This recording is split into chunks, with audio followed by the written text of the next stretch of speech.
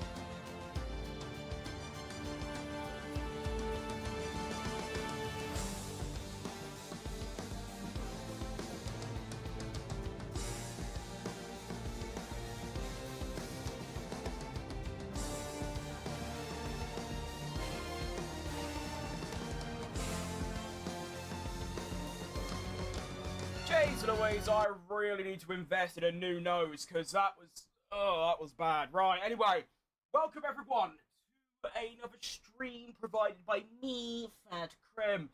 Sorry for not being there in the early streams, I was getting busy with life, but I've got everything sorted. Well, that's fine, mate. Glad you're here. Hope you're doing good. Back in 10 minutes. See you in a minute, Oliver. Alright. Let's lock it in. Got a busy day. But yeah, I need a new nose. This is just egregious. Anyway. Close that. And then, if I do this. That. There we go. No, done that wrong.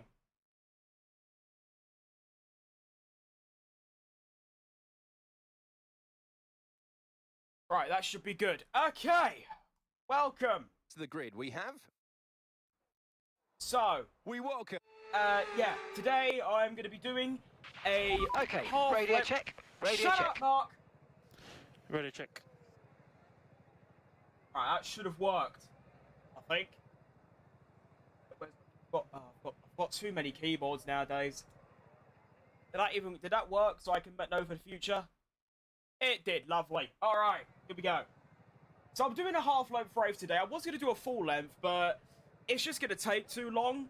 I mean, yeah, so I can't really be bothered. I mean, as you can see, this half-length race is still going to take upwards of an hour. So that will take us to about 40 minutes until the race starts. So we'll see what goes on. But yeah, welcome to Monaco. Of course, mandatory 2-stop race. It took way longer than it should have.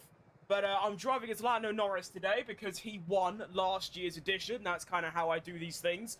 And of course, I wanted to start where he started. Usually, I would start from last. But the issue is, I'm really slow on the 26 game. I am really far behind the AI on every track, apart from maybe... No, actually, I am. I'm just slow.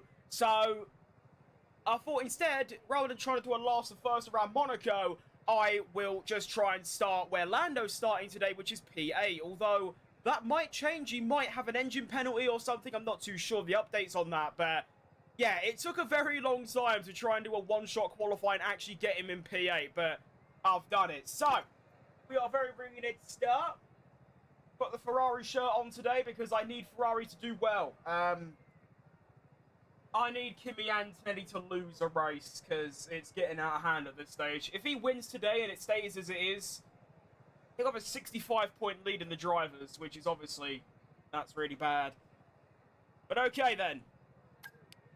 No.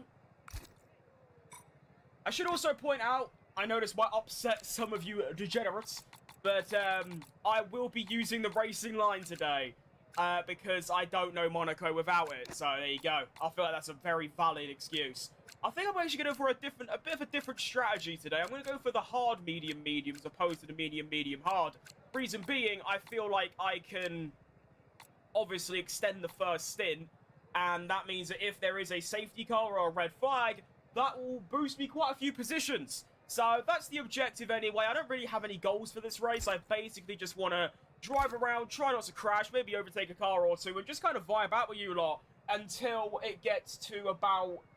Well, yeah, this race will probably take us to about 20 past 2, or 20 past 1, rather, and then the race will be in 40 minutes, meaning I can head off, I can quickly get some stuff done, I can have a little breather before I get back on to watch the Grand Prix. Yeah, no, this shirt is a, what was it? Is it Monza exclusive, I think? A Monza limited edition from 2025 or 24? I don't remember. Medium, hard, soft. Honestly, as much as I like the soft tyre and quali, in a race like this, I don't think the softs are going to last very long. 75% tyre wear in 10 laps. Yeah, I'm good on that. I might also extend the hard stint as well, because 15, 12, 12, I mean...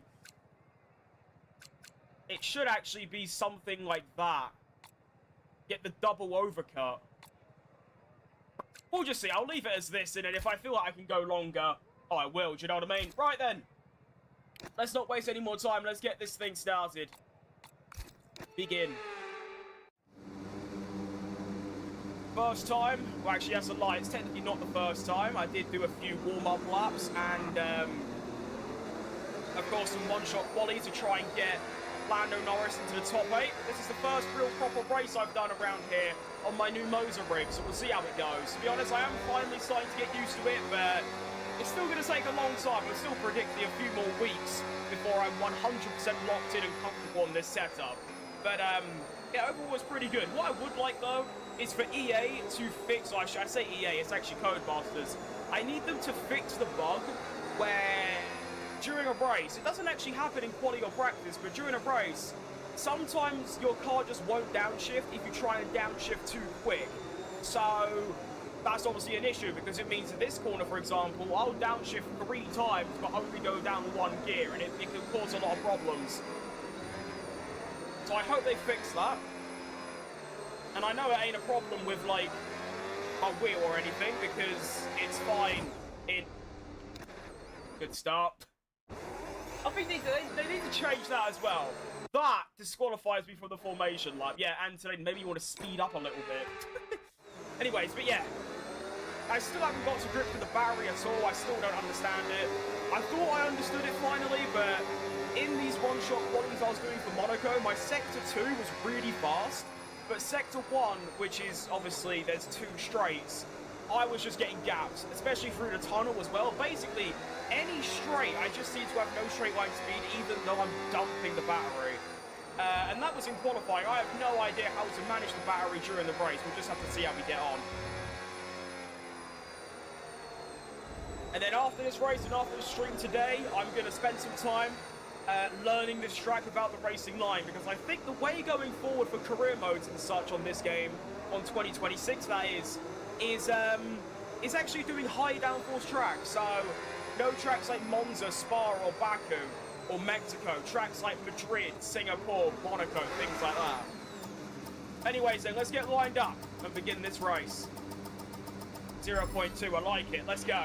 Keep an eye on the lights. The I'm start excited, you know. will begin as soon Got an as the grid Albon is top formed. 6. Be ready with the Hard clutch. tyres for myself and the Red Bulls behind. Of course, although Norris is in 8th, the rest of the grid is nowhere near accurate, but that's fine. Here we go then, the Monaco Grand Prix prediction race gets underway! And it's an appalling start, to be honest. I want to try and not lose any places into turn 1. That would be ideal. And I didn't. Good stuff. I maintain my P8. Collision? Damn it. Hang on, Piastri and Albon going wheel to wheel. Of course, overtaking is going to be near on impossible. I reckon I can leave my ERS on hot lap throughout the entire race. And then just dabble a little bit of boost every now and again. Around the hairpin. These lot are still going wheel to wheel. Yellow flag somewhere. And look at the time we're already losing.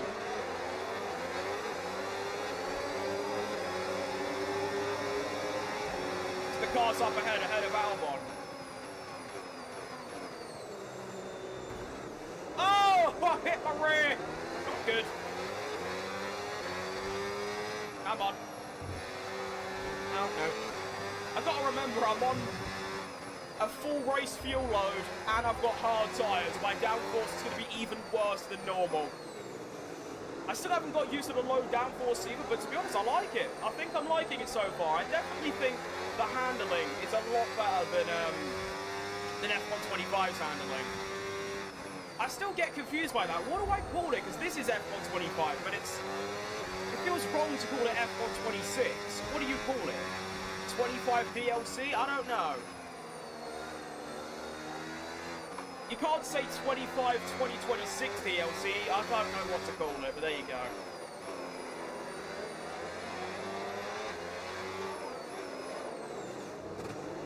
Oh, I've got into neutral there. That's not good. I feel like going into first gear is actually a terrible idea through there. It puts me all out of sync. But you can see the time I lose down the straights, especially on exits, I should say, not the straights. And like straight line speed is exits. I don't know what the AI cook up, but it's quite incredible what they're able to do on corner exits.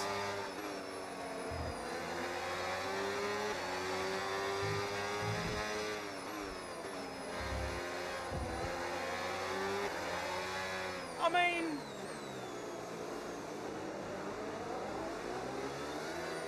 not doing terribly, just not doing very good either.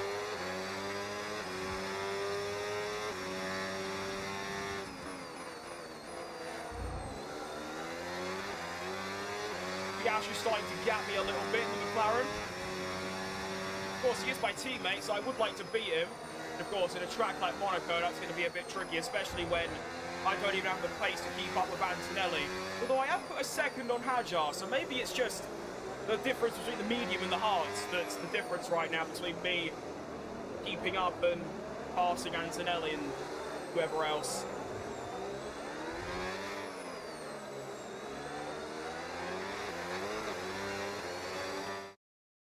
Alright, Oliver, I'm going to join from PC so I can start playing my own race. That's a good idea, to be fair. 25.5, that's actually not, that's probably the best one that you can come up with.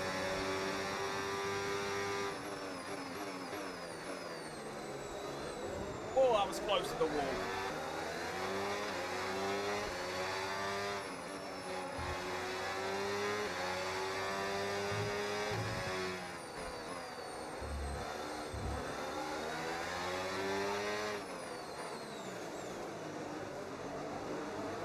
That is a lovely move.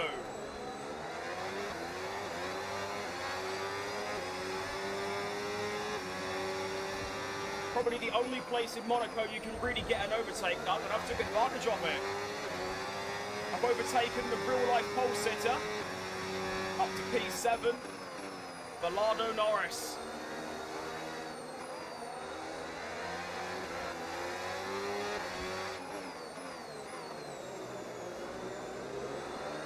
I will say though, on this new rig, around tracks like Monaco and high downforce circuits, it just feels unbelievably good.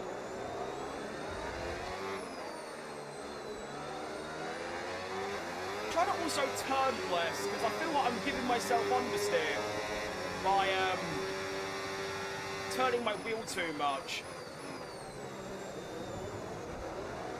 Oh, the AI are so slow through there.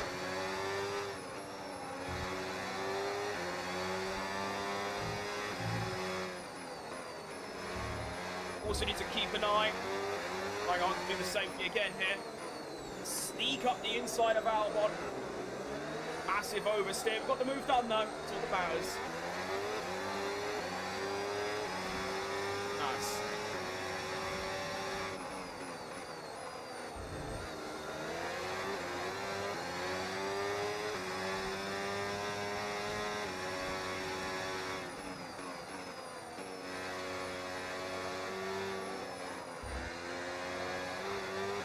I feel like I am getting a little bit better. More consistent, that is, rather. Not entirely faster, just, yeah, more consistent.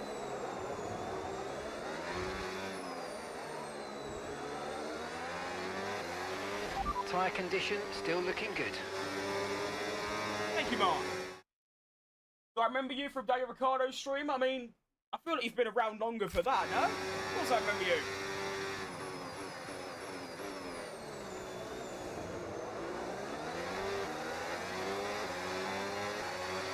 I mean, if you're in my stream more than once, I probably will remember. And I feel like you're here quite often, so yeah. There's the downshift bug again.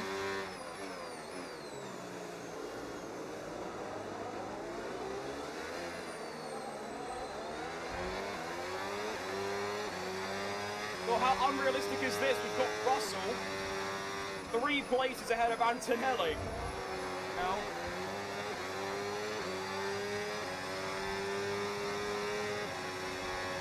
you don't really see that in real life, do you?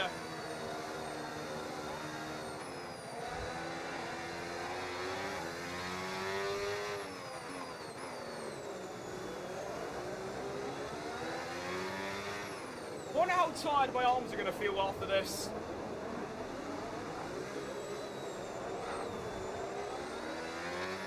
I mean, they're already tired now. It's only been 5 and a bit laps. Oh, massive oversteer. It's alright, I can use a lot of boost mode to catch back up.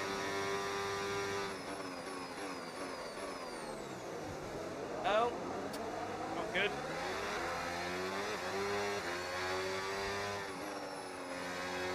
At least it didn't give me a penalty, to be fair. I like it.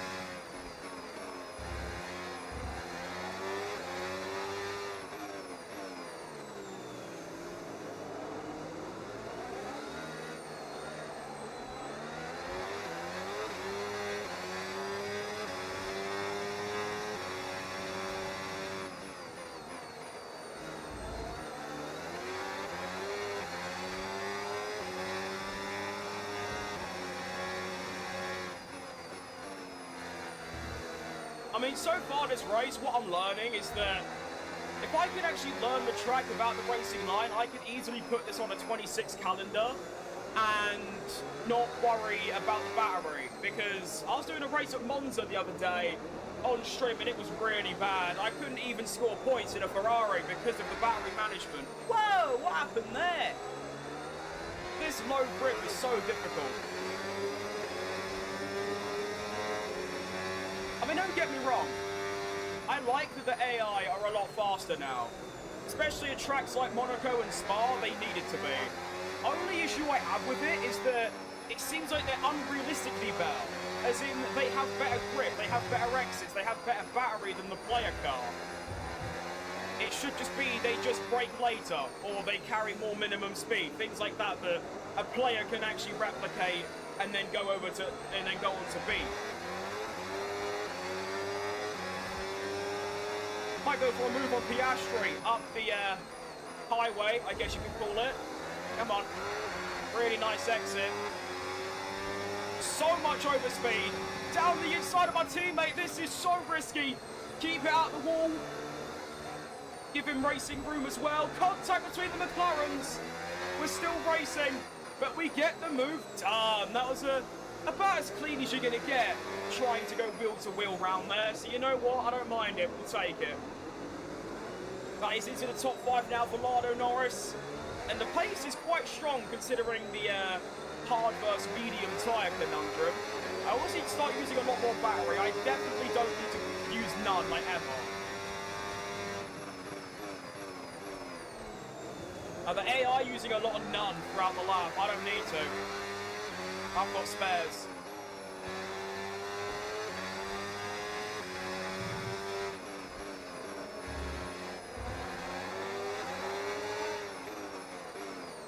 Why is Williams really strong on the 26 DLC? It feels like Sainz is always in the top 3.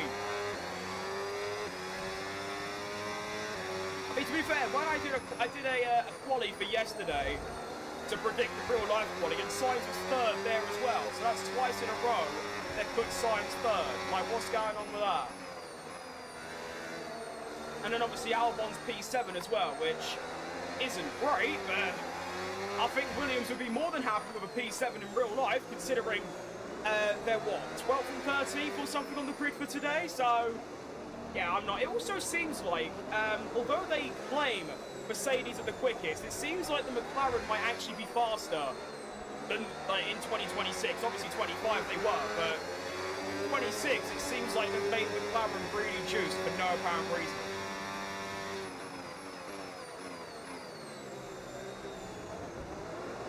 Yeah, it's definitely going to be quite exciting to learn this track without the racing line, and by exciting I mean torture. I mean, right now I'm kind of consistent, but I'm still making the odd mistake. But trying to do it without the racing line is going to be absolute a nightmare, but it's got to be done, because, yeah. Twitch platforms on PC, good to see, mate. Welcome back.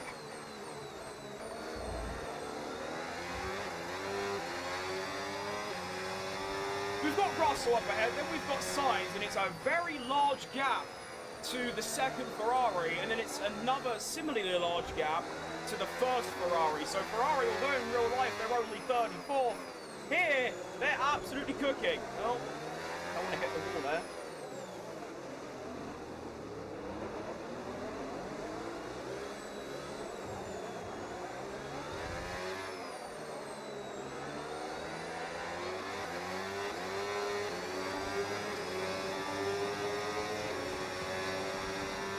suppose at least my exits are bad, but then why does that keep happening?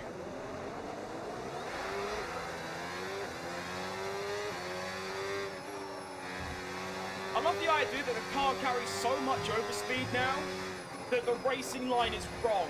I find that quite funny.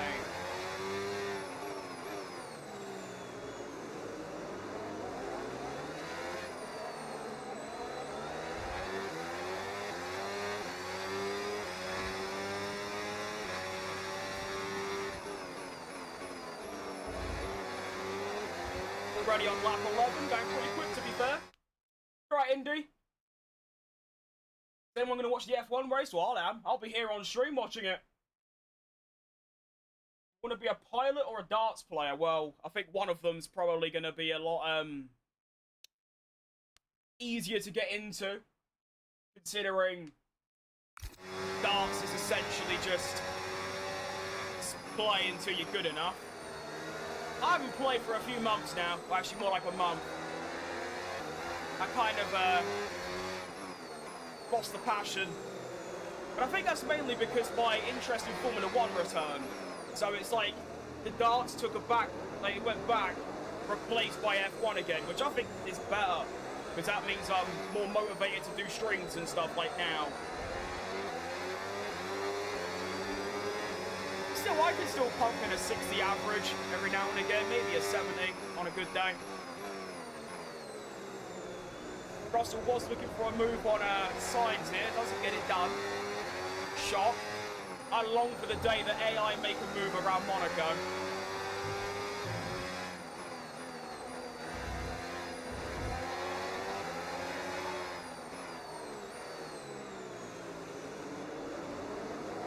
I would like to get past these two quite sharpish if I can, because Oscar is into the pit medium lane. runners Oscar already. in the pits. Okay, it's only lap 11.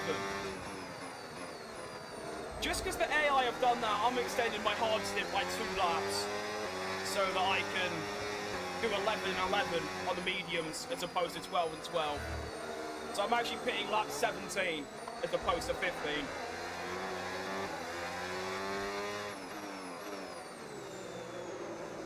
But yeah, I want to try and cut into the gap of the Ferraris, which obviously I'm not doing sitting behind Russell and then an even slower Sainz, but they seem to be faster in the right places, which is what's stopping me from overtaking them.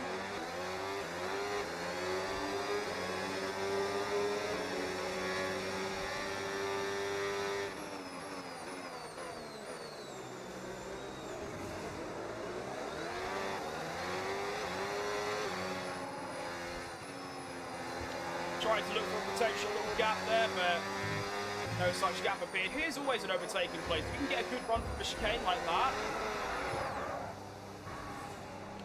No, not like that.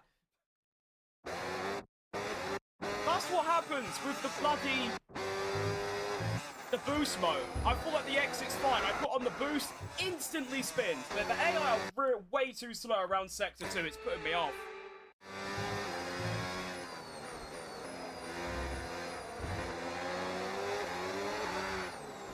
See what I mean? I put on the boost and I just instantly lose the rear. It's awful, but we move. Just gonna have to learn my lesson and stop using boost mode. And literally only use it down main straights. Oh. That's convenient. Thanks, boys. No tyre concerns at the moment, just focus on the driving. So I've been released into second. Got We're clear edge for approaching the the first pit time in my window, life. and you're going to be on Now, mediums. I'm going to do the absolute burners for 4 laps or so. And then we're going to go in the pits for a brand spanking new set of medium tyres. See where we end up. I'm probably going to get undercut, but oh well. It seems like the AI might be one-stopping as well, which you're not allowed to do, right? You have to two-stop, or they got rid of that rule. I have no idea.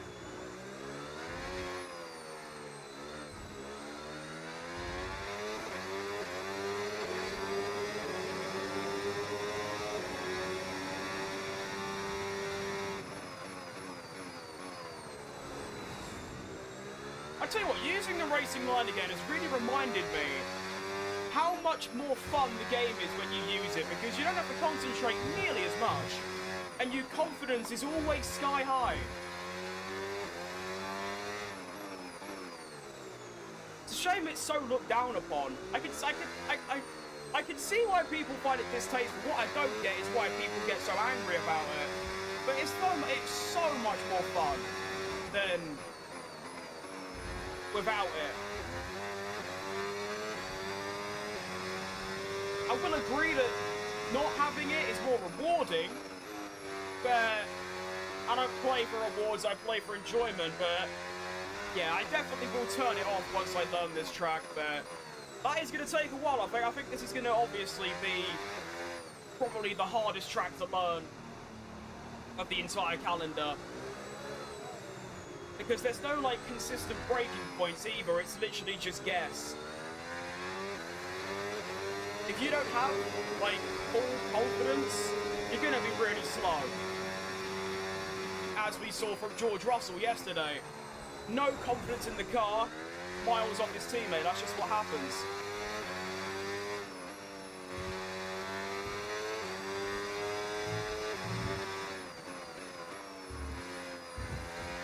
He's like put some serious time on Hajar as well, who is the only driver yet to pit, because he started on the hards like me. Yeah. First part of your Audi career, good stuff, mate. I've hit 15 180s, well, I mean, I've hit 140. So okay, what it's you not can cocky hit this at all. lap, If anything, so I'm push cocky. now, push. Happy.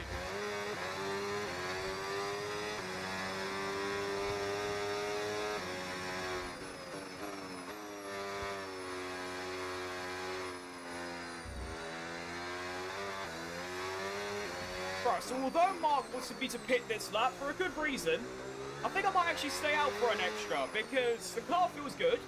I'm still dumping crazy time on Hajar, and it also means my medium tyres are going to be in better nick at the end of the race. So, yeah, that's the plan.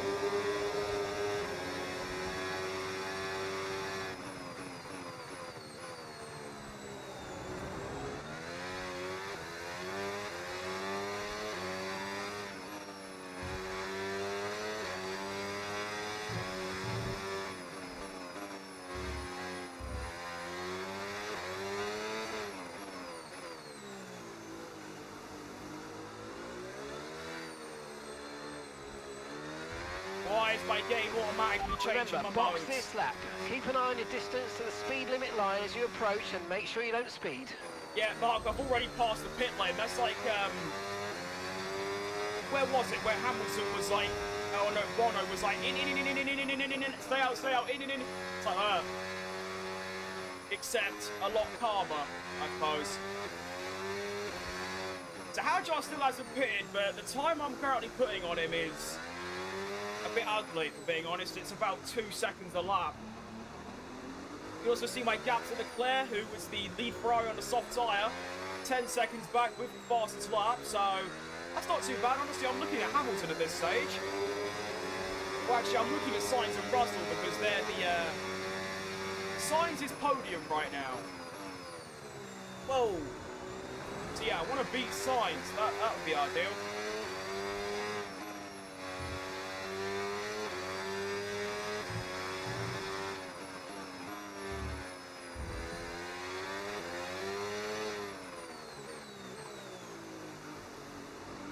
Alright, one more.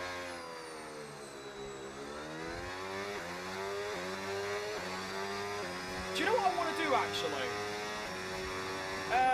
I might just do it on stream, since I'm going to have 40 minutes in between the end of this race and the start of the real-life race.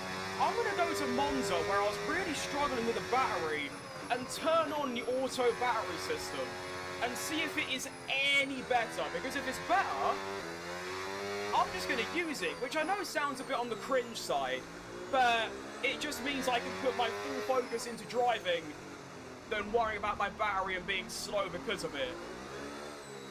And then I can also study what the auto thing does, and then if I can feel comfortable with it, I can do it myself.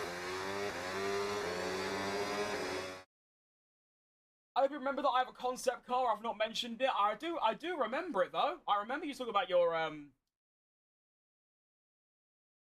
concept car, yeah. 4:08 around the Nordschleife, right? Now like 4 minutes quicker than the world record.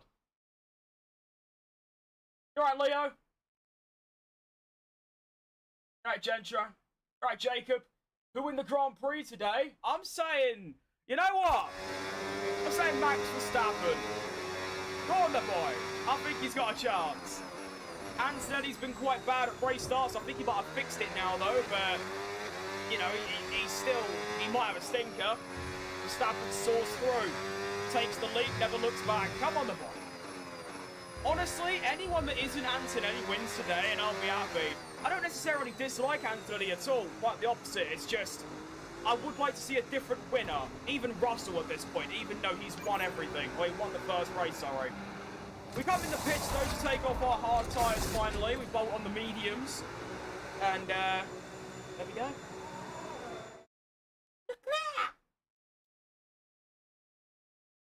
The car is slow. I mean, considering he was half a tenth off pole, I'm going to say no, it was actually quite fast. I mean, Hajar was only 3 tenths back, and he qualified 5th ahead of both McLarens. So, yeah. Do I know how to gain battery? In the new 26, braking, lifting, and coasting is the best way. So, obviously... Well, you don't have to do it around, like, tracks like Monaco, because... Okay, 1 stop to go. Just there's one not really stop any left in the straights to do strategy. it. But, yeah, lift and coast mainly. So I've exited the pits ahead of Hamilton. That is a world-class result for Lando Norris. That puts me at P2 in the race, only 5 seconds off Leclerc. Keep in mind, Leclerc's tyres might start to go off a little bit, meaning there is a chance I might be able to catch him. But of course, I'll take a P2 if I can hang on to it. So that's what I'm going to go for in a minute. It does seem like my hard tyres just cooked though.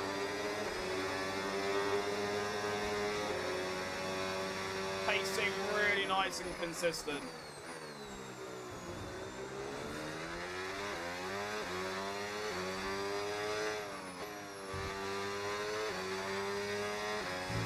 Purple middle sector as well.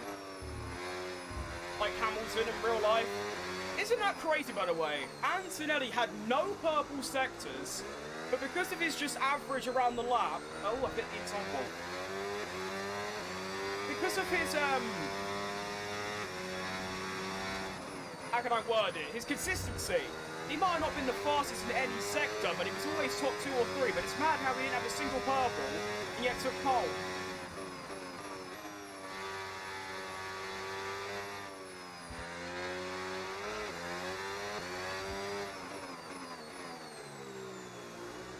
Okay, this pace is getting a bit out of hand, don't you think? I've just put 2 seconds on Hamilton. Alright.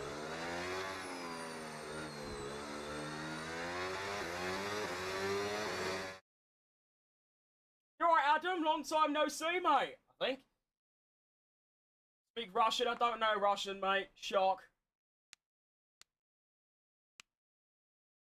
Mercedes had problems? No, Russell had problems. Russell's just not a very good driver. So having problems with the car. Antonelli clearly didn't, considering he got pole. When no one thought he was going to have a chance. But yeah, it's clear Russell's having some issues with the car. A bit like... I mean, it's slightly different, but Perez at Red Bull. One of those where the car just simply doesn't suit him at all. Or it's gone away from him with the upgrades. And while I feel bad for Russell, I feel like, yeah, Antonelli's just been a different animal so far this season. Tyre wear for now. Keep taking care of them. I mean, like I said, no one thought Mercedes was going to have a chance. They thought it was going to be between Red Bull and Ferrari. And yet Anthony comes out of nowhere and sticks it on pole.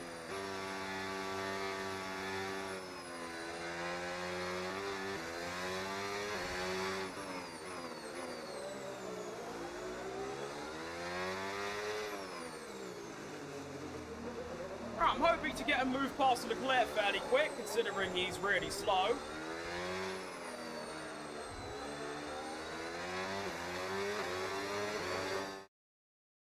When I do a long race like this, I just get bored and send it in to someone, rewind and race again.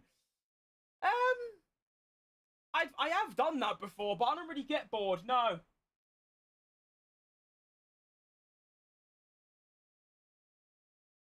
Tried doing a live when it ended. Whitey said no kids on a live stream. That is actually true.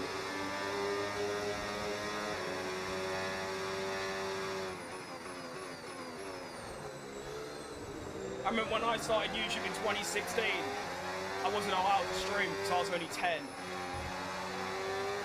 But now I'm double that age, which is quite funny. There you go.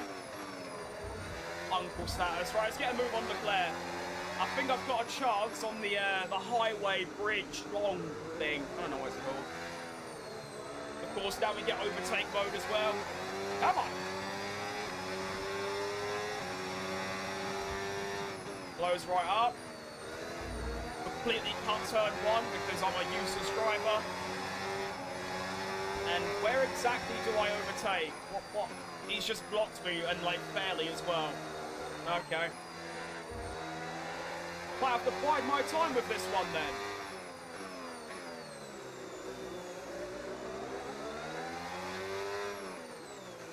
I mean, realistically, we both have one stop left, so if I overtake him here, this will be for the actual lead, not virtual lead.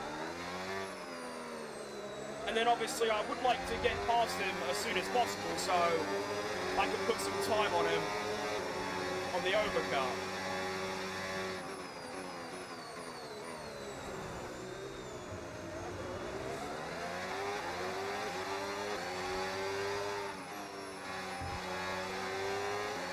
Come on, Charlie, get out of the way.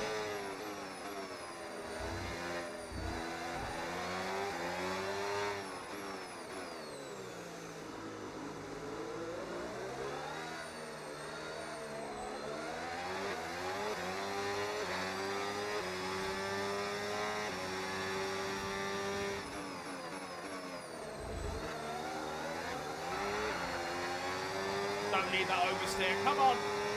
Get him. For the lead! Down the inside. No grip for Charlie. See you later, son.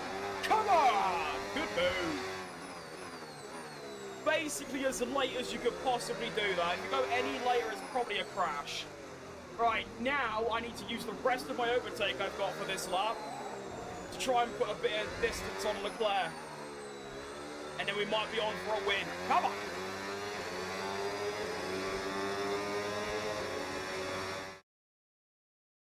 There's a glitch in F125 where if you crash into a barrier right after the hairpin, it glitches me out of the race. That is a bit strange, to be fair, yeah. It's still 2 manager stops. It is indeed, yes.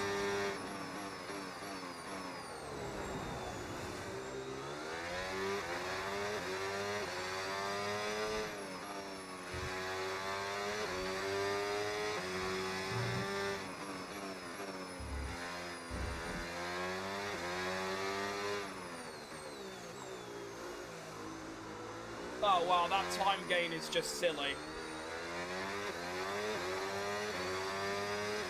And Leclerc pits anyway, so that overtake I did was, it was worth it. Because obviously I put 2.5 seconds on it. If I stayed behind him, I'd be 2.5 seconds further back, so that was actually good, yeah. But Leclerc pits from second. He's now going to try and undercut me. And I think as long as I put in some consistent laps, excuse me, he won't be able to pass me. So,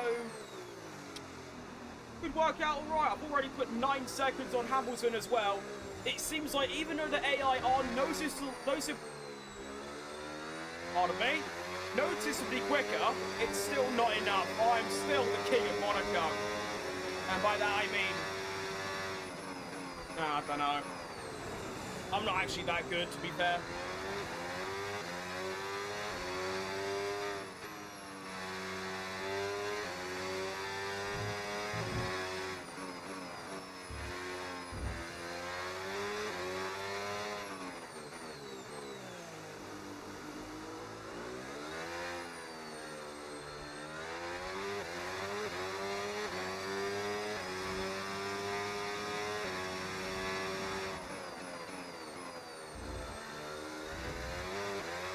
probably do some time trial around here as well. See how quick I can get. So I will say, time trial in the 26 cars is actually really, really good fun. I've never been a time trial player, ever. But with these cars, when I was going around Madrid, it was actually really good. So I might have to do that. I'm also hoping pretty soon I can start up some career modes as well, but I still need to relearn some tracks because obviously the braking is a little bit different per lap. Depending on what overtake mode you've got, or boost mode, or battery mode, whatever you want to call it. Do I have love? I don't know what that is. AI level 110, mate. Just hit 200 subs. Congrats, mate.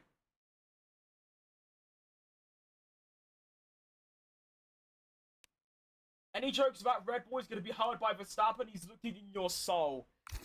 Yeah, that is true, to be fair.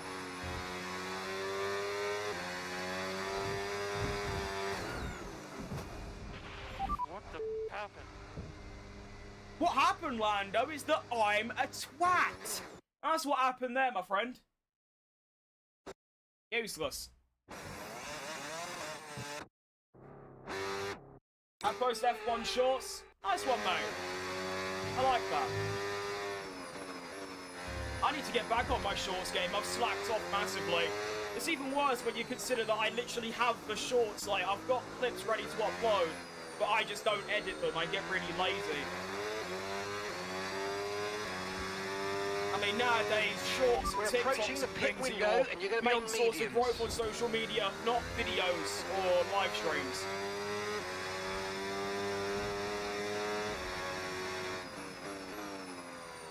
Right, so I'll be pitting on lap 28. Yeah.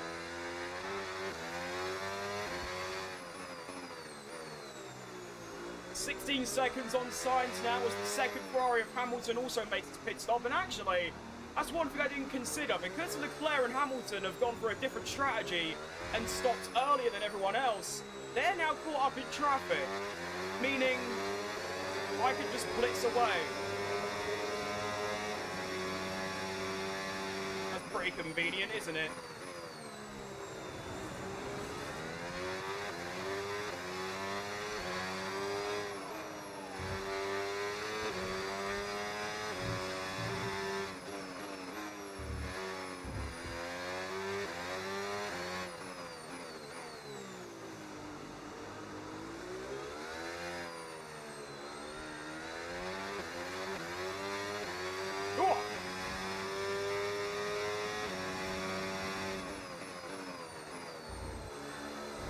Shit. That's annoying.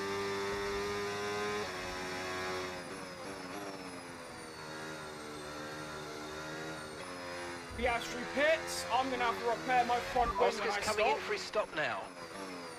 That's going to make life a little bit more difficult for me. All good. Should probably tell my engineer to pit and like repair the wing. Hang on, I'll wait until we're straight. Here we go. Alright. Do that. Do that. Do that. Do that. Nice.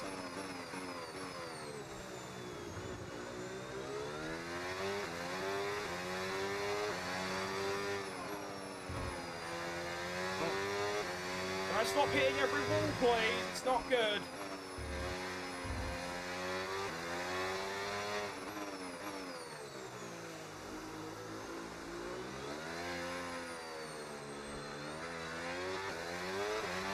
No need to worry about the tyre condition. I had to have a drink. I'm feeling a bit nauseous.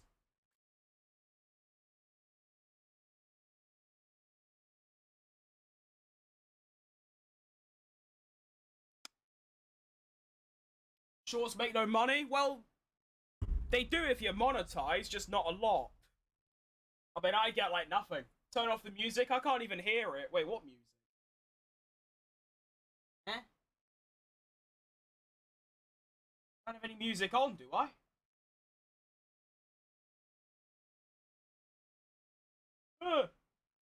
For now, everything's looking good. We're going to box Thank this you, lap, Mark. push hard on the in-lap. Yeah.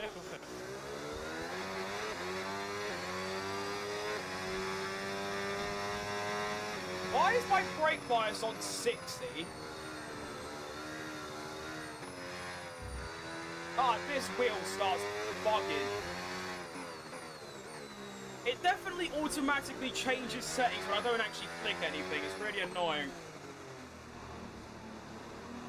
So as opposed to a button, I now have little scroll wheels like on my wheel, so I can change my brake bias and my overtake modes. But it seems to just change things randomly. Okay.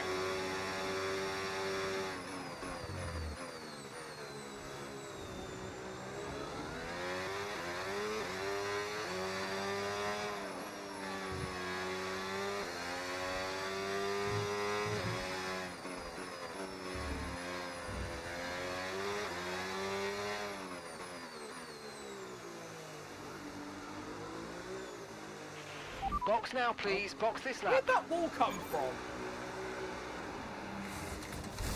Highest views on a short, I think it's 20-something K. I've got one or two that are over 20K and then quite a few between 15 and 20. On average, 1 or 2K though. Yeah, it's alright. Favourite track is, yeah, same as H-Craft, is Spa. Okay, stay clear of the white line on the exit. We'll receive a penalty for dangerous driving if you cross onto the track.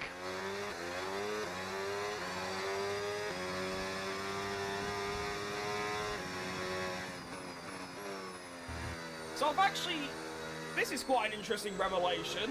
Hajar has undercut himself. He's on the same strategy as me.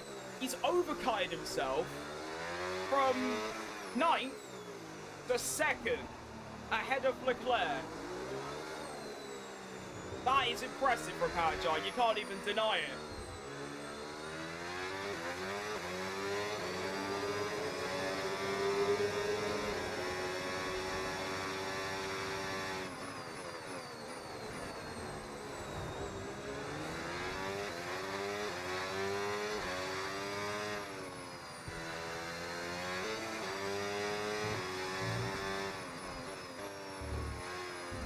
Wonder if the undercut's going to be any good in real life, or the overcut, what's going to be better?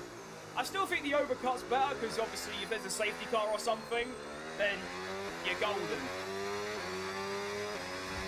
Yeah, I want to test something really quick for these final 10 laps. I want to see what this does. I want to see like how much battery it actually uses. Most viewed video? 54, I think. It was my 2026 simulation video.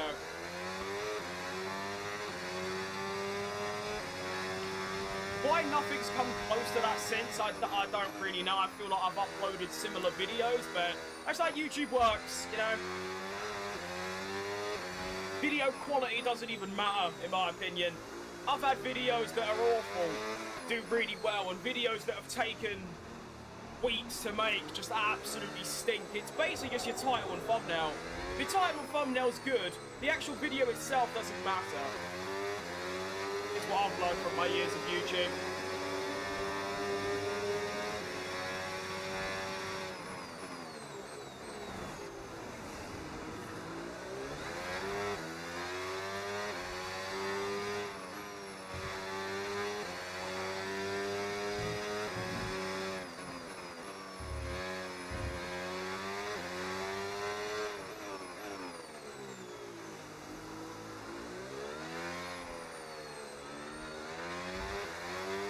It seems like this auto battery really isn't doing anything. It's just left it on medium. Because, like, look, I've got a full battery near enough at all times. Maybe it saves it to when I'm actually getting overtaken. It starts dumping it more, maybe. We'll have to wait and see. But I definitely think at tracks like Monza and Baku, these low downforce, high straight line speed tracks where energy is a lot more important, I feel like I might have to put it on auto, at least for a little while until I actually learn it proper. Because I want to start some career modes up, you know? but I can't until I get this battery figured out. But I think as a compromise, I can probably just turn it on auto.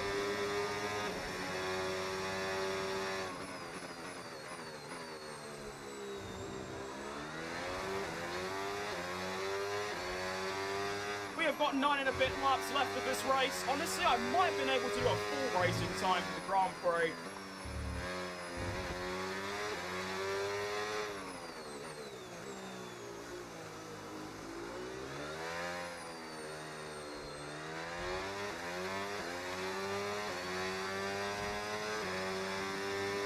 I'll press the pause button. How'd I get mod? I think Adam just sort of asked when I didn't have any, and because when Adam was like here quite a lot, I was getting way more viewers. I was getting like hundreds, like current viewers, and it used to be really bad. Like I was getting crazy harassed, so I actually needed mods. But nowadays, I don't really get anywhere near those views. And I only get like 1 or 2 comments that don't even need to be blocked, but just aren't nice, and that's fine. So I don't really need mods anymore, to be fair. I'm muted. Why does that keep happening? I'm not. I could see my thing here. It's going up. Oh my. Why does that happen?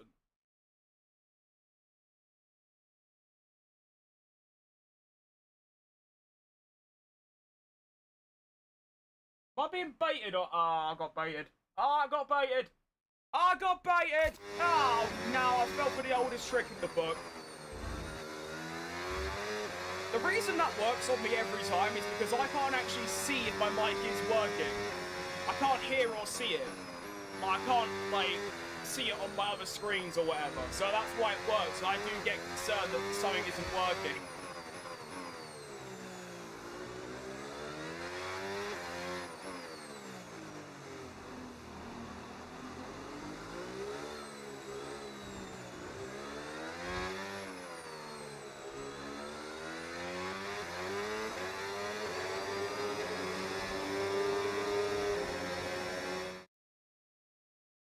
You can't, no!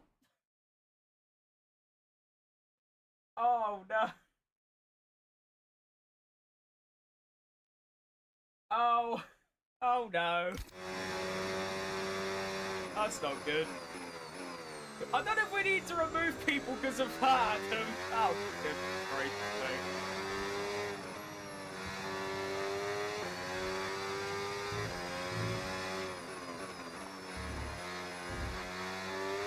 I'll have to sort that out after this race. All good. Sorry about that.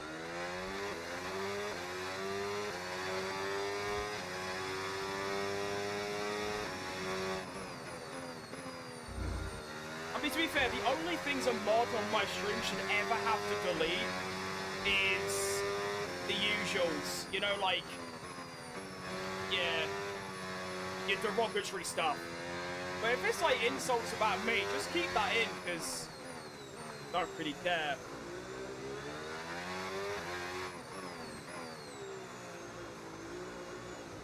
What happened there? I looked away and I looked back and my car's in the wall. My car just didn't turn. Wait, hang on. I actually just didn't turn. Oh, valid.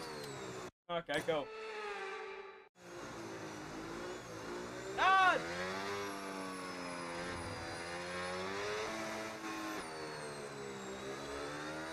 Jeez, please.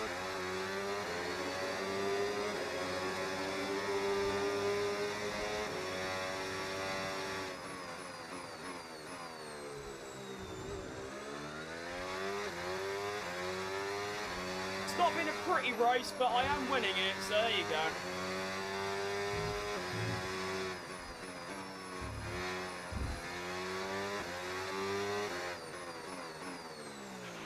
Tyre condition still looking good. I can see that, Mark. Thank you. Set the AI higher. I mean, what you're going to have to do, mate, is you're going to have to tell Codemasters to make a difficulty higher than 110. And then we can work from there, boss.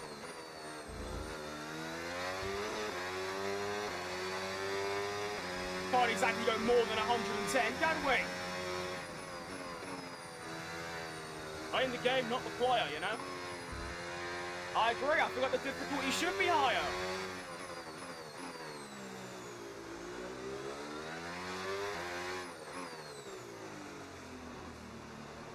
Do I have F126? I mean, I'm currently playing it, so yeah, I do.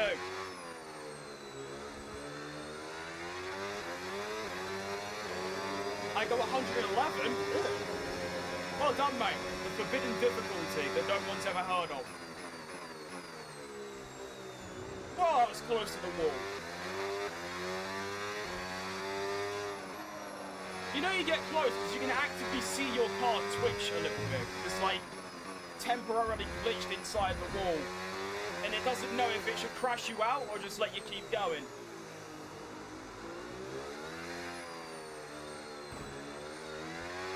Okay, to be fair, that was just me crashing. Nice. All good.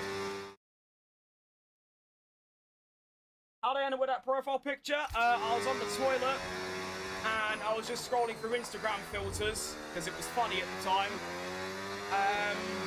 Kind of just took a picture of myself, and then I was like, well, what do I make my profile picture? It's either some crappy logo, like on my second channel, or it's just a picture of my normal head, which I didn't like, so I just kind of stuck.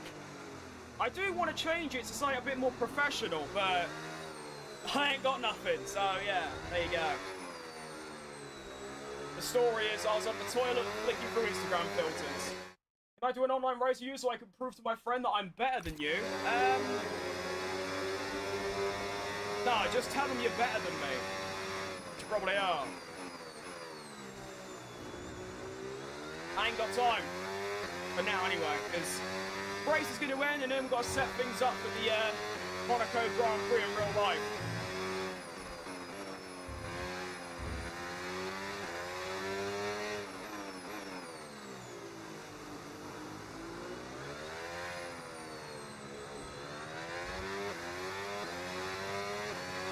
Just tell your friend that you raced with me off stream and you beat me. And then they could like message you on Discord and be like, oh, is it true? And I'll be like, yeah, it was. Dude, set that up.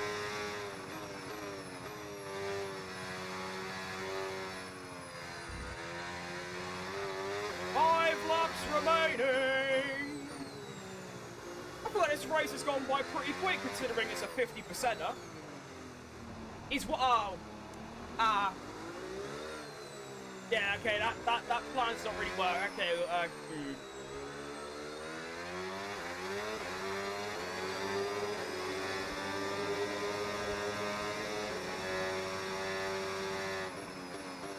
Okay, what's like your best lap time at a track?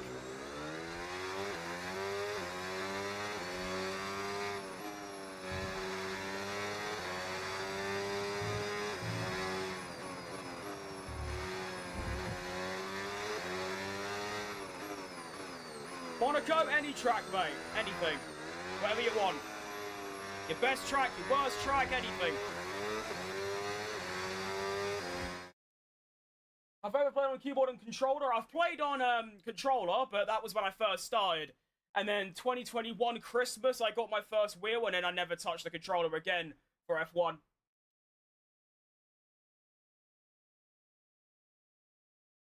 Be loyal to Crib and Beg, yeah, pretty much. It's like I was saying earlier, considering I don't really get nasty people in here anymore, because I just don't get that many viewers. I don't need mods.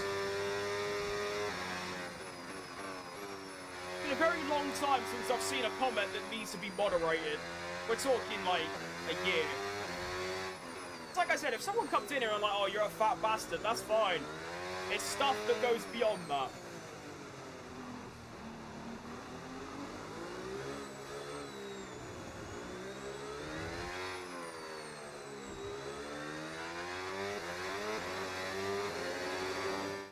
Monaco, I did a 1:10.2? Well, yeah, you're not just better than me, you are astronomically better than me. My best body time is 11.4. So yes, you don't even need an online race. There it is. Oh my goodness.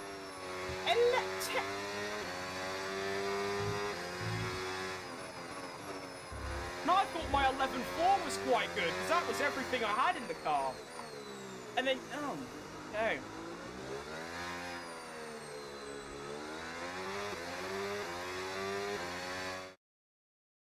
It's so good, I love your vids. I think you remember me a long time ago.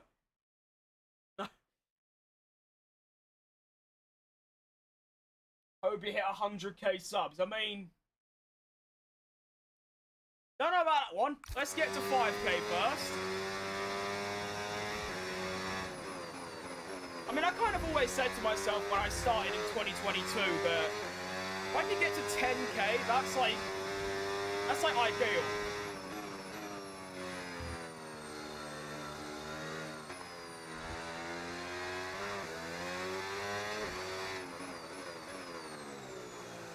That's going to be a big challenge.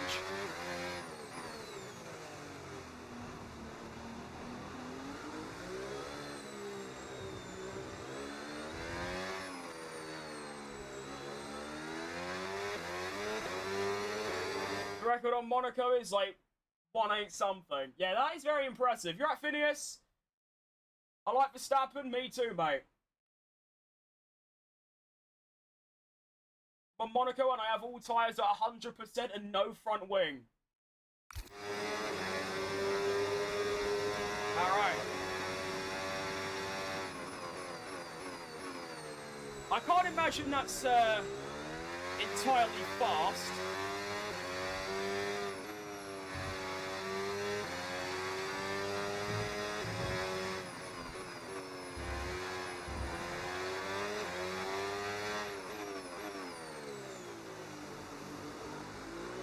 Two laps left. What a race it's been. By that I mean, first 10 laps are quite good, the rest of it's been a bit boring, but it's Monaco, what do you expect? You get out into the lead, you never look back. There you go. On average, 2 seconds a lap quicker than Lewis Hamilton, or Leclerc, sorry, in the Ferraris. Oh, how Jordan made a second stop yet? I thought he had the genius strategy, but no. Okay. Can't wait to see the time I've put on Piastri this race. It's going to be a bit haunting for him. Thing is, well, so I'm not even using like a very good setup. It's just what I could think of doing. I think when an actual setup gets released, I can copy. Going to be a lot faster. And then of course I need to go through the process of learning the track without the racing line, which is going to be a fairly large challenge. I think the challenging part about it is there's no like braking like markers, it's just guessing. I mean, if you look hard enough, I guess there are some, like here you turn in on the orange barrier. No, that didn't really work, but yeah. Here we go then, the final lap of the race around Monaco. I would like to go for fastest lap, but I feel like my battery isn't going to do that for me, so it's all good. I've already got the fastest lap anyway, and no one's going to beat it, so...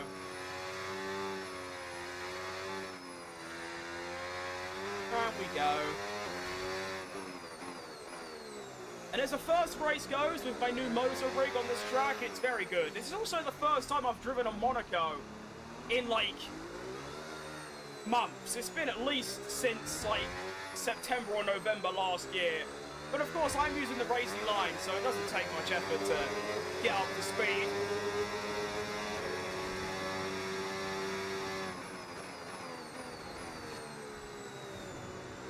Not like you just forget.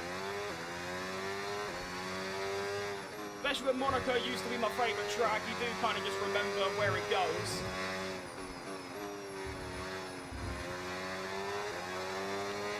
Oh, what a lovely clean lap to end as well. No taps of the wall or anything, just pure driving. I like it. Lando Norris then from P8 on the grid comes through to win the Monaco Grand Prix. You worked hard for that one. Congratulations. Well done. front ring doesn't make a difference without it. Really? What do I think will happen? I think Anthony has a bit of a stinker. Head to victory. Lando Norris takes the win. Why is They it? had to be decisive with their That's quite overtaking today. I think Anthony has a bit of a stinker, and Verstappen goes Well, through to what take an the lead. end to another think that's fantastic what happens. weekend of racing. Thanks to everyone who's joined us, and we'll see you for the next one. Is a 1:15.5 on 25 time trial valid? What, Monaco? I mean, depends. I could easily do a 1:10 or a 1:9, I think. But it depends what your skill level is. I mean, if you think it's good, then it's good. Do you know what I mean? So that's what F1 26 or 25 predicts is going to happen today. Lando goes from 8th to win. Leclerc finishes 2nd. Ignore the, grid positions as well, because obviously they're not accurate. Verstappen 11th. Anthony 8th. Russell 4th. Sainz in 5th. Albon 7th. Hulkenberg gets a point. Fernando Alonso 13th. Perez and Bottas bottom 2. Long day.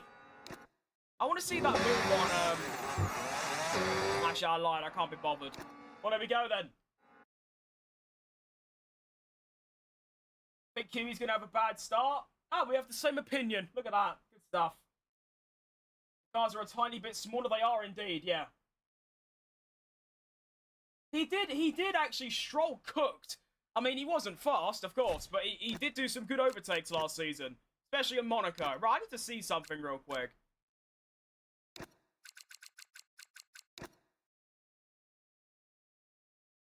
Is there an online race one day?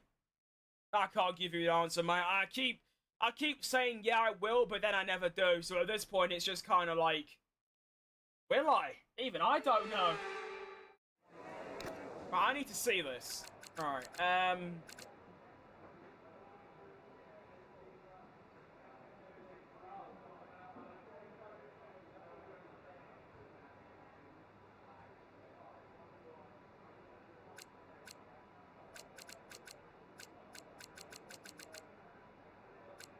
Alright. Just the 8. 1 minute 8. Yeah, sure.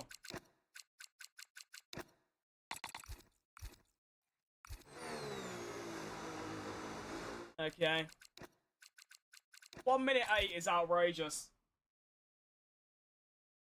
What's my usual laps up on Vegas? Isn't it like, I don't remember.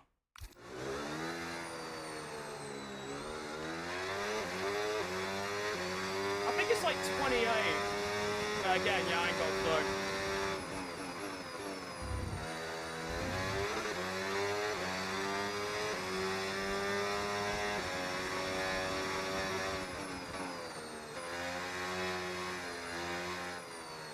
Oh, that's wide. Oh, that's...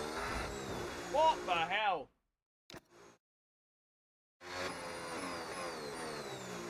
No sweat. Adam, relax! Stop bad. Not removing ollies. Chill.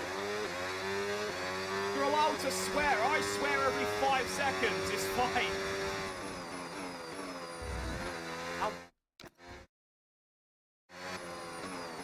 What's my user on Xbox? I don't have an Xbox, mate. But that's all you.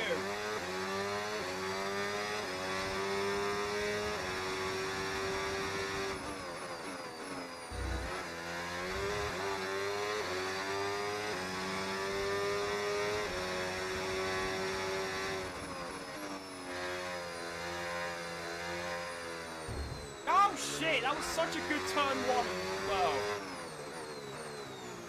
Now downshift bug as well. Default Ghost is an 11. I feel like that's quite fast. Oh wait, no, that's the sector 1, not never mind.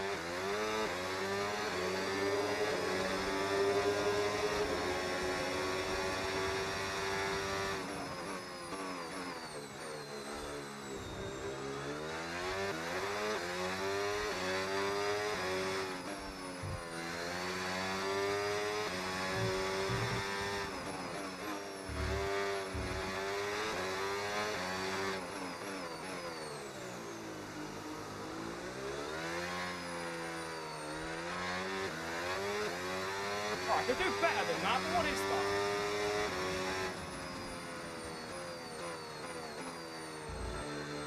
I don't even know what lap time that was. I don't know. Who knows?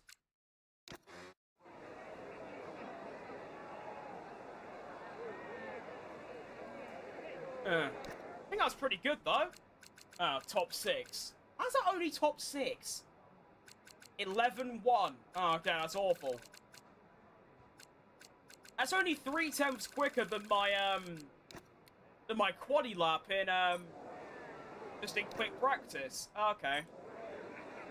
Not quick practice, one-shot quali. I can't even speak. I'm gonna try and improve. We've got 15 minutes until I'm gonna head into the Monaco Grand Prix race stream. So we'll do 15 minutes of time trial, see if I can improve my lap time, and then we'll go into the race. I think that's quite a good idea.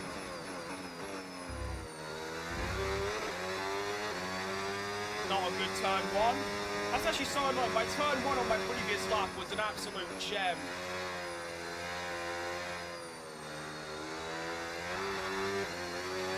Can't get the car hooked up through that corner. It's very slidey, although I am using a setup designed for no ABS and obviously the flick better and the best driver in the game.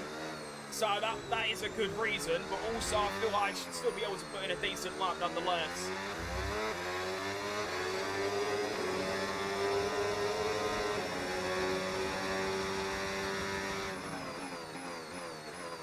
Way too early on the brakes because the game keeps telling me to brake really early.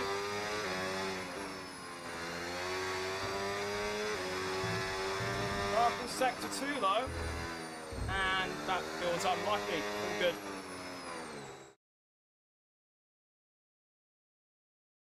Am I going to stream the race on Instagram? Yeah, why not? I want to try and get into the 10s. I feel like that's doable.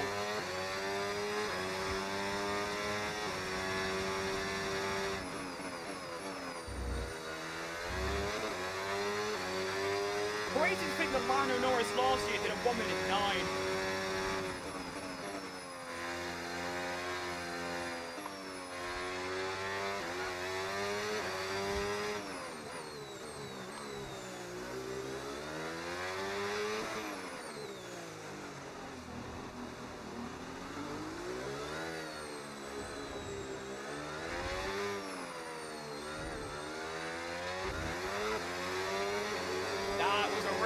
Sector 1, I like it. Right, gotta be brave here. Still too early on the brakes, it's alright though.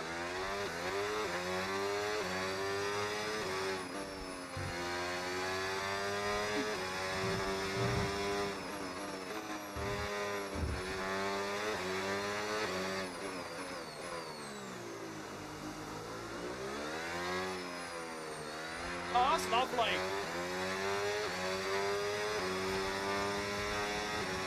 That is... About 10-7. 10-5? There you go. I like it. That's got to be like top 5, surely. Gotta be. Top 3.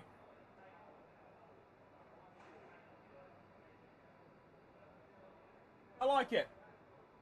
Why aren't I using battery? Because you can't use battery in time trial, my friend. Look at me. Cadillac. I'm the only Cadillac here. How many am I number 1 Cadillac? There's got to be one other. Surely. Hey! Well then, Thomas. Not know who that is, but fair play. Well, that's a lot of McLarens and Ferraris. Hang on, there's another one. Alex Ramos, good stuff for him.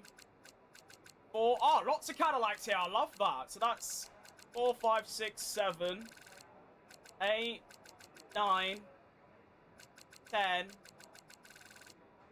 11, 12, 13. Still 13, 14. Oh, what's happened there?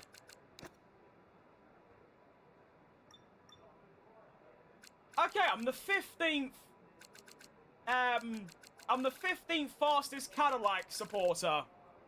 That's me. Nice one.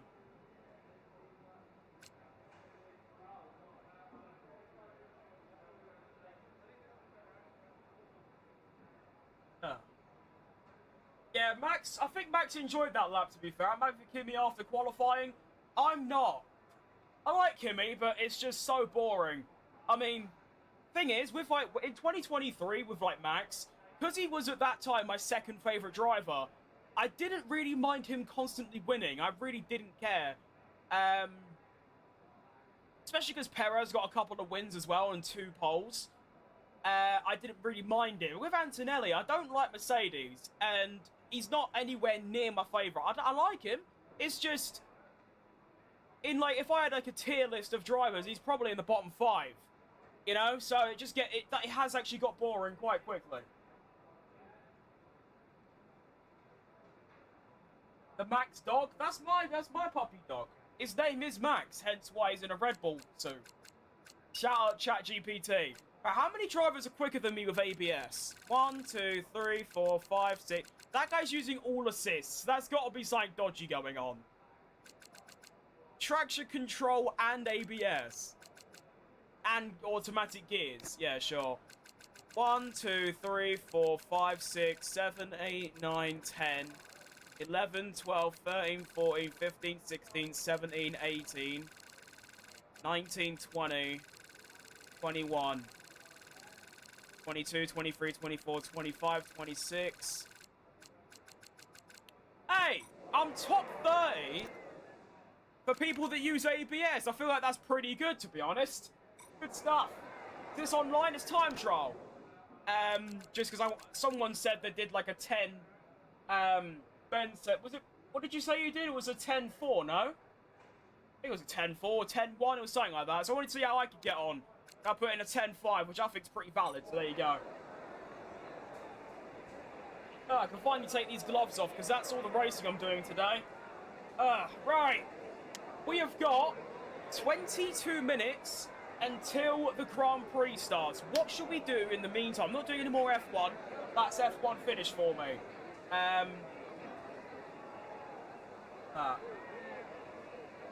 But I enjoyed that a lot, to be honest. I really did. I enjoyed the race. I enjoyed that bit of time trial. That was really fun. What isn't going to be fun is learning the track without the racing line. But these are obstacles we're going to have to cross at some point. So, let's close F1. Open up this. Here's the live timing for the Monaco Grand Prix. Now, is there anything that we can watch for like 5 minutes? Is there like an F1 25 video or something?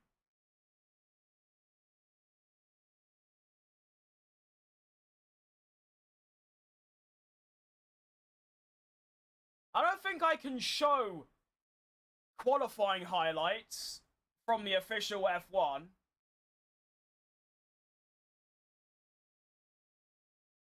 I tell you what, I don't know who this bloke is, but he's got 6,500 people are currently watching him do a watch-along of F1.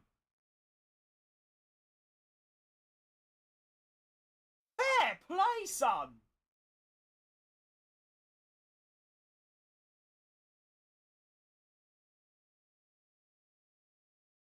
Literally only streams. Wow. Fair play to this fella. This guy's, I'm jealous. I am so jealous. 330,000 views on just the same thing I do, a watch along. Oh, if I could get that many viewers, I'd be in heaven. And he's basically just like me, but with less energy. Fair enough. Some people don't like the high energy, to be fair, the high octane stuff. This guy's got a track map as well. I want a track map. Oh. How do I get a track map? All good. Right, Jacob. Can't see screen. I know, mate. I know. I don't want to show other people's streams on my,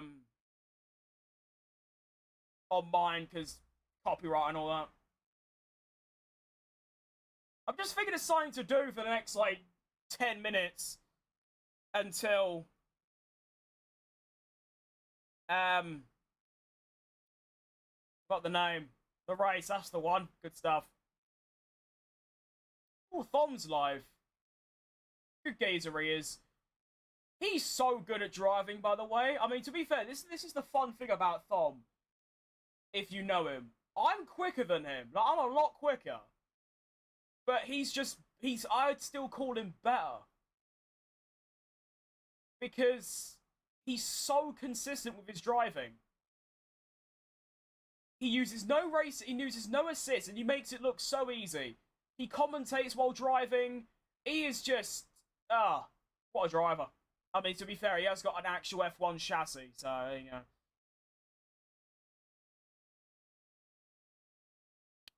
Hang on, I'm not having this. Hold up. I've just seen a video on my page. I mean, I ain't signed in on YouTube, so... yeah. I'm not having this. This geezer has done a video where he tries and wins Hamilton an 8th title. It's got 10,000 views in 3 days. I made the exact same video 2 months ago, and it only got like 700. I'm having none of it.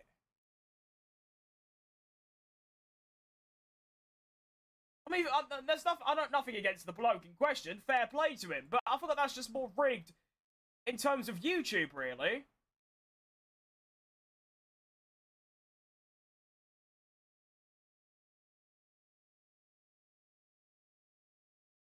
He's also really slow. Which, again, that means nothing. If you're entertaining, you're entertaining. But I'm 5 seconds a lap quicker. Oh, well. Go. Wait, and he only does one race. It's just a career mode.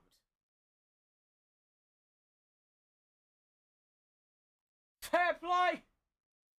You alright, Mr. M? I was doing Hockenheim on my sim and I lost 6/10 in the last sector because my car lost traction. I finished streaming, quite the opposite, mate. No. I'm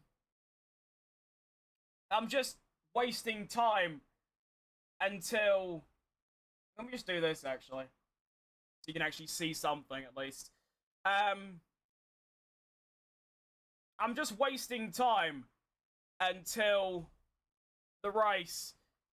And by that, I mean I'm just doom scrolling YouTube. Just, honestly, just trying to get some inspiration. I tell you what, how Arava still gets views, incredible. No, not still gets this many views. His first My Team video has got 200,000 views. He is really the GOAT, isn't he? No face cam, just a normal career mode video, and he gets that many views. It is genuinely just inspirational how he manages it. Fair play.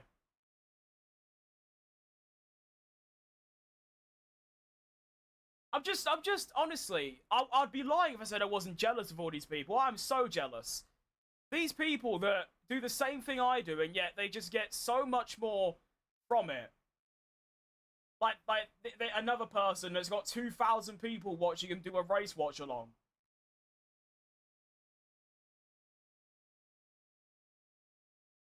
Don't get me wrong, I'm still happy with where I am, and I'm happy you lot are here watching me, but yeah, can't help but feel a little bit jealous, you know? No, mate, the real-life Monaco Grand Prix, it starts in 15 minutes, so I'm just wasting some time until there's about 8 or so minutes until it starts, and I'm going to do a watch-along for it. What website are these people using? Because this guy's using the same website, and it looks a lot better than the one I use. It's got a lot more info. It's got a map. I wonder if it's one of those you've got to pay for.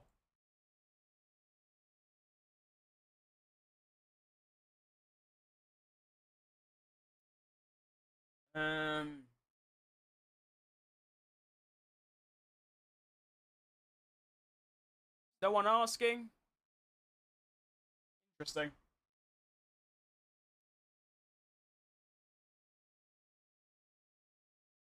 No, mate, like... Like, no, I mean, like in real life, like F1. Like in the real world, it's in 10 minutes. So there you go. Just definitely look into it. There's a reason why maybe who he goes through gets more views. Not that I can tell. It's just another ordinary bloke like myself. I assume there are obviously probably better things, like better commentary, maybe. I think my commentary is pretty good, but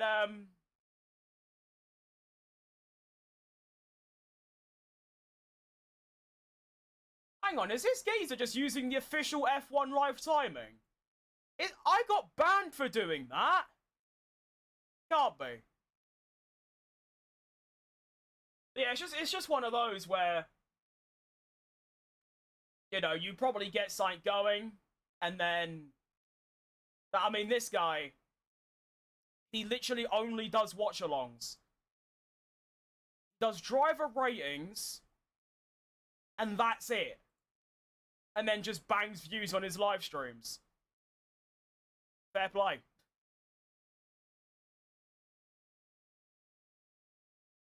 Ask AI how to get more views. No. There's nothing more I can do.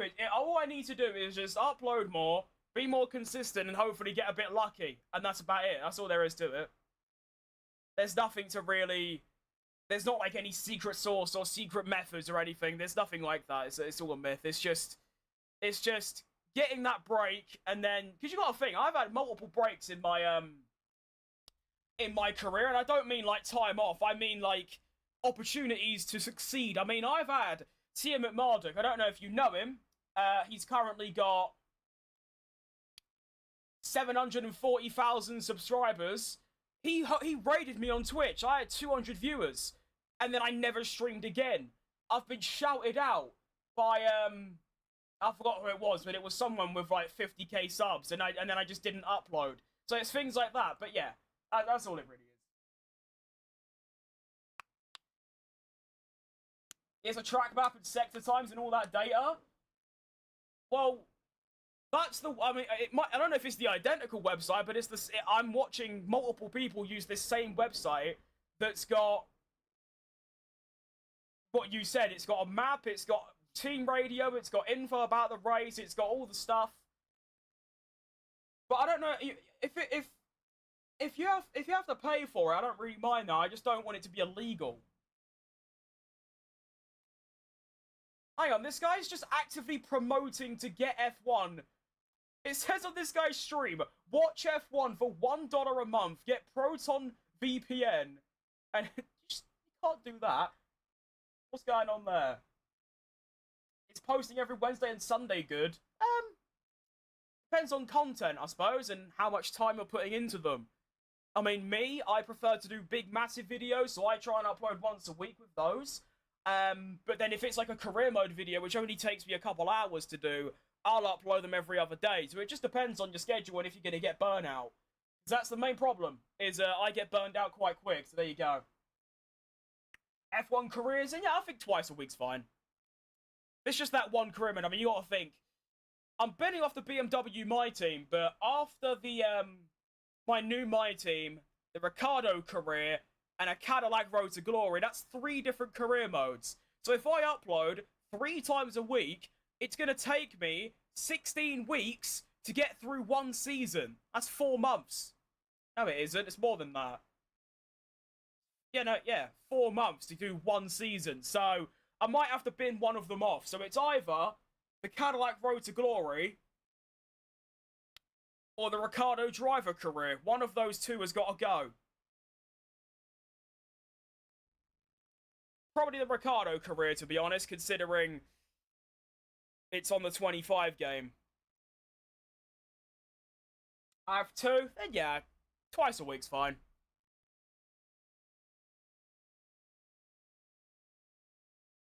Right, about any second now, I'll load up the live timing website I use, and we'll start this watch along up. I should also change my titles round, shouldn't I? Let me do that real quick. Actually, I'll use my other keyboard because that's easier.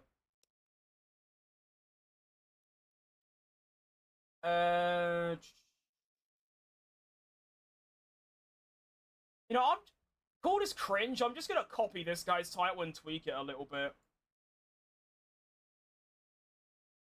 Because it does look a lot better than the one I did have. Seriously, I have to log in to look at my history? Oh my. Long day. Let me get some music playing as well, because it's too quiet.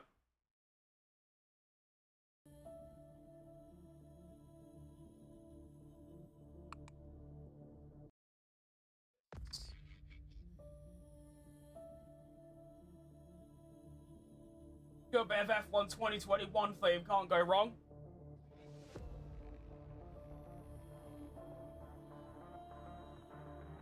Alright, where was this live stream? Here it is, this one.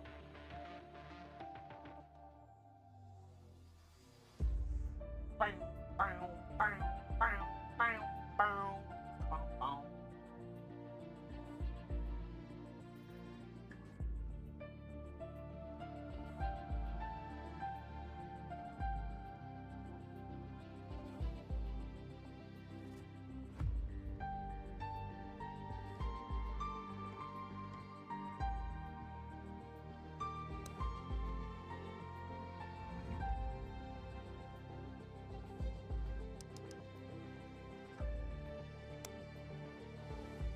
Why can't keyboards have a pipe symbol built in? 'Cause I use them quite a lot.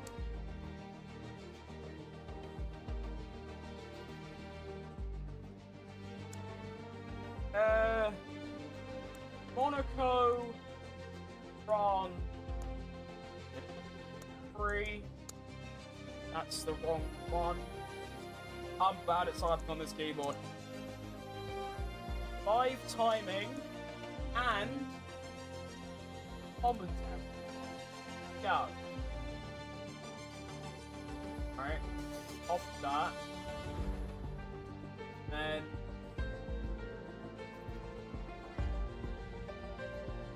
hang on.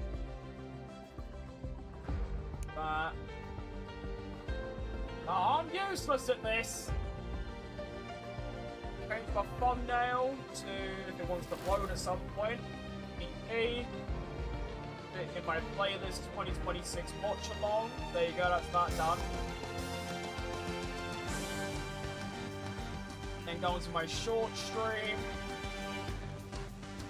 That. Oh, I've done it wrong again. Ah! Monaco GP. That out there. Done. There we go. We've done it, everyone. Well done. Okay, let's start this up. F1 dash. There it is. Bosh. Here we go. Now, let's move some stuff about. Don't need to move that. I'll make this... Oh, no, that's the wrong one. I'll make this a bit thinner. Funny, I can be a bit thinner. I tell you what, my mullet's looking strong today. What's all this? Look at that dent, by the way. Yeesh, that's bad.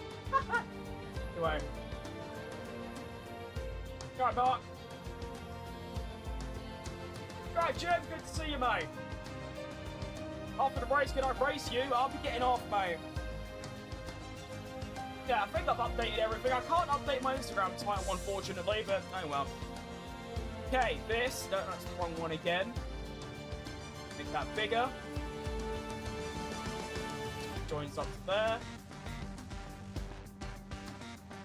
Nice. And then on my short stream, that looks good. Just got to make this bigger, like there.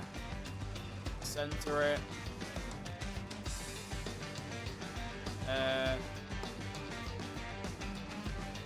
That'll do. Go!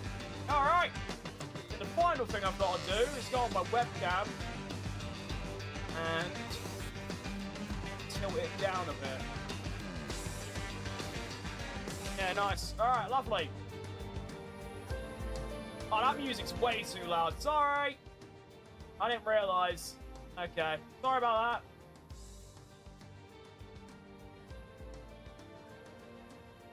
I'm gonna tell you a smart with your commentary and also explaining how to drive in a race well smooth. Yeah, I mean, to be fair, in F1 25, you're supposed to drive like a lunatic and do all this flicking stuff, like, rather than do what I do, which is just sort of turn, you gotta kind of go at that instantly. I hate driving like that. but it is actually slower. But yeah, we'll get there. If I recovered from West Ham getting relegated, I didn't need to recover. I was happy about it because we've lost our chairman's finally gone. Absolute bless. Bless up West Ham. Or bless up for just leaving. Because, I'm happy we got relegated. If you told me that our chairman would leave if we got relegated in, like, January, I would have gone, yeah, let's get relegated. Let's do it. Go. Because, yeah, I did mind it. Fine. Okay, then. Let's dial it in.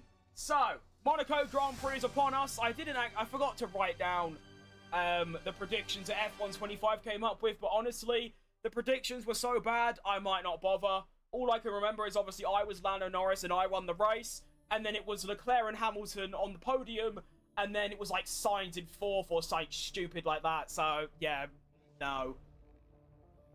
Perez. Oh, no. Good start to the race. Sergio Perez is under investigation for failing to follow race director instructions, practice start infringement. That was half an hour ago. Okay, might get away with it then.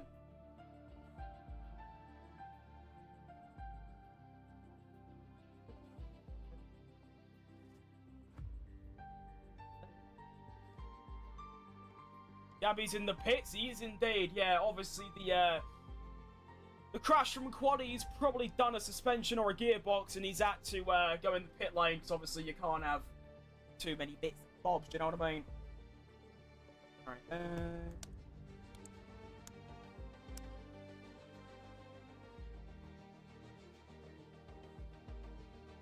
Actually, I'll do that. Okay. We've got 3 minutes till the races or the formation lap's gonna start. Let's do this thing. Who's winning today? Can I start a poll? I didn't start a goal. Oh, okay.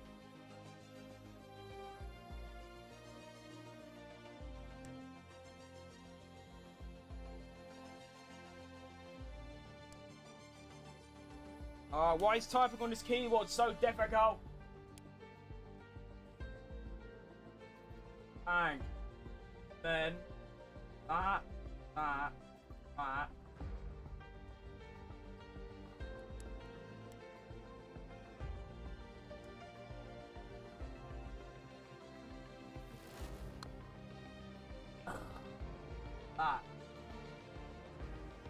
Okay. Next thing I want to do is... No. That's not how you do it.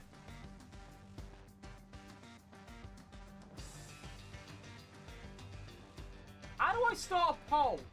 I have to do a command like /poll. You hate Sergio Perez, right? You gotta go, mate. You gotta go. You can't do that.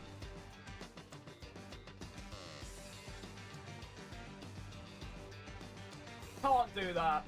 Everyone else on your list, Herta, Stroll, Latifi, that's valid. Perez, you gotta go. You gotta go.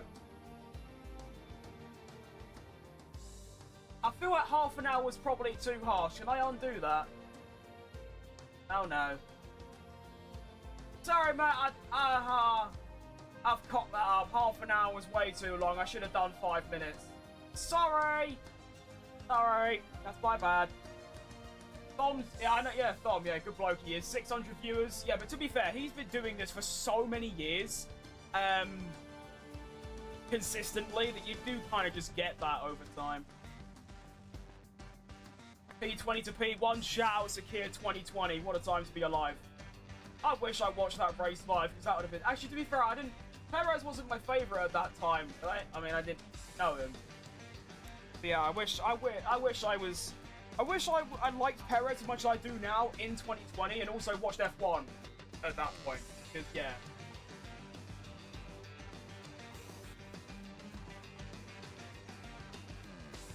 Okay. Formation lap should start at any moment now. How long is this F1 theme, by the way? I thought it's been on for 20 years. Oh, it's because I got it looped, that's why. Oh.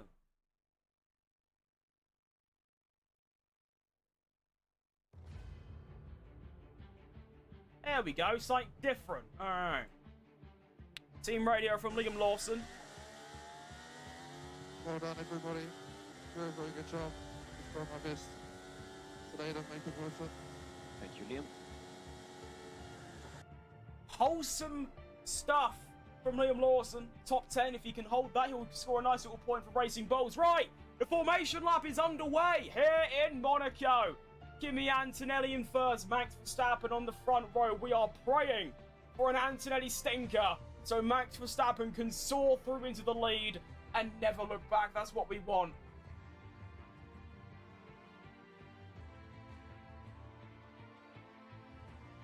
That would be absolute loveliness. Just double checking that you can see everything.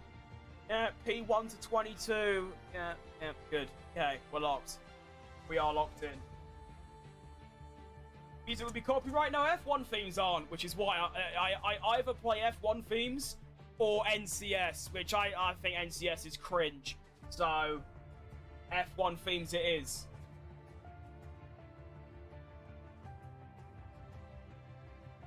But there we go. So what, Antonelli is speeding through this formation up. He's already in Sector 3. Fair play. Risk of rain is 0%. Overtake is going to be enabled. And we're nearly ready to start. Now, of course, the Monaco Grand Prix is going to be a bit of a bore fest. Usually, I hope it isn't today. I hope today is going to be a little bit different. But, yeah. We'll see what happens.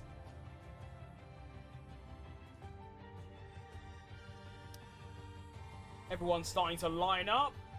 Is Perez... Wait, Perez in the pit lane as well? Oh, no. I hope that's an issue. I think that's just a thing with the what's it called? The live timing, I hope. I mean, he's at the same point here, so let's hope. Anyway, Antonelli's lined up. Everyone is lined up. And when this sector disappears, and when this thing starts ticking down, the Grand Prix will, excuse me, begin. Here we go.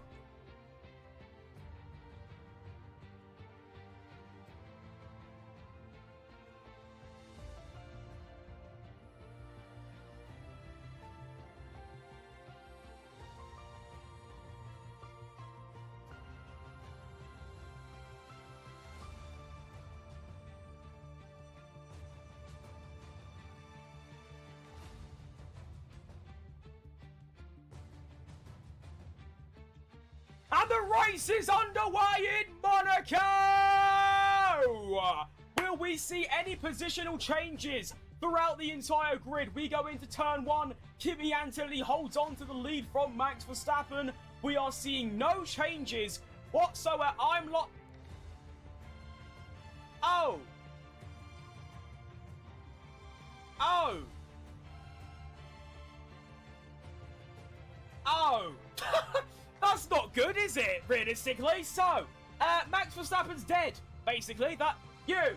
What have you done there, mate? Max Verstappen is lost. 22nd, probably out of the race. Arvid Lindblad down a place. Alex Albon and Carlos Sainz switching places. Antonelli 1 second ahead of, I've already forgot his name already. Sergio Perez up 4 places. Come on! That's what we want! I want to get some recon on what's happened to Max Verstappen. He is carrying on, but I'm not sure what's happened there. I have no idea, but Verstappen has gone from 2nd down to 22nd, and he's gone. Yellow flag, Sector 19. Verstappen might have pulled over, and he might be out of the race. And that has got to be one of the longest finishing streaks from a driver. I'm lying. Didn't he DNF in China? No, I lied. He stalled? Oh, no! Oh no! Max Verstappen stalls is the comm I'm getting currently. Oh shit, where's my mobile phone so I can research this? Kimi Antonelli leads us by 2 seconds. And I'm trying to get some recon for you on my mobile phone. But yeah, let's keep tabs on this. Anthony, 2.3 seconds out in the lead from Lewis Hamilton and Charles Leclerc, who makes his way onto the podium, courtesy of Verstappen, cocking up. Gasly ahead of Norris up to 7th. Ollie Behrman comes into the pit. Sergio Perez in 14th position. Ugh. Biggest loss so far is, of course, Verstappen, who comes into the pits. And I think he's going to be retiring from the race, or he's going to be doing something, I'm not too sure. Ollie Behrman comes in for brand new hards. Bortoletto in for brand new hards. Valtteri Bottas in for brand new medium tyres. Already seeing 4 drivers come into the pits. Jeez Louise. Kimi is flying as well, by the way. 2 purple sectors, half a second up. 1:17.6 for Kimi Antonelli. That is fast. He is going to be 1.1 seconds quicker than anybody else on that second lap of the race. That is some serious pace. What I want to quickly try and do as well is show the lap counter for you lot. It's going to be a bit tricky to do it. I know for everybody else to do it, but hang on. And why is it... Okay, that's not going to work. Hang on. Oh, no, I've moved my whole head. Oh, shit.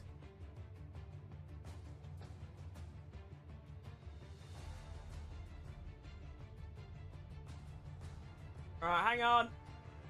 I mean, you lot can still see the live timing. It's not I can't. Anthony, another purple sector 1. Max Verstappen still in the pits. I'm going to confidently say he's out of the race. Maybe Ollie Behrman too as well, as he's going to... Actually, all of them drivers are going to be quite far back. Jeez Louise. Right, this. Window capture. Add existing. This. And then I'm going to go... Wrong one. That.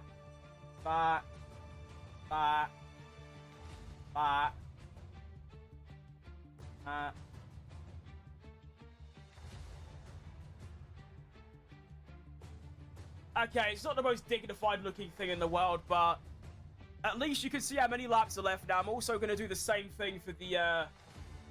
Oh, Fernando Alonso comes into pits as well as Antonelli, another second quicker, or 7/10 quicker than Lewis Hamilton. That is electric pace. But that's the wrong key. Ah! I hate this keyboard.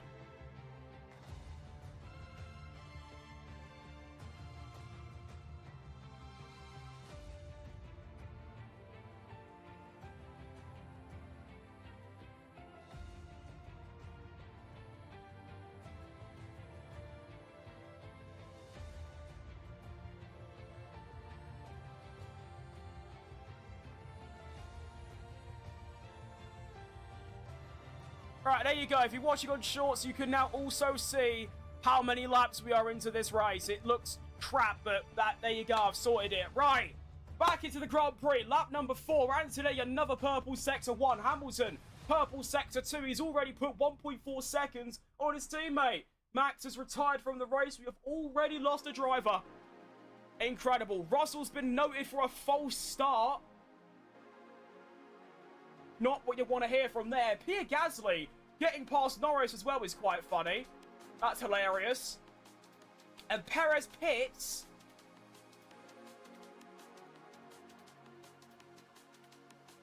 Why? And why? Why? Verstappen team radio. So what should I do? Just bring it home, please, Max. Oh. That's not what you want to hear, really, is it?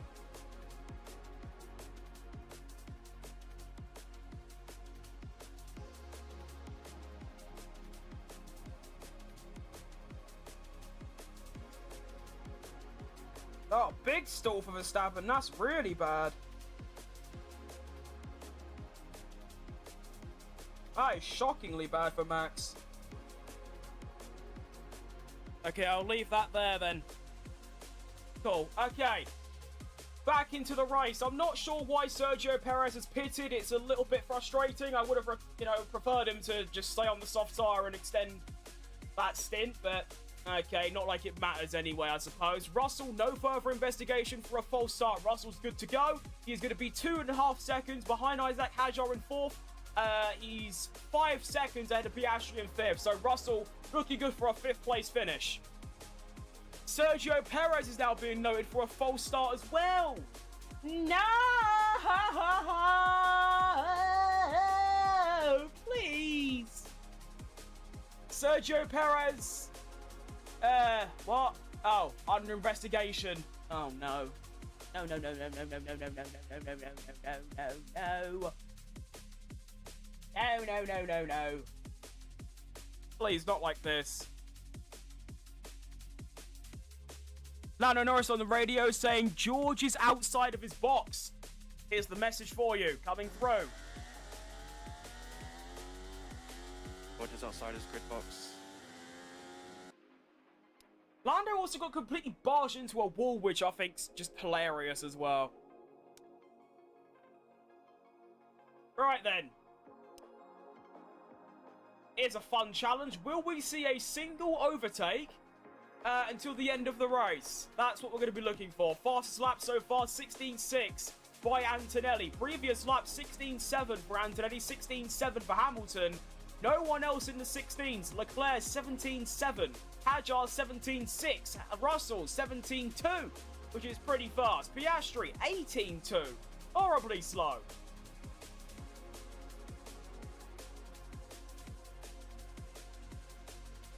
Bottas 21, Perez 22. Decent. Keeping an eye on the race control as well to see if Perez gets done for that, which of course if he does, I will probably cry, to be honest. Oh, bless me! Ah, I hate my nose. 2 purple sectors once again for Antonelli. Seems like the tyres just don't have any wear, which is a bit confusing, but there you go. Anthony crosses the line, new fastest lap of the race, 16.0. For Kimi, Hamilton 16.6, so 6 tenths back. Unlucky, mate. Leclerc coming through now as well for a 17.3. So again, Leclerc nowhere near pace. Maybe he's on purpose, putting a bit of a gap between himself and Hamilton in case of a double stack or something. I'm not entirely too sure, but there you go.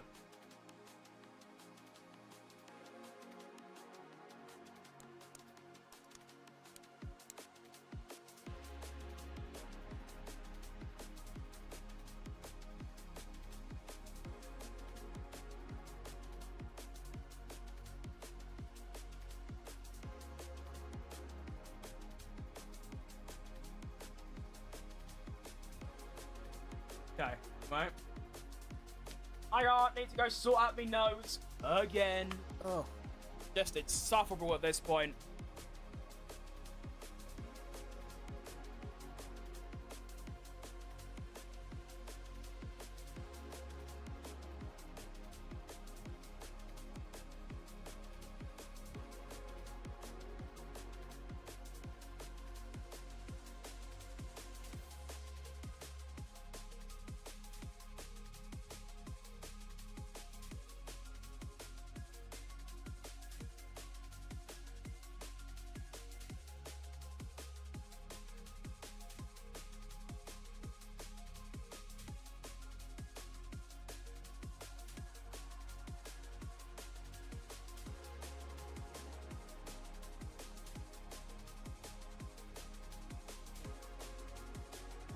That I'll have to do.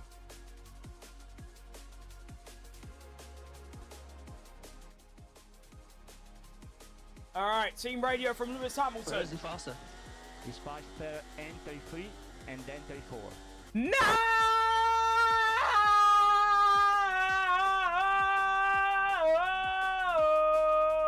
Checo! You twat! Sergio Perez gets a drive-through penalty for being out of position. I hate my life! Oh. Obviously, he's not going to score points or anything, but it's still very frustrating. Why did Max DNF? He stalled off the line And then his car just kind of broke. So he just went in the pits and gave up. And there you go. Nothing exciting, to be honest. Just his car blew up, essentially. It's like my Perez career mode. Don't get a drive-through like he's just done in real life. Because that would annoy me even more. So then, that is going to relegate Sergio Perez down to what? Last. Yeah, last. Great. Last.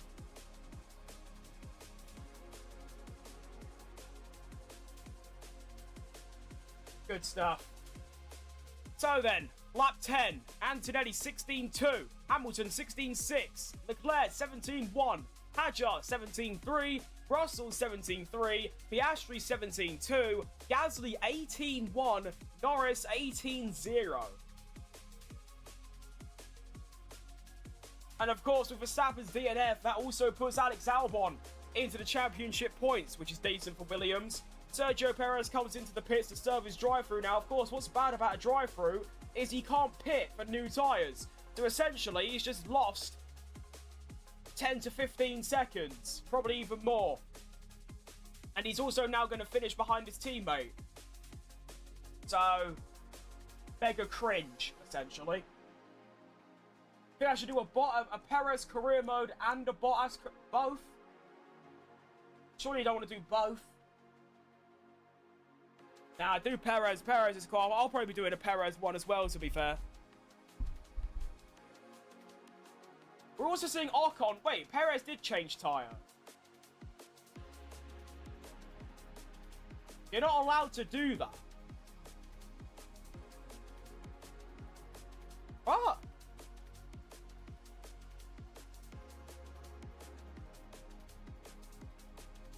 I thought if you change tyres during a drive-through, it doesn't count as serving the penalty. Okay, well, it says penalty served, so whatever. So then, lap 11, Antonelli 17.0, Hamilton 16.8, Leclerc 16.8, Hadjar 17.1, Russell 17.2, Piastri 17.1, Gasly 18.0, Norris 18.6. We are already seeing cars being lapped, by the way. Ollie Behrman, Bortoletto, Valtteri Bottas already being lapped, and it's only lap 12. Where is the faster? He's Why is that playing again? Already heard that. And, well, Perez will probably soon also be getting laps. I'm actually quite surprised that Perez has done his drive-through and he's still ahead of Bottas by 6 seconds. Fair play. Lap 12, Anthony 18.2. You got to think there is a lot of traffic going on, so that is going to lose you some time. Hamilton 17.1, Leclerc 17.0, Hadjar 17.5, Russell 17.3, Piastri 17.8. And here's a replay of Perez in his box, and oh, yeah, he's miles out of it. To be fair, unlucky, mate. Long day. Oh, the ice cream man's here. Nice. Lots more blue flags coming through for Behrman, Bortoletto, Bottas, and Perez.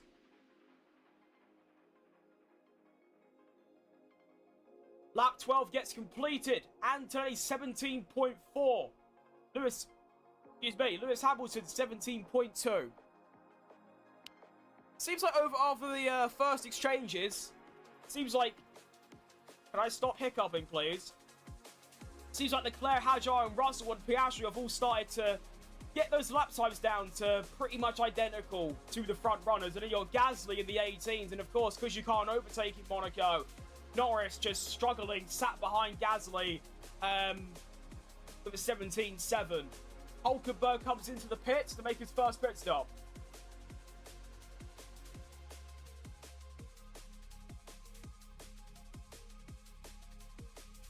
I should have probably looked at some strategies before the race started, because I have no idea what kind of strategies we're going to be running here.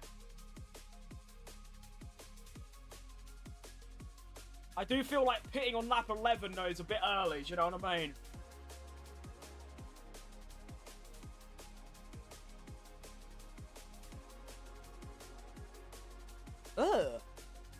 Hamilton's miles quicker than Leclerc. That's decent. So then, lap 13 comes through. 17.3 for Antonelli. It's going to be a 17.0 for Lewis Hamilton. It's going to be a 17.0 for Charles Leclerc. It's going to be an 18.5 for Isaac Hadjar. It's a 17.9 for George Russell, who's right up Hadjar's arse now. It's going to be an 18.4 for Oscar Piastri. Signs of the lap time deleted for track limits. That's its first warning. Of course, you can have 4 before you get a penalty. Hulkenberg comes out 14th after his pit stop. But hey, at least Perez is still ahead of Bottas. At least. That's all that matters at the end of the day, to be honest. Like, genuinely.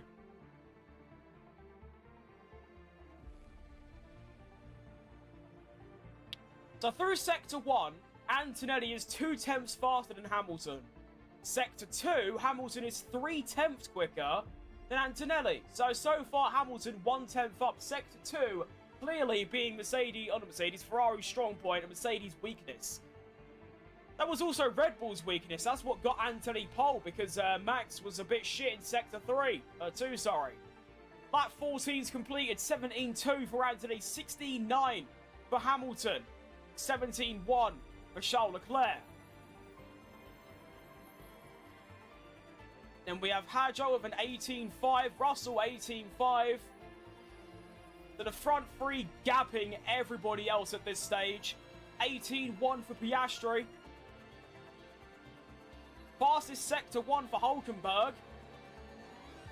Not sure he's managed that, but fair play. Brand new hard tyres working wonders, apparently. I must say, I'm quite disappointed by Audi. They looked really rapid in practice and also the first part of qualifying, but they find themselves 20th and 14th right now. That's kind of rough, to be honest.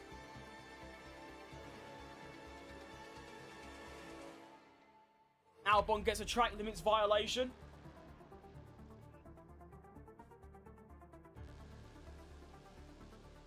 Once again, we see Hamilton being a lot faster through Sector 3. Quicker than anyone, to be fair. He's 0.3 up on his teammate as well. And they were the same through Sector 1. So lap 16 then. Or is it lap 15? Well, yeah, 15. 17.2 for Antonelli. 16.9 again for Hamilton. Extremely consistent lap times from Hamilton at the minute. Always in the low 16 or high 16s, low 17s. We have a team radio from Hamilton coming through in just a second. I think. Maybe. Who knows? Then we have one retirement so far, being Max with his car stalling. Blue flag for Lance Stroll. I'll tell you what, this P7 for Gasly would be really nice. I mean, come on, ahead of one McLaren in P7. Has a lovely 6 points on his way if he can keep that up. Team radio for Isaac Hadjar. Lap update when you... I don't know. I don't know. That's what you want to hear? I don't know. I don't know. Leclerc sets his personal best Sector 1 of the race, 20.0, or 20.2, I mean. There.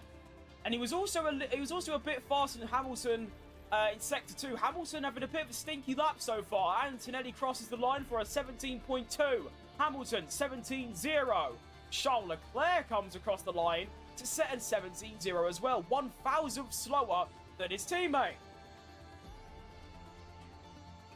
Next up is Isaac Hadjar, who crosses the line for an 18.2. Russell, 18.4. Honestly, I think we should only really pay attention to the top 3 because they're the only ones really setting the pace. I mean, all 3 of them were over a second quicker than P4 and down. That's how quick they're going right now.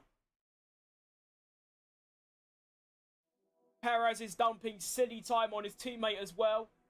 15 seconds now ahead of Bottas, which I like. I enjoy that. That's good stuff. What happened to Max? His car stalled off the line and then blew itself up and he had to go in the pits and retire. Hulkenberg 16.3. That's actually really fast. Leclerc's going to find himself in contention for some good points here. I think.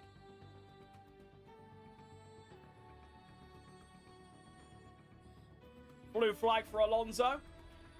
Lap 17 comes to an end. 17-0 for Antonelli. That's a much stronger lap time. 17-2 for Lewis Hamilton. Hamilton starting to shit the bed a little bit here, to be honest. 17-7 though for Leclerc, which is really bad. 4 attempts off in Sector 3 alone. 18-3 for Russell, 18-4 for Hadjar. I lied, swap those two around. It's actually 18-3 for Hadjar, 18-4 for Russell. You get the point.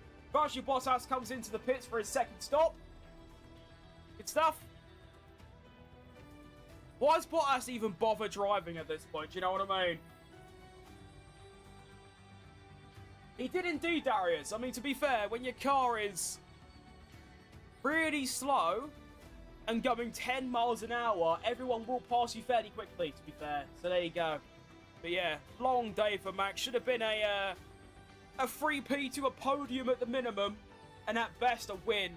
And yet, he's going to come away with absolutely diddly squat zilch nothing.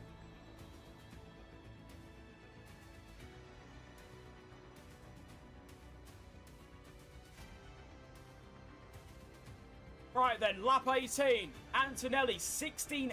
That is a lot better for Antonelli. 17-0 for Lewis Hamilton. And it's going to be a 17-3 for Charles Leclerc. It is upsetting, to be honest, because Max seemed lively. And it seems like Bottas is retiring from the race as well. And he is. Long day. On a weekend where Cadillac seemed to have a lot of pace, and Perez said we might have a chance at Q2. We're only 20 laps into the race. Bottas is retired, and Perez had a drive-through and is currently 18th. Tough luck. Team radio, 2 team radios from George Russell. Hadjar has front left brain and he won't be out for much longer, I don't think. Just make sure you've got good tyres when he does get out of the way. And George, how much pace would you have in clear air? At least 1 second, I think. I mean, if Russell could improve by a second, he'll still be half a second off his teammate, but he'll be doing a lot better. Antonelli on a flyer right now, puts in a 16-0. Hamilton 17-2. Antonelli has just put 1.2 seconds on Hamilton on that lap alone, and almost nicks the fastest lap of the race. Charles Leclerc 17-7.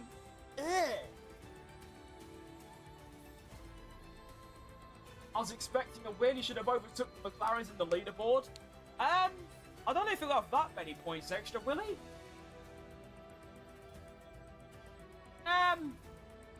Yeah, maybe actually, yeah.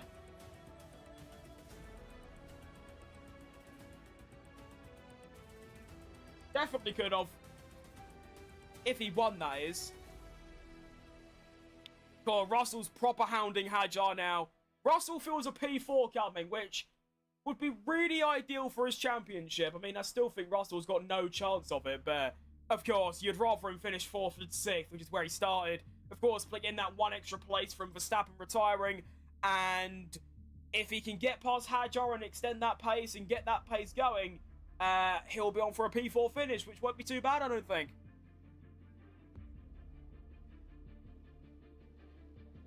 Lap 20, Antonelli 16-4, Hamilton 17-1, another 6 tenths between the top 2. The gap in front is now 5.5 seconds. Now, Stroll, Lindblad, Colapinto, and Bortoletto all have their lap times deleted for track limits, so they've all got 1 warning each.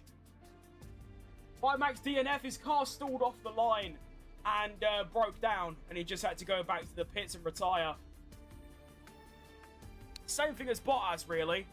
Car just broke. Team radio from Isaac Hadjar. Board 6. Board 6. We're looking at it, mate. We're looking at it. Also, the power is down. The power.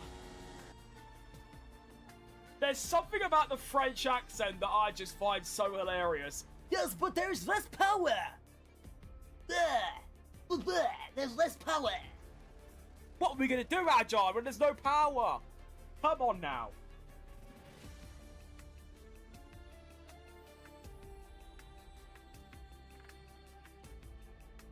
Good stuff. Yeah, that Antonelli pace is shocking, to be honest. Lap 21, 16.6 for Kimi Antonelli. Lewis Hamilton, 17.1. Another half a second gap, 5.7. Think Kimi gonna win? Well, unless he gets really unlucky or he crashes, yeah, he will just win. How Josh has put out an extremely long radio message. If that comes through on here, I'll play it. But that was very long. That was like 4 sentences. Caddy still has a self-destruct button. Oh yes, that never left. Absolutely. And then Perez got a drive-through for an incorrect starting position. He was outside his grid box. Oh, big block up for Hajar there. Russell wants this move and he wants it bad.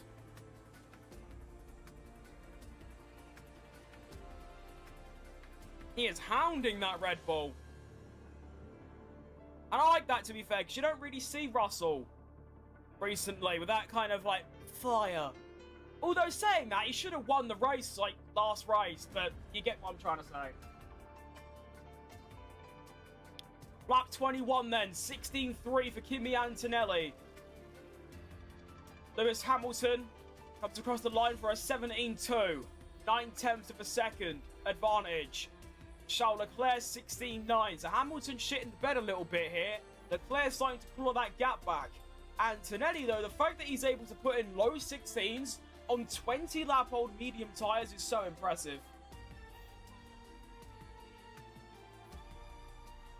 And then we've got Hajar and Russell in the 19s, by the way. Piastri 18.1. At this rate, Piastri's going to catch up to Russell and Hajar. Norris still stuck behind Gasly. Norris 19.0, Gasly 18.3.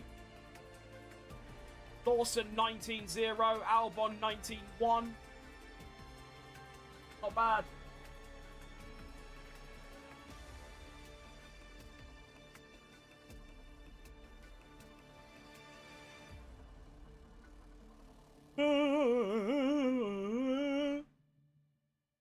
I need a zesty drink. This yawning can't keep up. Hajar is constantly on the radio right now, but none of them are coming through on here, so I can't play them to you, but yeah. He's not happy, let me tell you.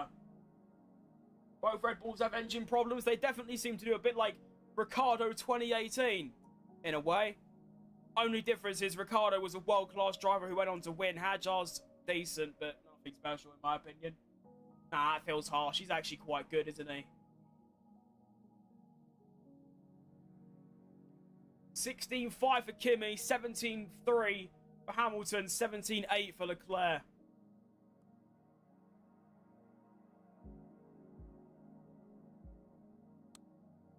Leclerc lap time deleted, that's 1 track limits warning.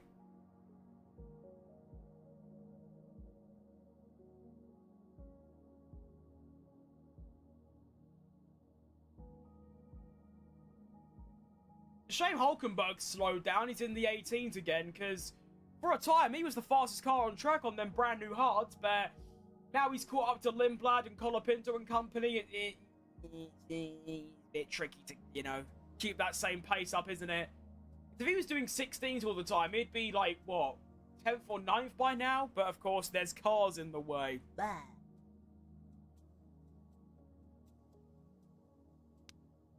Lap 24 then. Completed. Leclerc goes off. That was his track limits. 16.6 for Antonelli. 17.8 for Hamilton. 16.9 for Leclerc. Good lap by Charlie. Fair play.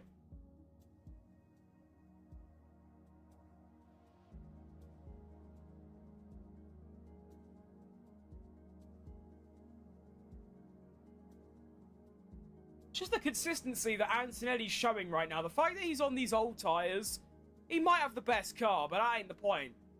He's been, apart from a 4 or 5 lap phase where he's in the 17s, he's been in the low 16s every single lap, without a doubt.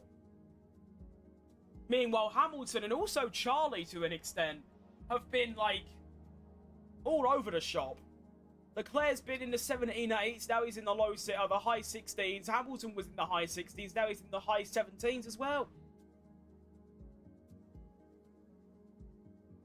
I'm interested to see Russell's pace when if he can get past Hadjar, or when Hadjar comes into the pits. Lap 25 completed, 16.8 for Antonelli. Hamilton 17.7. Leclerc 16.9. At this rate, Leclerc's going to catch Hamilton, and Antonelli's already got a 10-second lead. Jeez Louise, blood.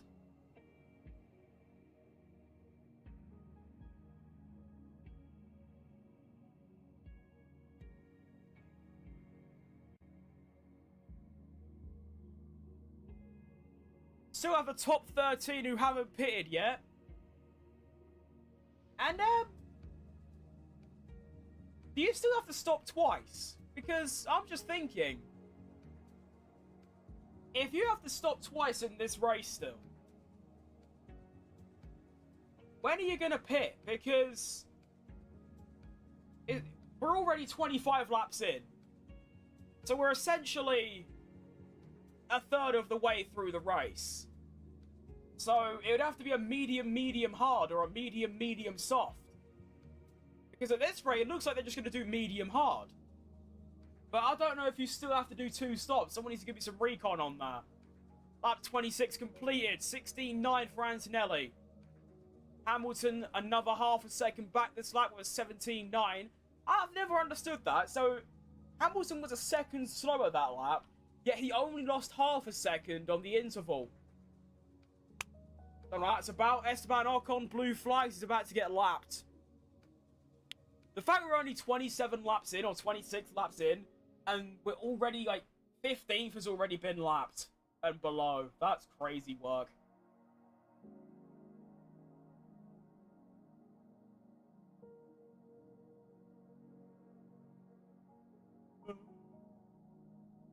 Perez's pace is not encouraging, to be honest. 19.5 on the previous lap.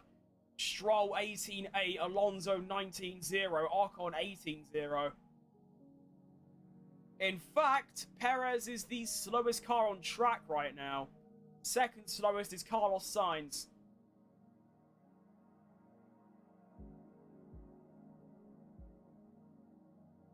Behrman track limits. I think that's his second warning, or his third, actually, it might be. Ugh.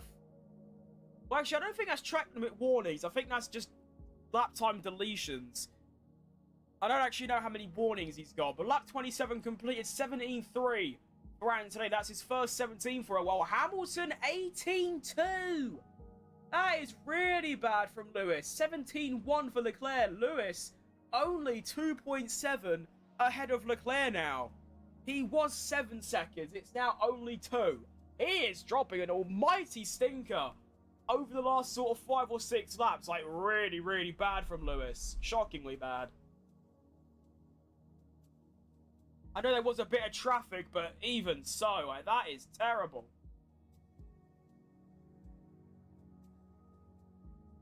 Provide you a link to this website? Of course I can, mate.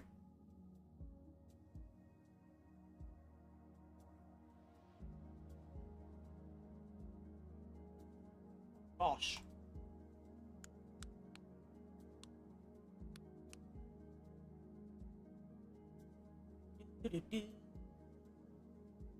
Yeah, the way it's looking, I doubt this pace will continue the way it is, but we could potentially see Antonelli winning by 30 plus seconds.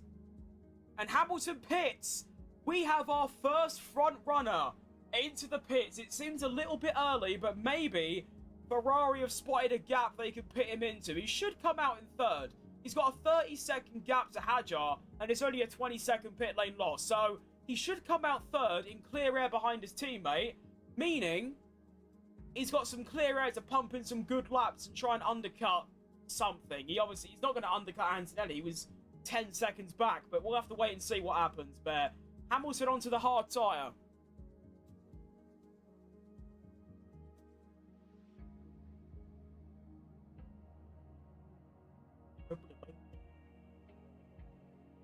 Previous laps, though, Antonelli 16.6, and now Leclerc, who's in second, 17.5. This will be quite good, though. We get to see Hamilton's pace on the brand new hard tyre. You got to imagine he's going to be in the low 16s, maybe even the 15s, because Hulkenberg was doing 16s on the brand new hards, and he's in an Audi. Hamilton's got 10 laps less fuel, and he's in a Ferrari. So, I reckon Lewis could have some really, really strong pace. Somewhere in the 15s, maybe. Antonelli 16.9. I'm surprised they haven't pitted Antonelli to cover off Hamilton, but maybe they know they've got pace. That lap, though, Kimi was only 2/10 quicker than Charlie. That's as close as it's been so far. Watching a replay for Isaac Hadjar.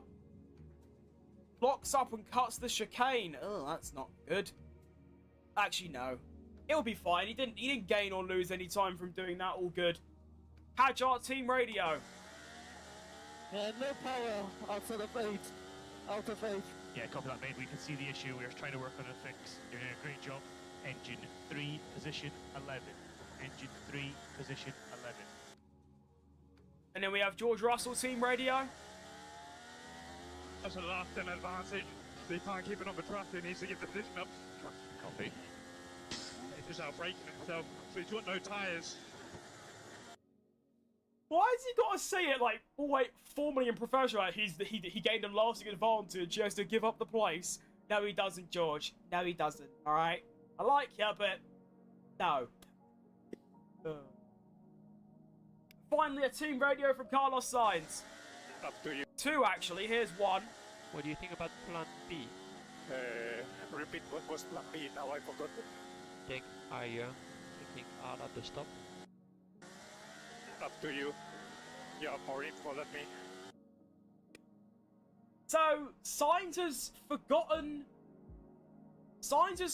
his strategy. Nice. Right, Ollie Behrman pits. Antonelli is clearly stopping this lap because he's putting in the burners.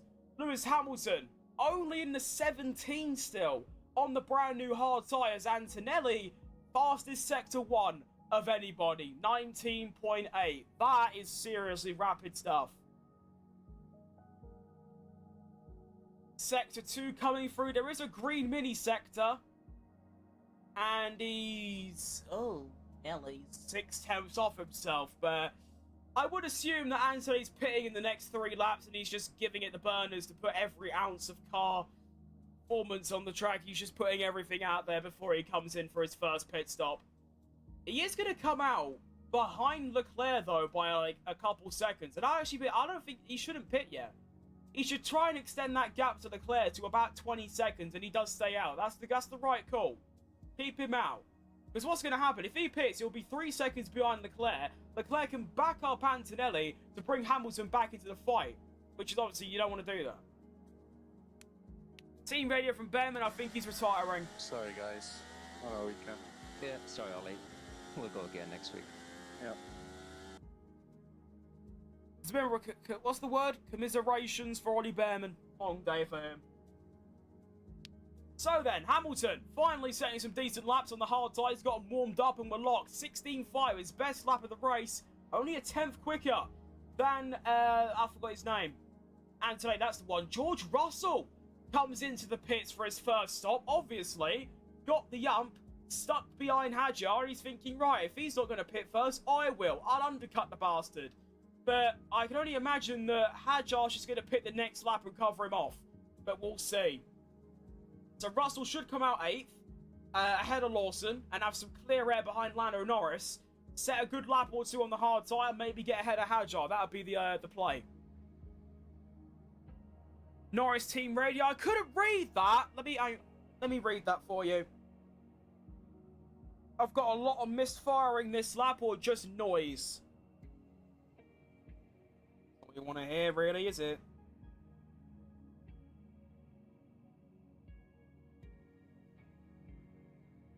Anthony, previous lap, 16.7, 17.9 for Leclerc, 16.5 again. Oh, no, it's like Hamilton hasn't even finished that lap yet. Here he comes. Good sector 1, he puts in a 16.5, so again, only 2 tenths quicker than Antonelli, who, keep in mind, is on 32 lap-old mediums. excuse me, Hamilton, he's only got 4 lap old tyres. And, oh, Lewis Hamilton, incident noted, speeding in the pit lane. Oh, no. And Hadjar pits, as I predicted, to try and cover off George Russell. He probably will. It is quite difficult to get the tyres warmed up and set a decent lap, although Russell is setting a couple purple mini sectors. We'll have to wait and see, but Hamilton under investigation. We'll see how that develops. But does Russell get ahead of Hadjar?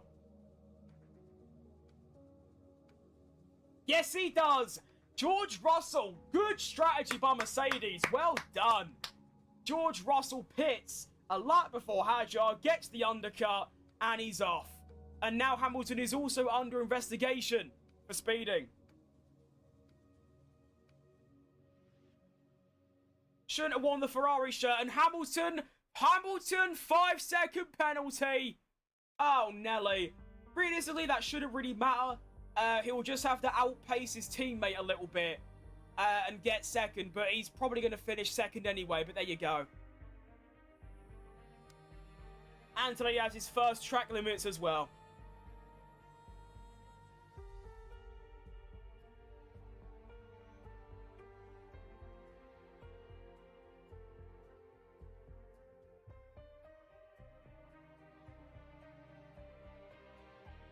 Blue flag for Hadjar. Seriously? We've already... Okay, can we get this straight, by the way? We are not even halfway through the Grand Prix yet, and we have already lapped the top 8.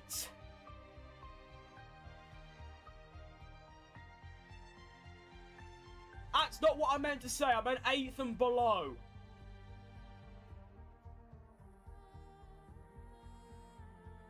Oh my goodness. I mean, looking at the lap times, you can see why. Antonelli in the 17s, Leclerc in the 17s, Hamilton 16s. Everyone else, apart from Russell, is in the 19s, couple 21s, and a few 20s. Norris team radio. We're not going to see that one, unfortunately. If it comes through, I'll play it, of course, but sometimes they don't play them, so I have to read the transcriptions on Sky Sports, but even then, sometimes they don't even show the message. There you go, long day.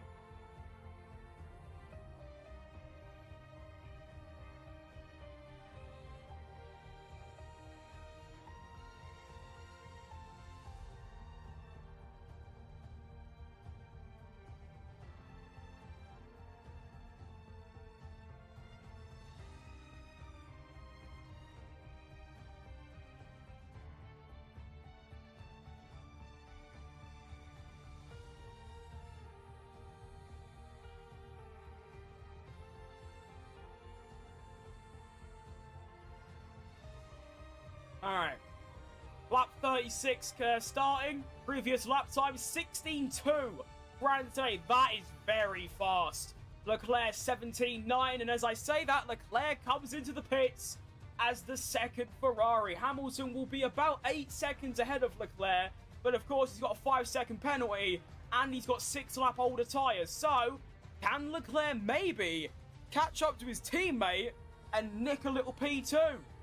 I'll have to wait and see. Hadjar team radio. Hey, the problem is still here. Yeah, we're still looking for another fix. We are looking The for another problem fix. is still here. The problem is still here. You don't need to let them know, mate, every lap. Do you know what I mean? I know you're French, you're just naturally quite aggressive, but, like, chill. George Russell finally setting some good lap times. 16.6. Hadjar 19.0. That is woeful. George Russell sets his best lap of the race at 16.4, but as that happens, Antonelli on 36 lap old tyres sets a 16.3. There you go.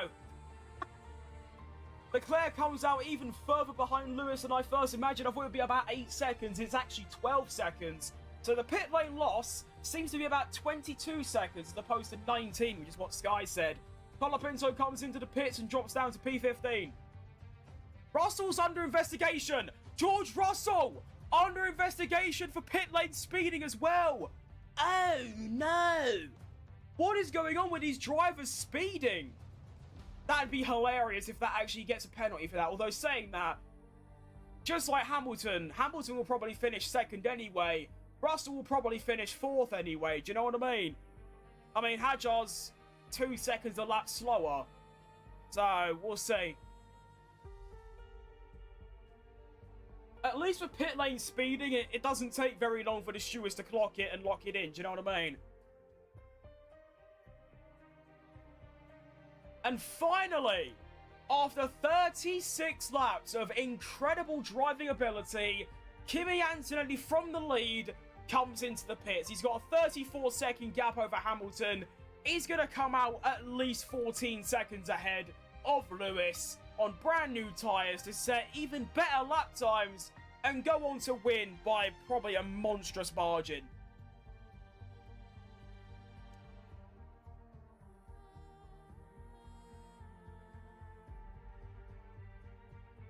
And we'll see what lap times Kimi can do on the brand new hards. What's got me thinking though is that if they're doing 36 laps on the medium tyre, there's obviously only 42 laps left. So surely it's just medium hard, but that would mean they got rid of the mandatory 2-stop rule. But I don't even know if they did. I don't have any recon on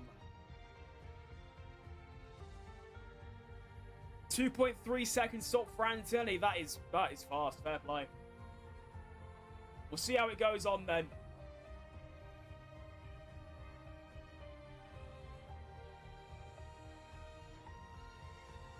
Obviously, drivers that haven't pitted yet, mainly the 5-second penalty for Russell!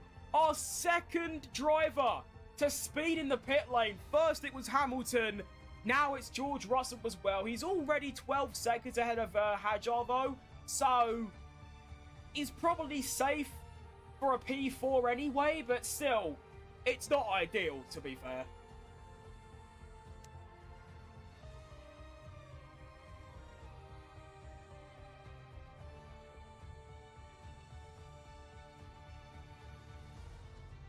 And then, right, so yeah, Piastri, Norris, and Gasly are just biding their time, hoping there's a safety car, because obviously that will just promote them to a P4, 5, and 6. Russell was now caught up to the back of Norris, though. And, yeah, he's only 1 second back, so he's going to be stuck behind him. And, well, Gasly and Norris, they're in the high 18s.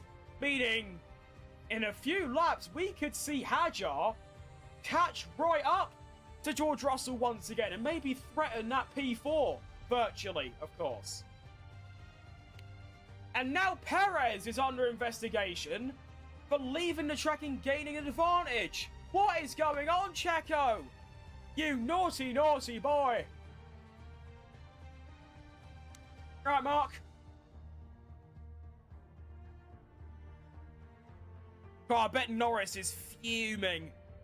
He gets done by Gasly at turn 1, and now he's been stuck behind him the entire time. And of course, Lando is a lot quicker than Gasly. Well, his car is anyway. So it's just, that must be the most infuriating thing. You're basically driving around for no reason, just to pick up an extra, like, or 2 less points, and that's literally it. Long day for Norris. Blue flags coming out for Lindblad, Albon, and Hulkenberg, so that's 10th and below. All now 1 lap down.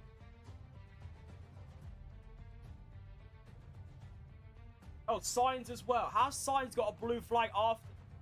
Oh, I forgot there's more than 1 car. That's probably Hamilton. Yeah, fair enough.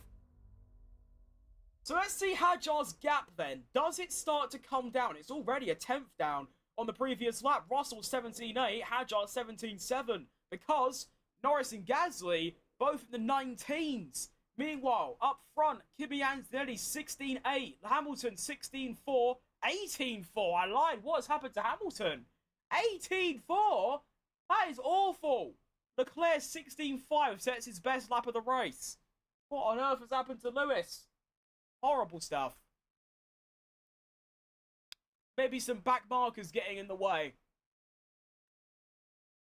Although saying that, this lap he's a second down in the first 2 sectors. Antonelli crosses the line for lap 40, 16.7. Hamilton's going to be in the high 17s here, or even low 18s. That might just be his pace. Hamilton 17.7 as well. As I predicted, Leclerc on a good lap as well to set his personal best maybe. Currently a 16.5. Crosses the line to a 16.5 again. And it is an improvement on his best lap by a couple hundredths.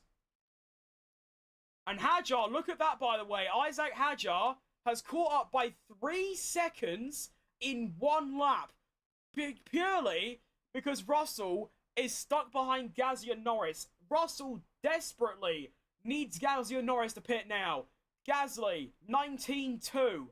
Norris, 19.3. Russell, 19.0. Hadjar, 17.3. Ooh, not good.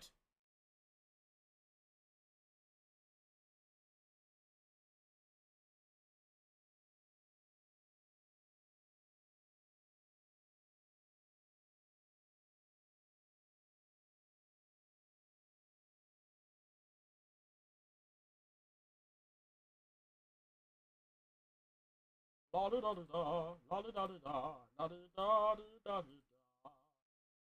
has my music stopped? Thank you. Lap 41 completed, 16.0 for, oh goodness me, we've got another car being investigated for speed in the pit lane. This time, Franco Colapinto is under investigation. There's got to be something to do with that, the fact it's only 60 kilometers an hour, and you kind of turn in instantly, so they're probably doing like 61 or 62. Yeesh, but that's, if he gets a penalty for that, that would be 3 drivers getting a pit lane penalty, or speeding in the pit lane penalty.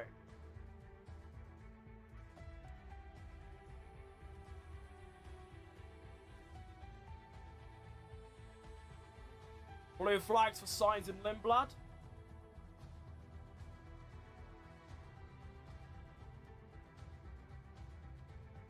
Russell now just 5 seconds ahead of Hadjar. Keep in mind, by the way, Russell has a 5-second penalty. So if it finishes like this, Hadjar will nick that place off Russell. But of course, Piastri, Gasly and Norris all have to make one more pit stop. So, or at least one. And they're obviously banking on a safety car or a red flag. If you're a Russell fan at this point, you're kind of just praying that when the McLarens and Gasly stop, Russell's got enough pace to get 5 seconds ahead of Hadjar. But right now, it's 3.4 and it is plummeting down.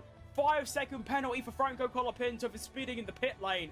Previous lap times, Antonelli 16.3, Hamilton 17.1, Leclerc 17.5, Norris 20.8, Russell 20.6, Hadjar 17.4. Hadjar was 3 seconds quicker on that previous lap, courtesy of Gasly and Norris not making pit stops.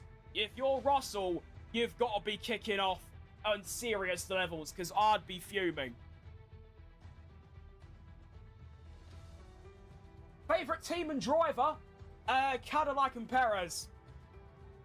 And to be fair, I only like Cadillac because of Perez. Although Bottas is cool too, absolutely. But I don't support teams, to be fair. I only support drivers.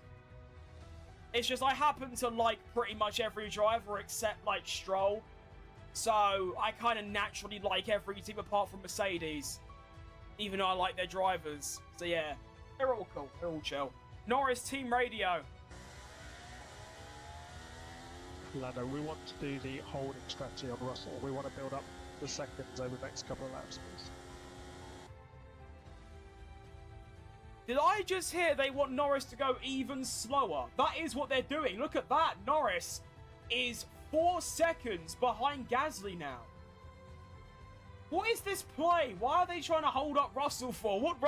They're just gifting Antonelli the championship by costing Russell time. As I say that, Antonelli is on a flyer. Fastest Sector 1. Only half a tenth down in Sector 2. Purple Sector 3s as well. He might have been given the go to give it some beans. And he is about to do some serious cookery.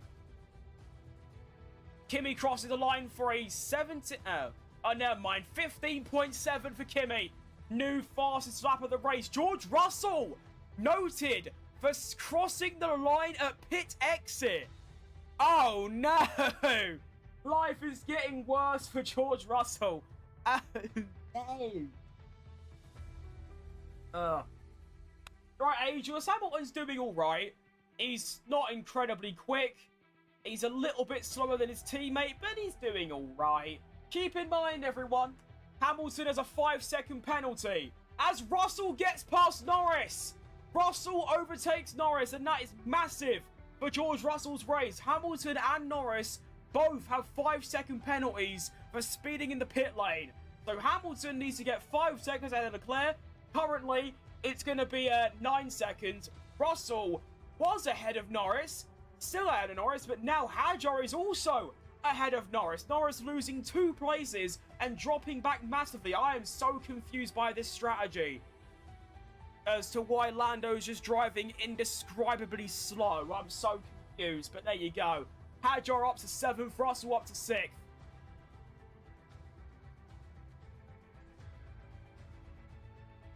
Right, hold on a sec. I need to clear my nose again because I've got the worst nose in the world.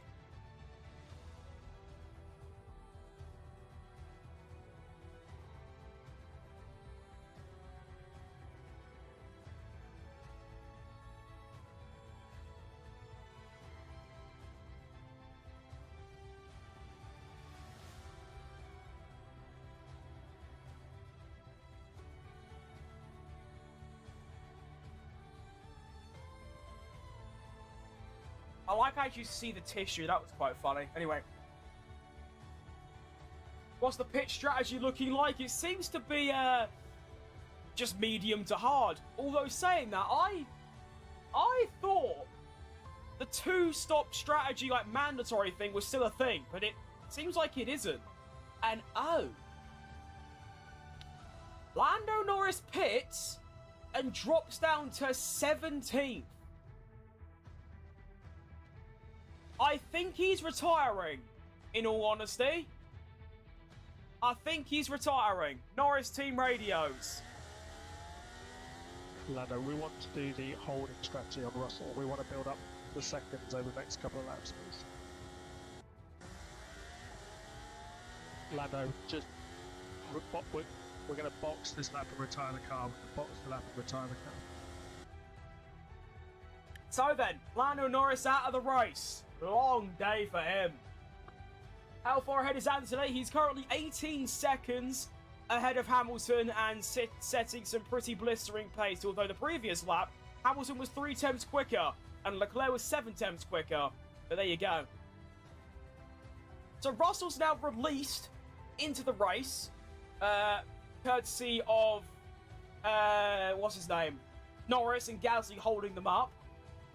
Now, Russell's got 8 seconds to Piastri, and given Russell's pace, he will be there in 4 laps, and it will be the same situation all over again of Russell being stuck behind a car. What he's got to do, though, is massive for Russell's title chances, is he's got to get 5 seconds ahead of Hadjar because of his 5-second penalty. He has to do that, because then, obviously, he'll finish 1 place lower. Black and white flag for Stroll for track limits. How you've got a track limits black and white flag in Monaco of all places is incredible, but if anyone's going to do it, it's going to be Lance Stroll. Kimi Anthony sets the new fastest lap of the race as well. 1 minute 15.5. That is serious levels of speed. 1.5 seconds quicker than Hamilton on this lap, as Hamilton puts in a 16.8. Well,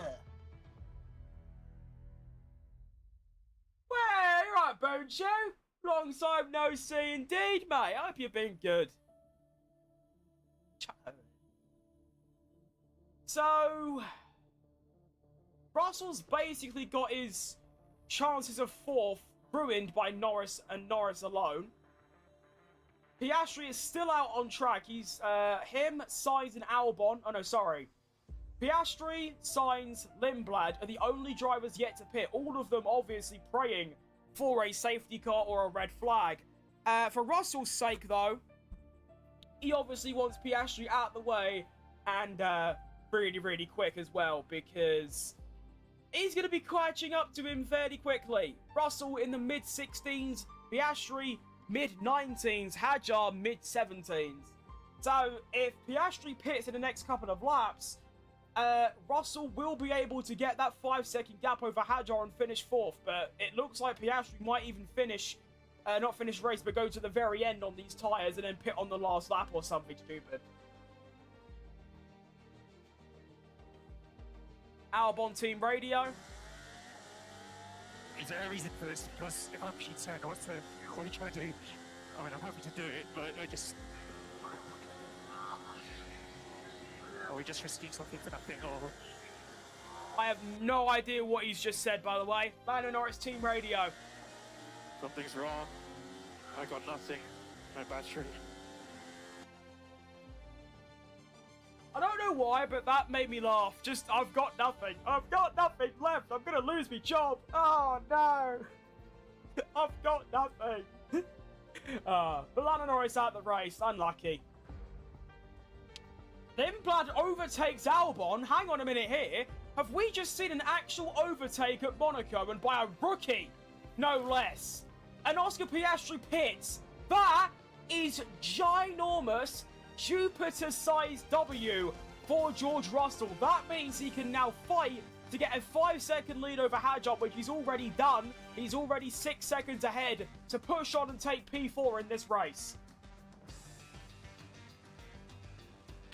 I think Ferrari will get a double podium. Absolutely, yeah. I mean, Hamilton's 21 seconds behind Antonelli. You think, oh, boo-hoo. But then you've got Leclerc 6 seconds back from Hamilton. Keep in mind, Hamilton has a 5-second penalty. So if Leclerc can keep going quicker, and so far he's getting another second on his teammate, if he gets within 5 seconds, Hamilton will be third and Leclerc second. But then Russell is 45 seconds behind Leclerc and 72 seconds behind his teammate. Not good. Not good. Albon's on an investigation for leaving the track and gaining advantage. Not sure he can gain an advantage and also lose a place. That seems like backwards logic, but there you go. Team radio from Chili Con Carne. You're at the point now. No mistake. I don't know what he just said. I'm pretty sure he said you're in the top 10, no mistake. Great. Good for him.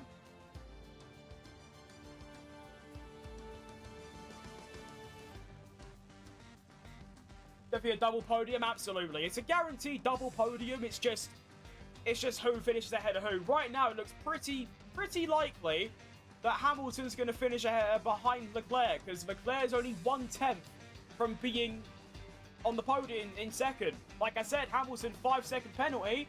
He hasn't served said penalty, meaning by the end of the race, Hamilton will drop behind his teammate, starting from now. 4.9 for Leclerc. Long day for Hamilton.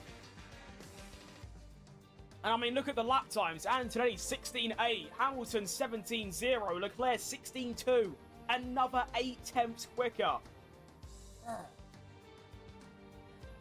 Antonelli's like Max from 2023.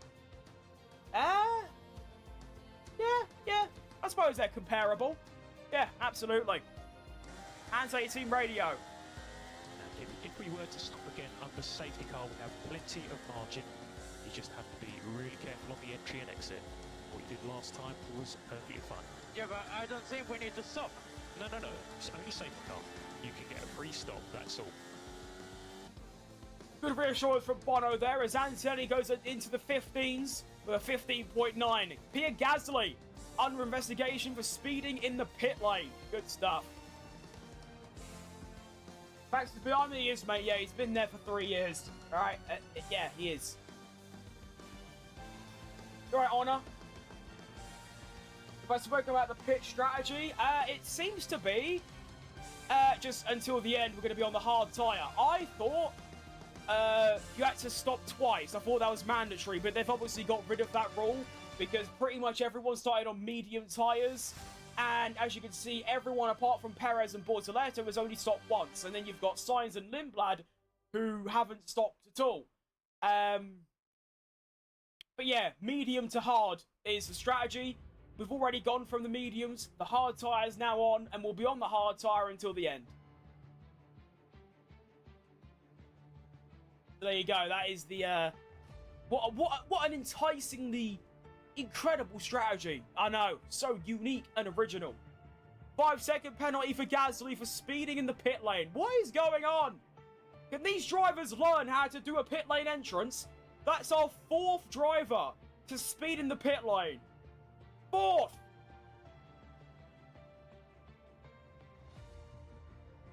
I think Hamilton should win this or Leclerc would be alright. Well, neither of them are going to win.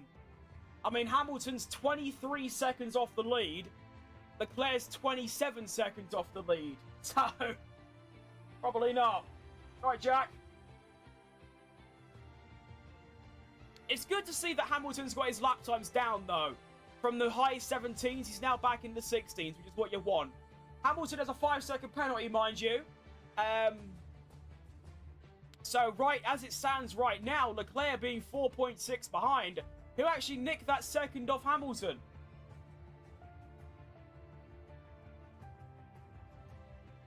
But yeah, that's Hamilton, Russell, Gasly, and Colapinto all getting penalties for speeding in the pit lane. What is going on? 11th and below have all been lapped twice, by the way, which I think is quite funny.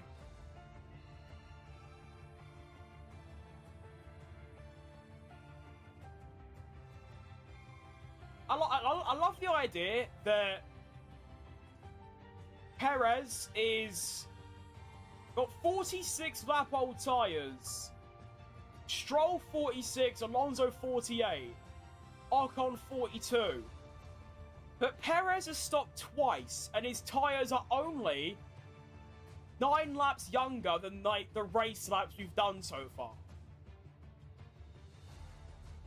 And Stroll is now under investigation for track limits. So if he gets that 4th warning, that is going to be a 5-second penalty for him. And to be honest, that would be really bad because how are you getting a 5-second penalty for track limits in Monaco? I'm genuinely struggling to think of where you would be going off track. All I can think of is turn 1 and cutting, and Stroll gets a 5-second penalty. Where? Hang on, I need to scroll through this and see where he's getting these, because I don't understand.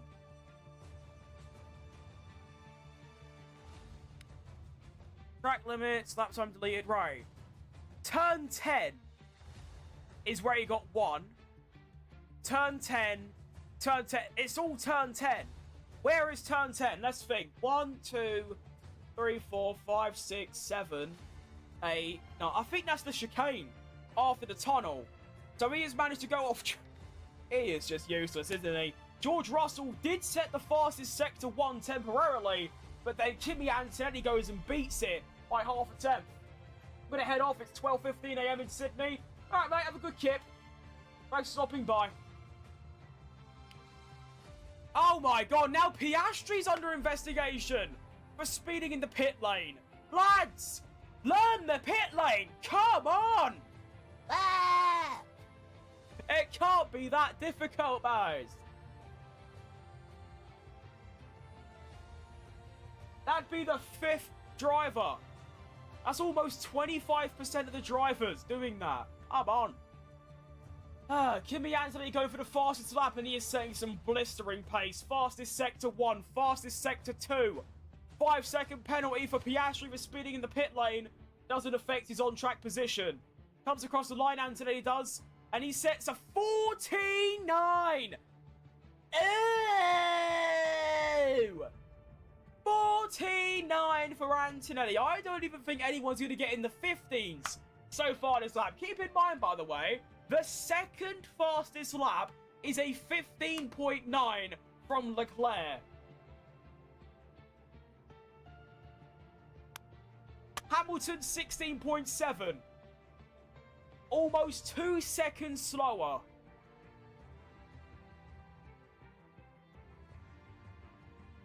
Did my ears stop tweaking? Hamilton have a penalty. He's spent in the pit lane, like everyone else clearly has. Him, Russell, Piastri, Colapinto, and Gasly all got penalties for speeding. So as it stands right now, Hamilton will finish 3rd behind his teammate. Because obviously Leclerc's 2.5 seconds back, and Hamilton hasn't served his penalty. So, and Hamilton ain't got the pace, it seems, as we are now approaching the final 20 laps of this race. I don't know what's going on with my ear, but it's like there's like liquid coming out of it. I don't know why that's like that. But oh well. You know, it's gonna look stupid on camera, but I need to actually just leave that there to absorb all that, whatever it is.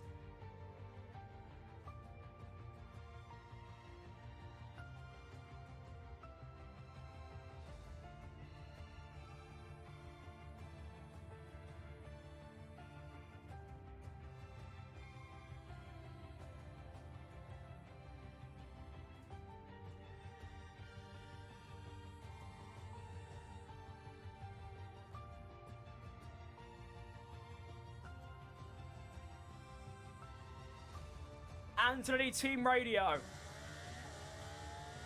Is there something weird with the engine off the hill? Just having a look.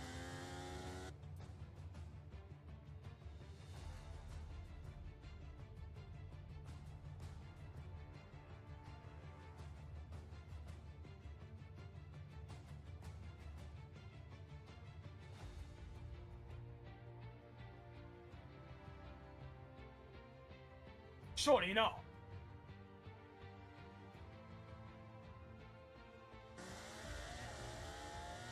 Again, Kimi, fastest lap.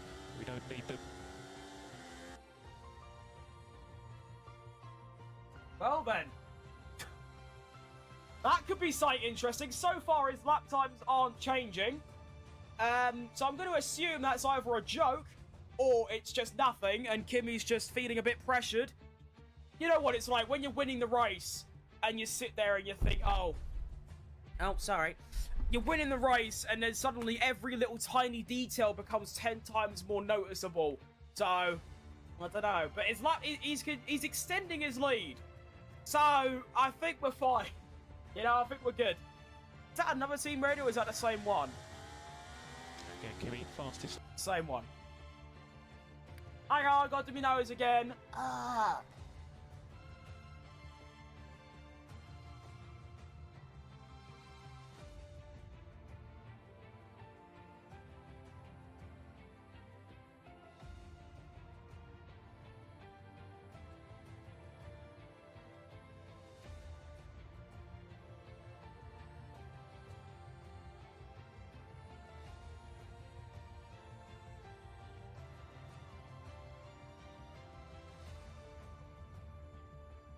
Seriously, just don't get my nose. It's genuinely, like, incredible. Anyways. Lap 59. Previous lap times. 15.8 for Antonelli. 16.6 for Hamilton. 16.4 for Leclerc. Russell has been lapped. Russell has been lapped by his teammate in Monaco. Like Ricciardo and Norris in 2022. Russell has been lapped by Kimi Antonelli.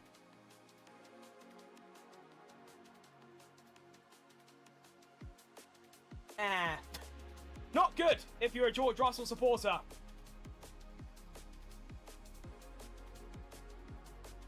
For some reason, if I talk like I am now, like really loud and all that, if I talk like that for too long, I get a right snotty nose. Have I got any...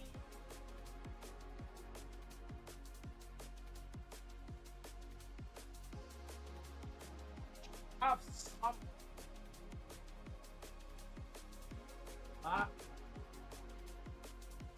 Aha!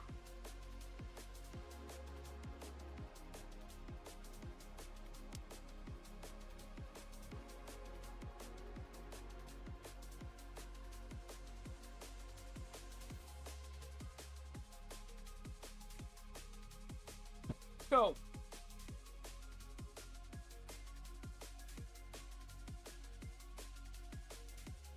Alright, lap 60. Previous lap time, 16.0 for Antonelli. 16.2 for Hamilton. That's his best lap of the race so far. 16.4 for Leclerc. So, we only really have one battle on track right now, and that is going to be between Leclerc and Hamilton for P2 in this race. Because right now, Leclerc's got that P2. Why did Norris retire? His car blew up. Yellow in sector 18.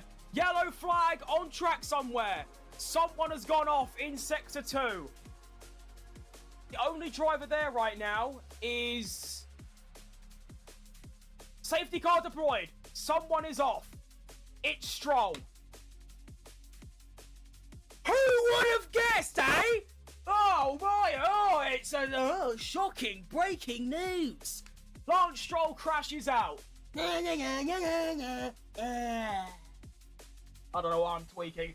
Lance Stroll crashes out. Good stuff. Safety car deployed, which actually, this changes the race entirely, because that means Kimi Antonelli gets a free stop. Hamilton gets a free stop. It could be a double stack for Ferrari. Mercedes get a free stop. Everyone gets a free stop, of course. It's a safety car. Why, Max? He stalled off the line. So he's not... He hasn't actually... He hasn't took part in this race effectively. You might as well give him a doom that did not start. Hamilton a decent chance to win. I agree. And hang on a minute here.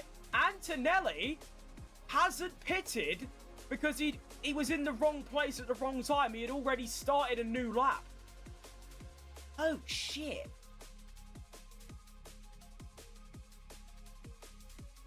I think? No, he's only just in Sector 2. I'm not too sure then.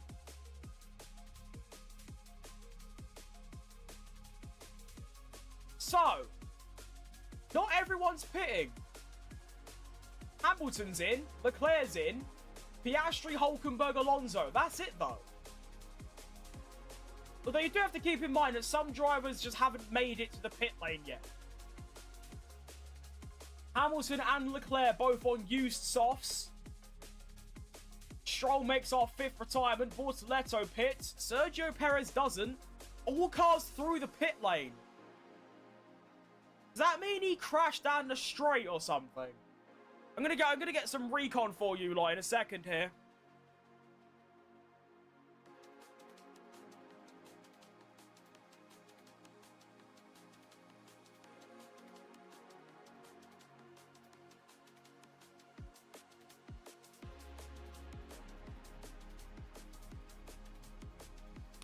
And Stroll has somehow managed to crash at the final corner.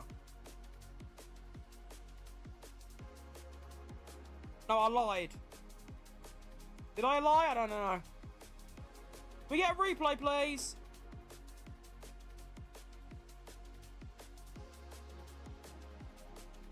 There was a Leclerc team radio, but I don't know what it says.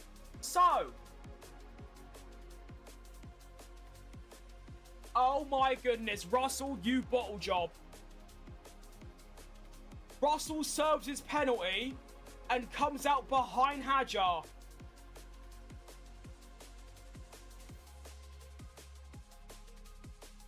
Anthony pits, finally. So Anthony's gonna Russell, why? Even with your 5-second penalty, you shouldn't have lost the place there. So Russell serves his penalty, I think, but comes out behind Hadjar. Gasly's up to 6th. Gasly gets ahead of Piastri.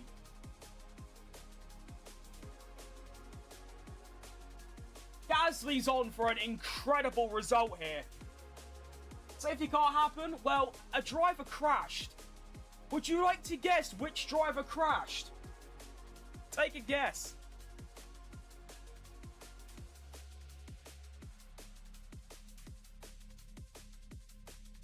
So, everyone's now making their stops, like every single driver.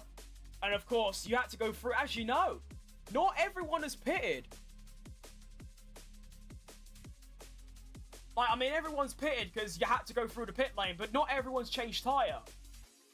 Ocon hasn't, Hulkenberg hasn't, Colapinto hasn't, Hadjar hasn't, and Gasly hasn't. And I think Lawson too, and Albon. Stroll, bang on, mate. Well done.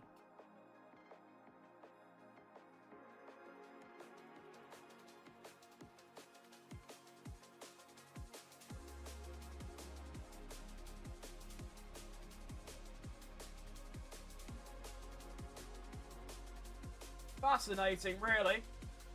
Hamilton served his penalty. I'd imagine so. It'd be very stupid not to, because he'd drop down massively. But I would have imagined that he would have come out behind Leclerc, but oh no, he wouldn't have, because double stack theory. Okay, yeah, he has. Yeah, he must have. So that should mean Hamilton's back on for his P2 now. Good stuff for Hamilton. That safety car has actually helped out Hamilton more than like anyone else, because Wang Gasly, to be fair.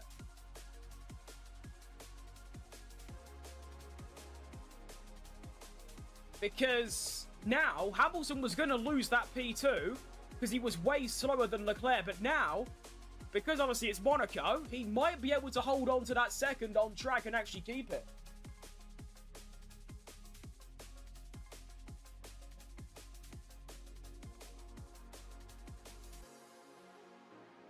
And then, of course, we have Hadjar not changing tyre, meaning he goes ahead of Russell.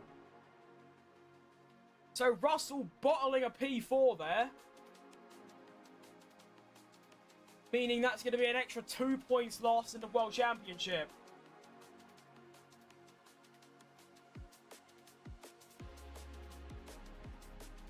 And we should start seeing some pretty outrageous lap times as well. Maybe getting into the 13s at this point. Low fuel, soft tyres, we're locked.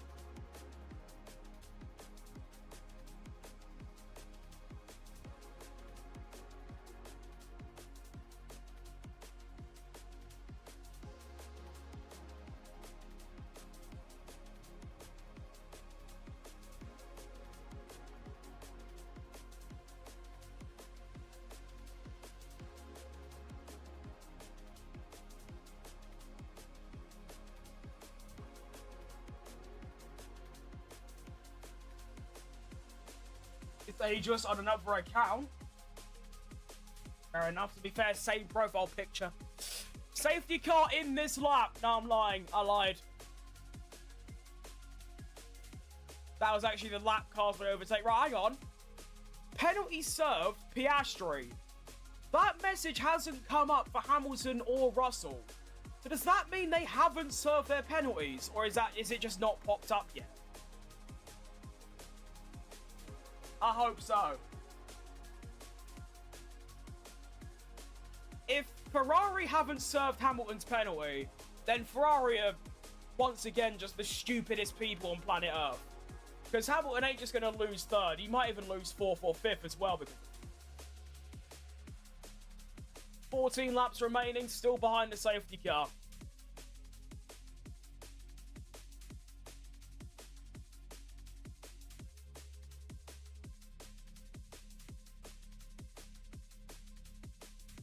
There's P6 for Gasly. That is quite legacy, to be honest.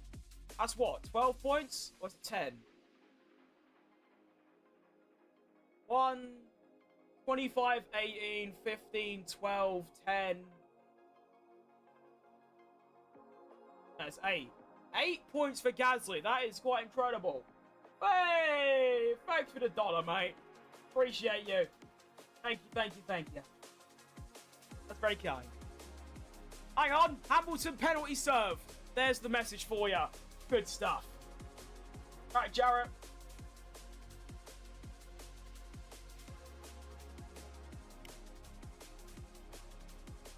I'll tell you what, it's going to take a while for these lap cars to catch up. I mean, look, we still have 56 seconds between Hadjar and Leclerc.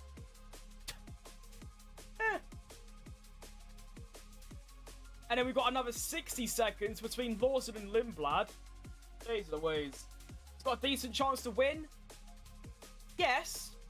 However, I still think it's going to require Antonelli cocking up something. Whether it's the restart or just crashing or something. I don't think Hamilton's going to be able to overtake him on track. Antonelli is simply too fast. And at the minute, he looks too composed as well. So, honestly, I'd be surprised if, even though we've got an exciting final 8 or 10 lap shootout with a safety car, I still don't think any positions are going to change, to be honest. Have faith. It's faith that... I don't know what I was going to say. Safety car in this lap. Safety car's coming in. We are going to have 13 laps of full speed racing. Kimi Anthony, Team Radio.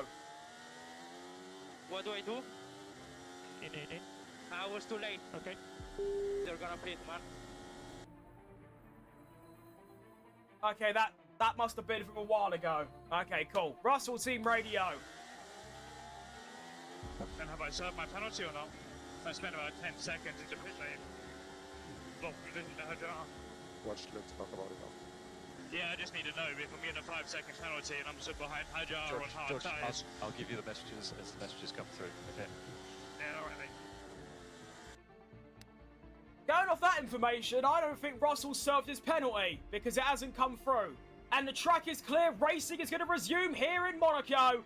George Russell could potentially lose points at this stage. Although saying that, Gasly's still 14 seconds behind Russell, so I'm not sure what's happened there, but we begin once again. And we have a yellow in Sector 18.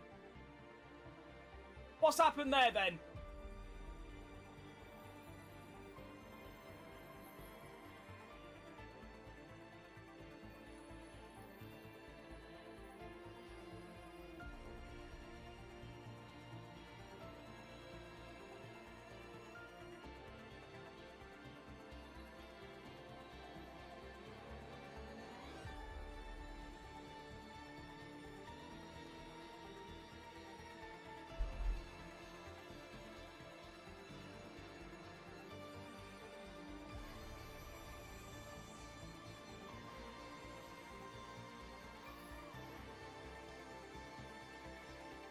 I'm freaking out. I'm freaking out. Leclerc has crashed out the race.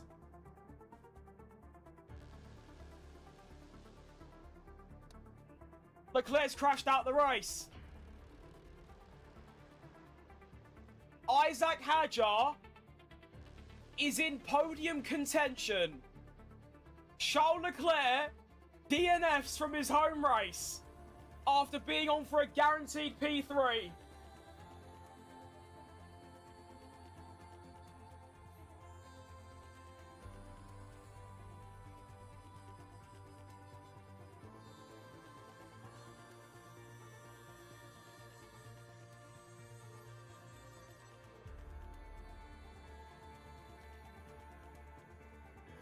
Watching the replay now, he comes round the final, the penultimate corner. All good. Final corner. What happened there?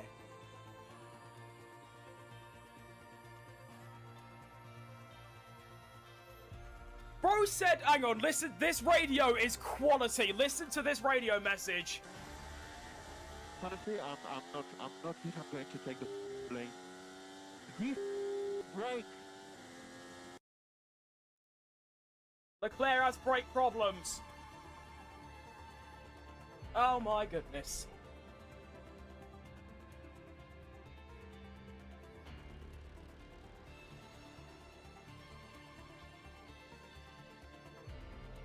I've woken up, I'm going to put it on TV. Yeah. I've seen what's happened though. He done the exact same thing as Stroll.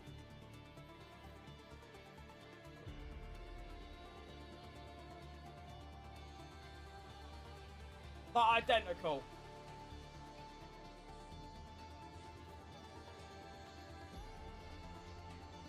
So that puts Gasly up to 5th. It puts Hadjar into 3rd. It puts Sainz into the top 10. What a time to be alive.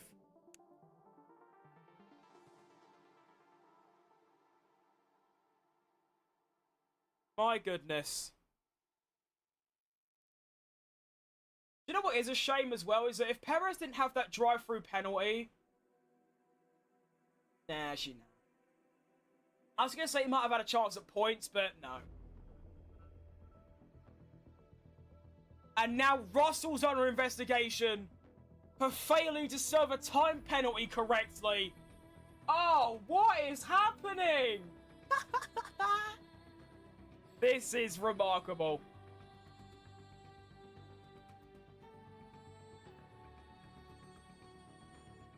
Ten laps remaining.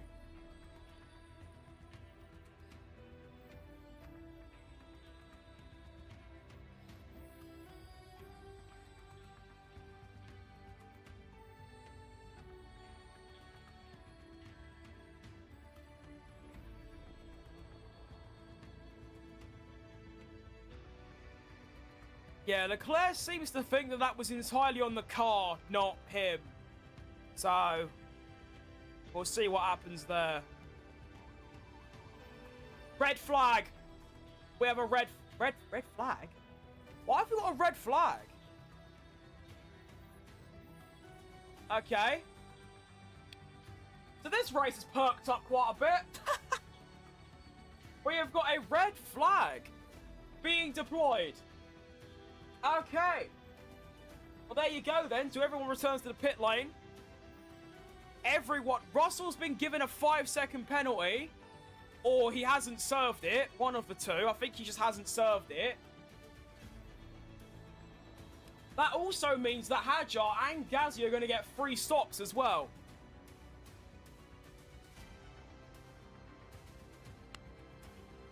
My word.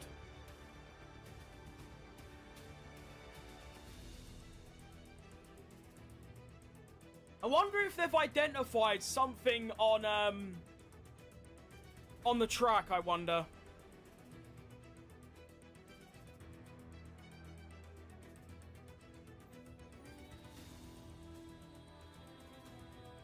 Wow, Anthony was in the pits for ages. Oh wow, they just didn't serve his penalty. Oh. They just didn't. Gasly 5-second penalty for speeding the pit lane. That's his 2nd penalty for speeding. You would never think that these drivers are the best drivers in the world, would you? Like, come on. You know, Russell just doesn't serve his penalty at all. Like, not even the slightest. So, Russell could potentially drop down quite massively here.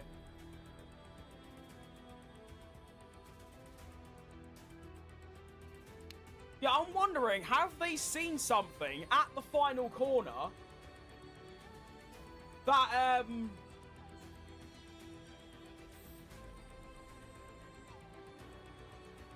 maybe the reason that Stroll and both Leclerc have crashed?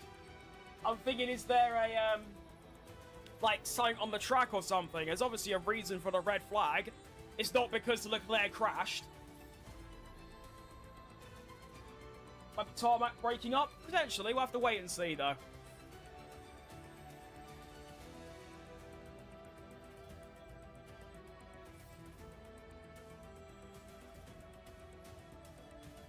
Nobody knows, but yeah, this race has suddenly become very, very exciting.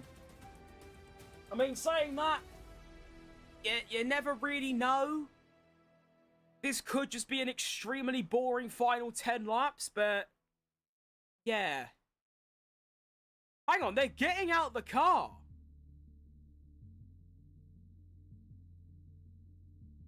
What could have possibly happened for them to need to get out the car?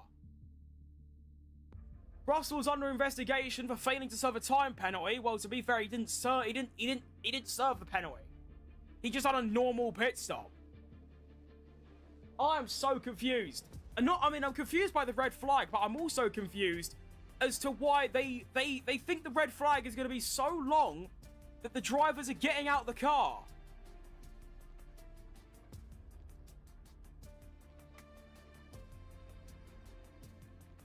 I have to wait and see for some recon, but I'm very confused.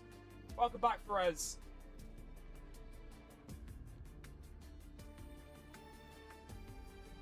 Can't believe it. Yeah, this race has gone a bit mad all of a sudden.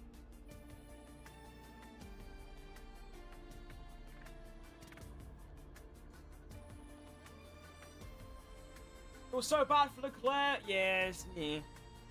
It depends. If it was his fault, I don't feel bad at all. But if it wasn't his problem, I mean, he said it wasn't, so I guess I'll believe him. Then yeah, I feel bad. If it wasn't his problem, then yeah, that's tough.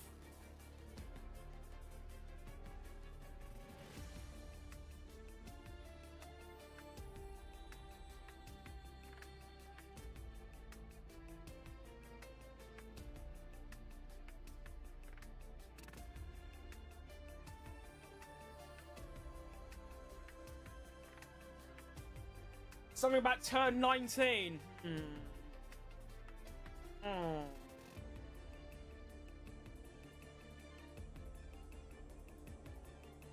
I mean, there are currently marshals, or some random people on... Is that Stefano? Hang on a minute here. They've got some weird lorry contraption thing on track that's clearing up some stuff. Did you read a red flag for that? Just a bit of loose gravel that, I don't know, you'd find on a road. And it's almost like Monaco is a road. Imagine being in your very last lap in your home race, having a decent chance to win, and your brakes lock up. Yeah, but he didn't have a chance to win, but a podium is still lovely in your home race. And now you're also going to lose 18 points to your teammate, which is, of course, less than ideal. I mean, if we look at the driver standings so far, you're not going to even see that, kind of. Antonelli's going to have a stupidly high lead over Russell. Hamilton is going to be on 90, Leclerc 75. Still. Norris will stay on 58. Piastri doesn't even pass Norris, despite Norris DNFing. So, you know, Piastri's dropping a bit of a stinker. Currently on for 8 points. Gasly on for 10 points. Gasly with that 10 points doesn't go up position, but he'll be ahead of Behrman. Be ahead of Lawson by a large margin. 22 ahead of Behrman. And he'll only be 13 off Verstappen. Constructors, Alpine currently picking up 10 points. That puts them onto 45. Red Bull getting 15. That puts them on 62. And then Ferrari getting 18. McLaren only getting 8. Mercedes on for 30-something. Ease. And Williams as well. Double points as it currently stands. PA and P10. So that, P9 and 10. That's obviously, that's 3 points. That puts them up to 10. Racing Bulls are on 21? Where'd they get that from? Well, they're going to gain 10.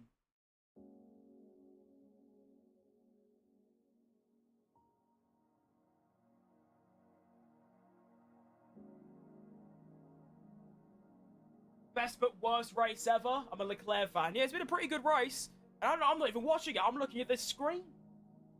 As the Leclerc fan and Max fan, pray for my mental health. Yeah, that is a real rough day for you, isn't it? Although, to be fair, I'm a Perez fan, so I'm kind of used to those feelings pretty much every single race weekend. So I'm kind of immune to it. A potentially broken pit lane speed trap and a broken track. I mean, it would make sense that the pit lane speed camera's broken, considering how often... I mean, we've had 6 penalties for speeding in the pit lane. 2 for Gasly, Colapinto, Russell, Hamilton, and Piastri. Race can end right now.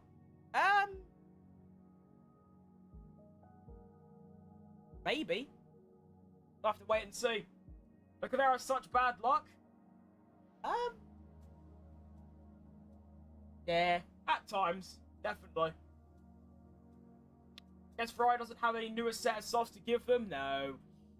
Well, you gotta think, when they put these tyres on, they were 4 laps old, but we haven't done any racing laps since then. They're basically still 4 laps old, because they haven't done racing speed laps at all since they put them on.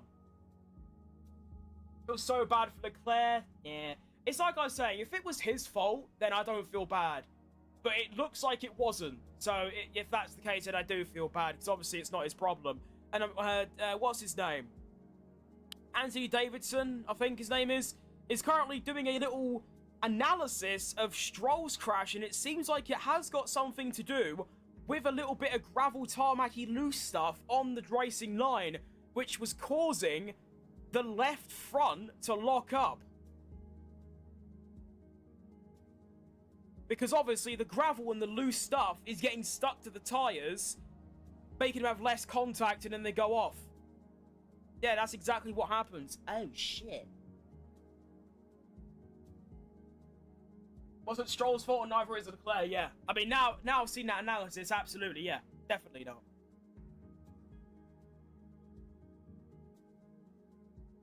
Now looking at Leclerc's crash, it seems like the exact same thing happened.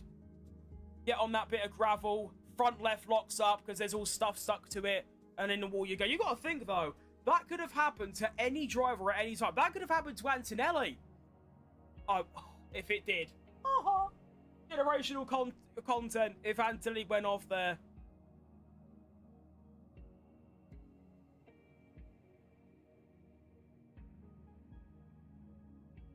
Max out, mate. He's been out for 68 laps. He didn't even complete one lap. He didn't bother.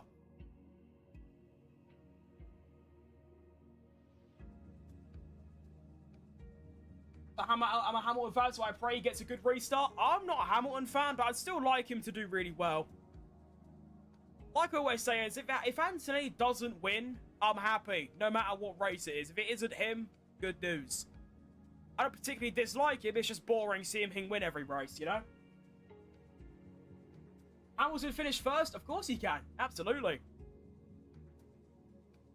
He just needs a good restart, and he also needs Antonelli to do something wrong, really.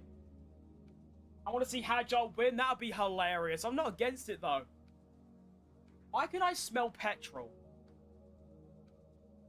How about that?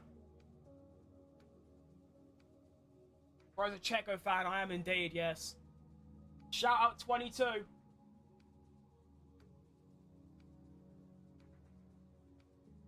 Doing pretty well. Perez, in my opinion, and obviously it's biased because it's my opinion, I think he's easily top 6, top 7 drivers on the grid this year. In terms of getting the most out of their cars. I think Verstappen ain't better. Hadjar's been noted for a safety car infringement. I'll keep an eye on that. Antonelli's obviously better. Hamilton, Leclerc. Gasly. Maybe Norris? Sainz. Wait. Anthony, Hamilton, Leclerc. Gasly, Norris, Sainz. Yeah, I think he's 7th best. I mean, obviously, Antonelli, Hamilton, and Leclerc is self-explanatory. Norris, when his car isn't blowing up, he's unbelievably fast. But even then, I might even put Perez ahead of him. Sainz has been doing miracles in that Williams. Again, I could easily put Perez ahead of him. I'm just trying to be as little biased as possible. I want Leclerc to win. Can that happen? Bad news. Excuse me. Bad news, fella. Bad news. Now, Leclerc's given up. He's just walking down the pit lane. Nice. Full on given up. I mean, obviously, there's no reason for him to be there, but still, it's funny just seeing him walk off. The steward's giving him a round of applause, like, oh, good try, mate, long day. Right, resumption order. Of course, is going to be Antonelli, Hamilton, Hadjar, Russell, Gasly, Piastri, Lawson, Lindblad, Sainz, Albon, Sainz. It's what you're seeing is the restart order. There you go, good stuff. I'd like Hadjar to get a penalty, though, because Russell getting onto the podium would be quite funny. Considering he got lapped by his teammate, to be on the podium with him and be like, Anthony's like, he's going to be like, where'd you come from? What happened to Behrman? I think he just had a car problem, and they had to DNF. Same as pretty much everyone apart from Stroll and Leclerc. Does Russell have that penalty? He does, yeah.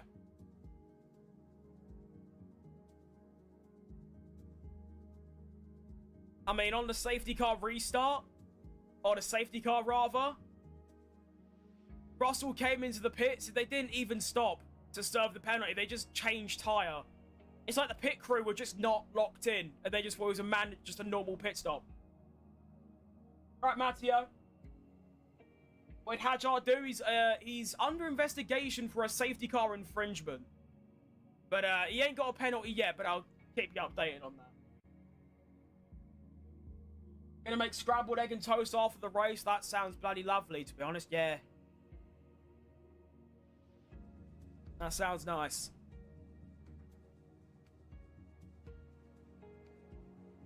Yeah, as far as I'm seeing, I didn't see no penalty serve Russell. And looking at the replay, Russell just did a normal stop. So yeah, that could mean if Gasly could stay close to Russell and Hadjar, Gasly could be on for a podium.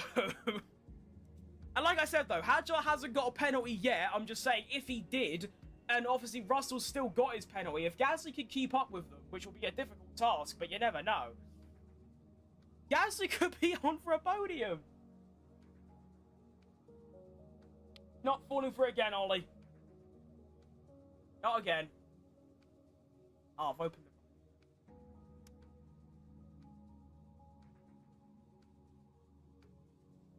the... push cars to front in order. Who are those? What are those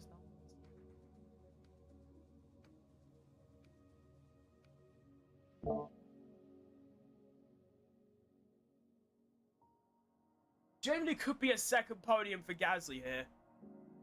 Oh, I've accidentally turned on my voice changer. Oh, shit.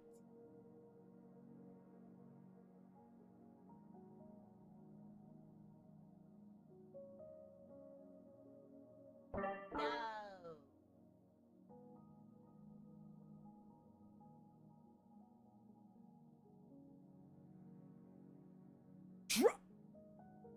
Drive-through penalty for George Russell for failing to serve the time penalty!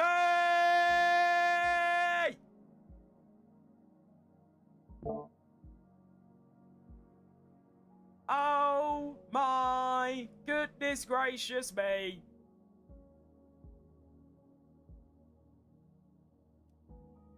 Bro, Ollie, it's not. I can see it on my screen. No.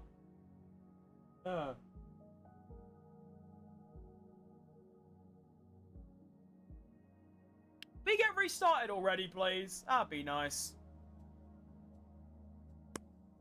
It's already 4 PM. This race has been 2 hours long so far, and I tell you what, considering it's Monaco, I think it's been a really, really good time. Usually I get really bored on these race streams, but this has been really entertaining. As it makes sense, a failed penalty should just be added regardless. Why penalise him extra? It's always worked like that, to be fair. It's because the way the FIA see it is that they don't think, oh, he's just doing a normal pit stop, he'll serve his penalty at the end of the race. No, they think they've attempted to serve it and cocked it up, so they then give him another penalty. So, if Russell doesn't serve that penalty, that should mean, I think it's a 10-second or a 20-second on top. So that's a 15-second penalty, potentially, which means Russell is effectively out of the points at this stage, which means Antonelli is going to have another 25 points on his teammate's head. And because of Leclerc's DNF, Hamilton is going to be the top scorer here today, which means Hamilton's going to go to 90, Antonelli 155. 156. That means Antonelli is going to have a 60-odd something point more than that in the driver's standings. This kid is not only really fast, but also arguably, in my opinion, the luckiest driver we have seen in quite a few years. Especially in Japan, Canada, and Monaco. Canada is teammate DNFs on the one time Russell was quicker. Miami, that was a good strategy. Monaco, Russell gets 2 penalties, one of them wasn't his fault. Leclerc and Norris and Verstappen both DNFing. Japan was like 6th at one point, got up to 2nd or whatever, and then a safety car got him the win.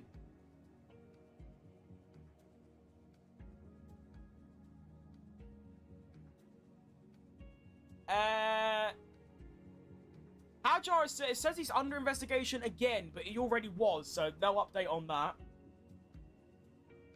If they end the race now, would that mean Leclerc's P3 still? I think so, yes. I believe that is how that works. It's the previous... I think it's the previous, like, racing lap, which would have been quite a while ago, which means it'd be Antonelli, Hamilton, Leclerc, Hadjar, Russell. I think it'd just be that top 10, but Leclerc in third. I'm not sure, though. I need some recon on that.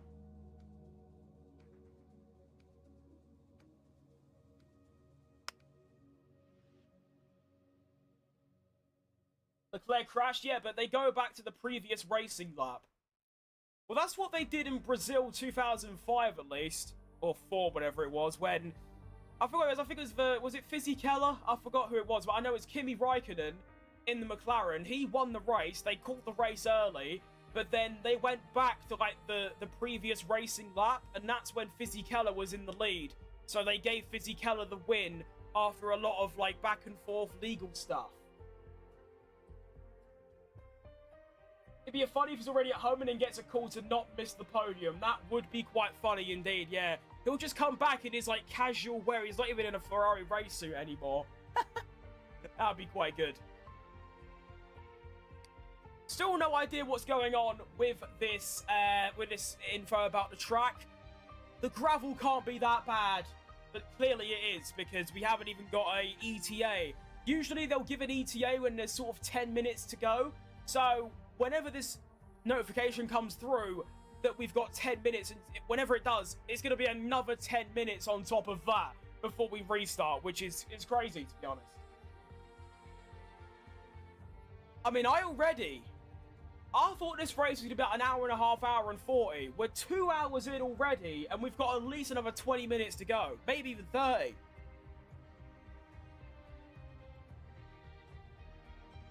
I mean, the drivers aren't even in the pit lane yet, or back in the cars or anything. They're still just chilling. Right, Seffi.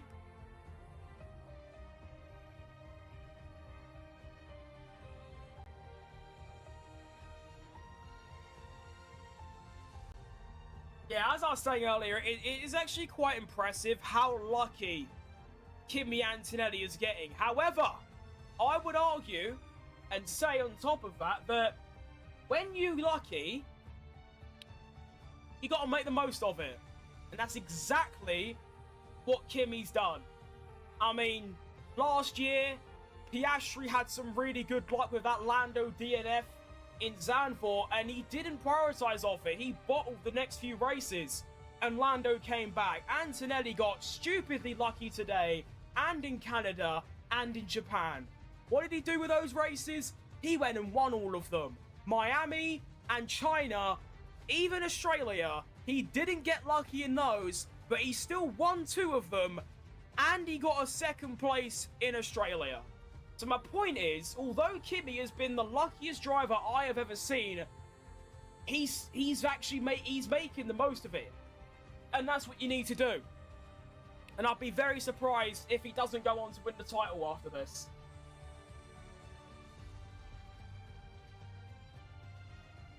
That is true, the race has a 3-hour limit. Although, to be fair, since it's Monaco, that rule might not apply. Because obviously that rule applies in normal race circuits because there's other racing that goes on. Not just F2 and 3, but also, like, GT stuff. Whereas Monaco, that's not the case, but it's probably the same rule. Oh! Incident involving Hamilton under investigation, safety car infringement. The stewards have been well busy today. George Russell Team Radio. Hi Josh, 10 car left. Way more than 10 car left. Copy. All this guy does is complain when he's actually quite mid.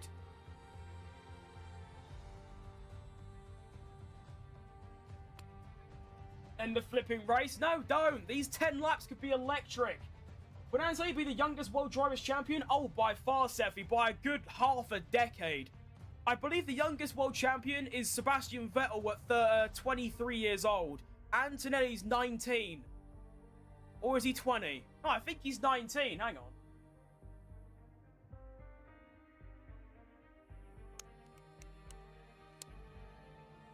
Yeah, he's 19.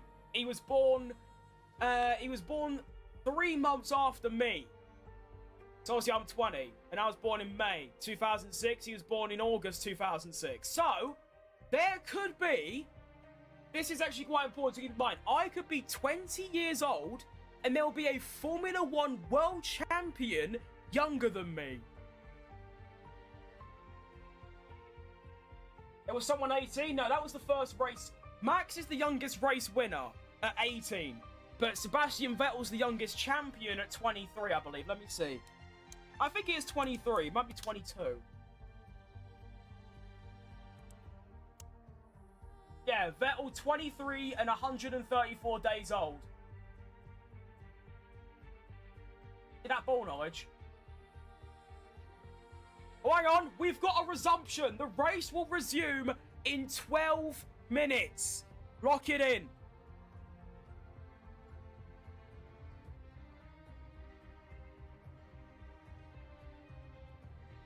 So, yeah, Antonelli, I mean, he's currently, it'd be just under 4 years. Because he's currently 19, but he's also, wait, hang on, he'll be 20, wouldn't he? Yeah, because the F1 season ends in December. At that point, he'll be 20 years old. So, he'll still be 3 years above the record. Damn. Hilarious.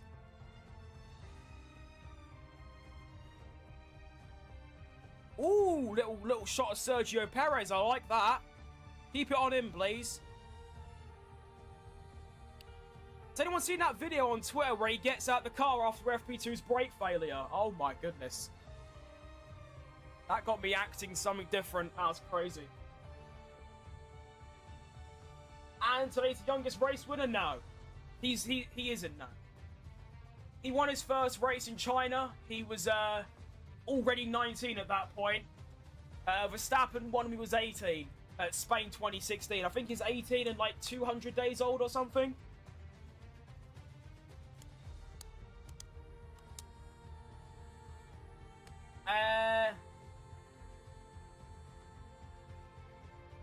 Doesn't say, but there you go. Oh yeah. 18 years and 7 months. Antonelli's 19 years and 6 months. So basically a year off.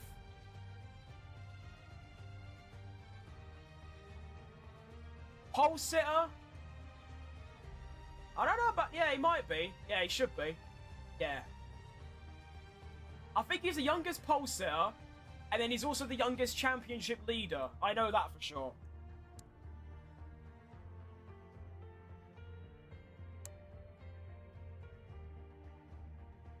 Yeah.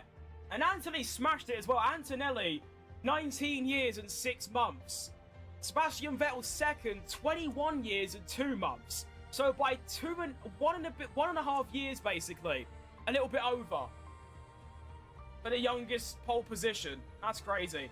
It's actually amazing how Verstappen got his first win when he was 18. He didn't get his first pole until he was 21. So 3 extra years, of course. His first win was Spain 2016. His first pole was Hungary 2019. So there you go. After the chaos and the penalties, Piastri will win. I mean, you never know. I mean, Russell's got that. He's got a drive-through. So basically, Russell's out of it at this stage. So Gasly could move up to 4th. Piastri 5th. Hajar hasn't got a penalty yet, but he is under investigation for a infringement. So we'll see what happens there. Top 3, though. Actually, no, Hamilton's under investigation as well. So Antonelli and Lawson are the only clean drivers throughout the entirety of this race. Hamilton's got a penalty and he's under investigation. Hajar's under investigation. Russell's got 2 penalties. Gasly's got 2 penalties. Piastri's got a penalty.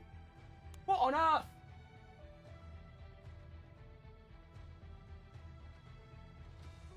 So you get eye strain while staring down that bright screen?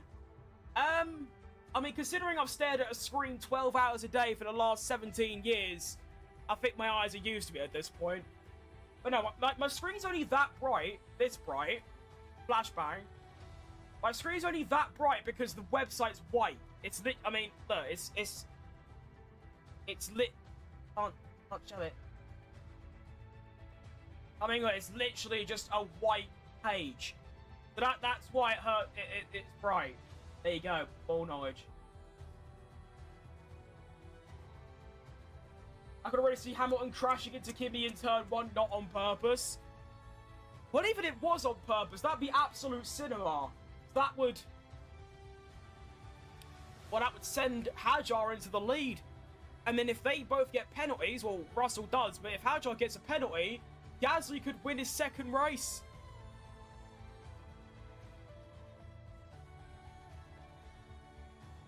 I want Hamilton to win. I do as well, mate. I'm still 100% confident that Hamilton will win a race this season.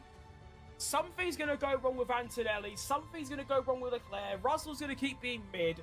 And Hamilton will win a race. I'm predicting Silverstone, Spa, or Brazil. He's got to win a race this season.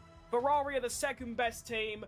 Mercedes just need one cock up. And there you go. We're in.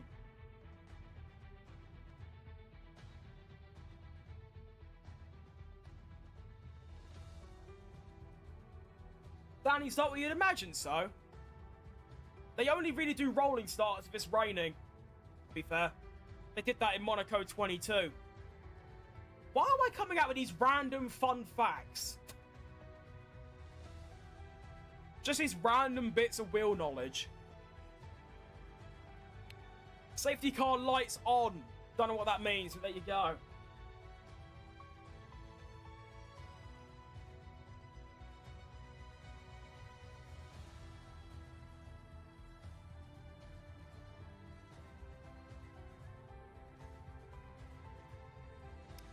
T-minus 5 minutes until we start. I believe it's a standing start. I believe it is a standing start. What Ollie's telling me is that. I believe him.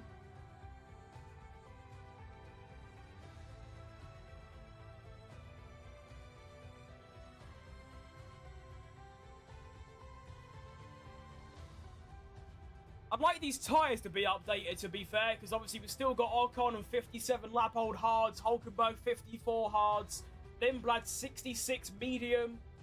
You'd think they'd all put on the newest soft tyre they have available, wouldn't ya?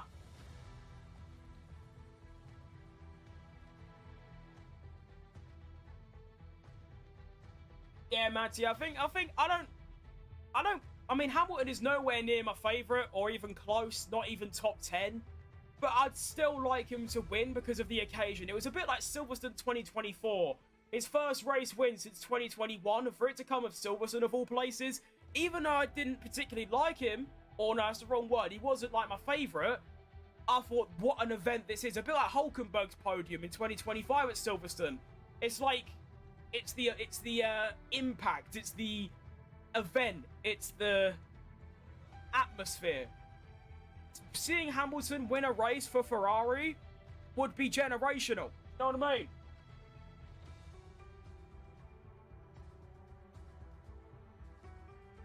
Two hours, I could go and buy a caravan in this time. You do a lot of things in 2 hours, to be fair. I could have made a whole YouTube video in that time. Who's the best driver ever? I mean, perfectly valid opinion. I think he's fourth, in my opinion. But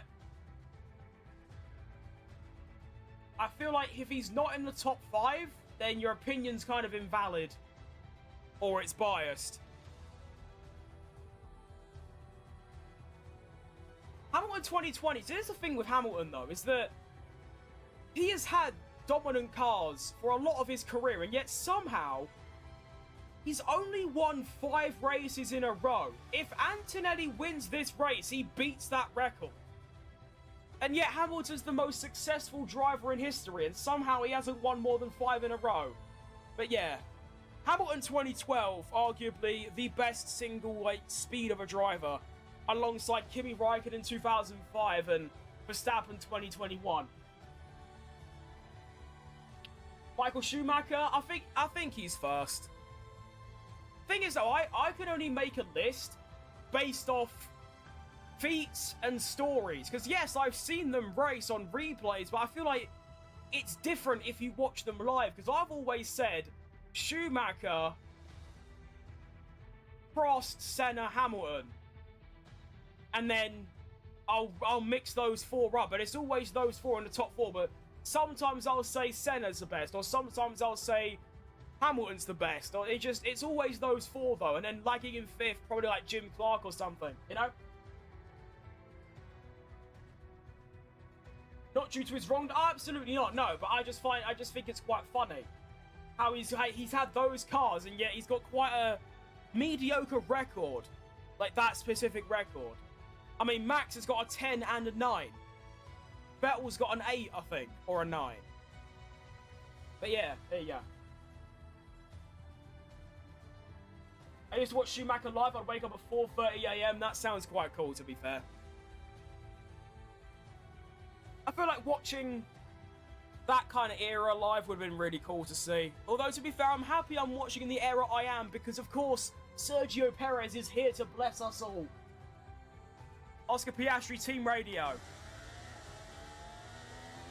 Oscar, the FIA have said unlikely to straight to the standing restart. There'll be some laps behind the safety car. They've said they'll take a very dim view of people leaving more than 10 car lengths. Don't know what anything he's just said, but there you go. We also appreciate Arvid Lindblad being 2,000 seconds behind his teammate. Just the 2,000 seconds, you know? It's not that long. Really, is it? Only the what?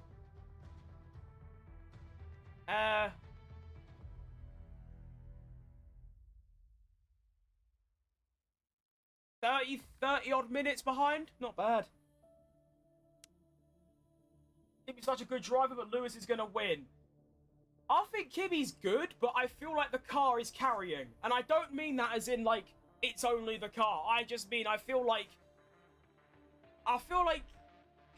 he doesn't quite break into that Hamilton, Verstappen, Alonso, Vettel kind of debate in terms of like recent drivers, and obviously Norris because he's a world champion.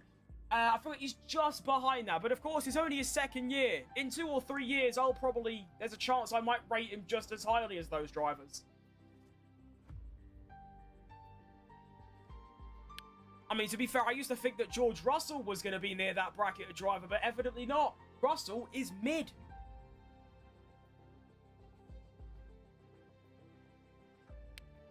So we are going to see a few laps behind the safety car. So it isn't just whip round, line up and go. We are going to have a few laps behind the safety car. I imagine it will tell me when the safety car is going to come in. And then I don't know if we're going to have a standing or rolling start from there.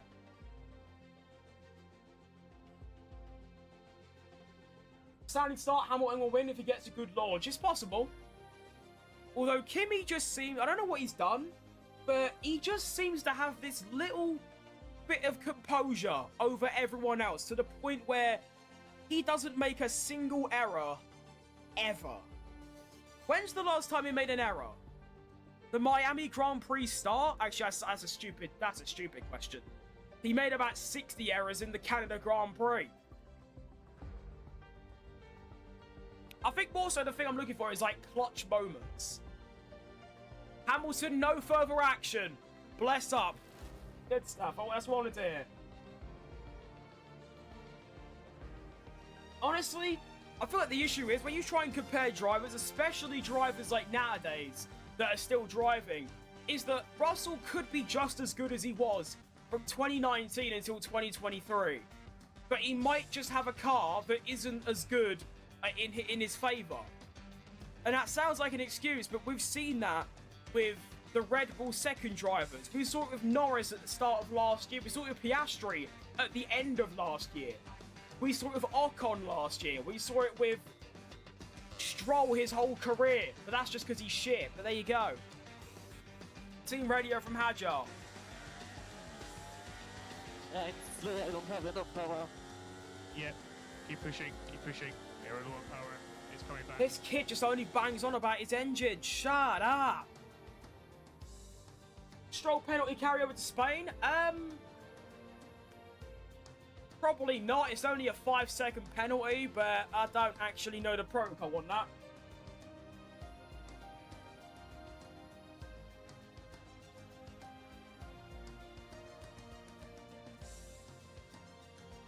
Oh, what's happened there? Why is my whole thing laps. Sorry, I copped up.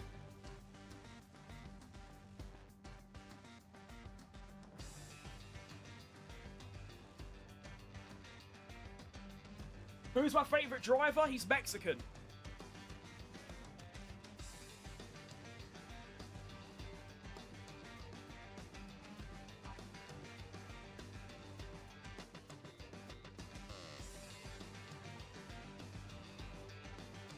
Ow. And no, it's not Esteban Gutierrez. Perez, spot on, mate. And we have just received info it's going to be a standing start. So then, the cars are lining up, as you can see, because they haven't finished the lap. We are going to have 9 laps. Or is it 8? 8 or 9 laps of full-speed racing with the entire grid on brand new or slightly used soft tyres. Here we go then. Wait until this, as soon as this mini sector goes to nothing, we will be underway. Here we go. Lock it in, everyone. We're about to get underway after a very long wait. Here we go. Any second now.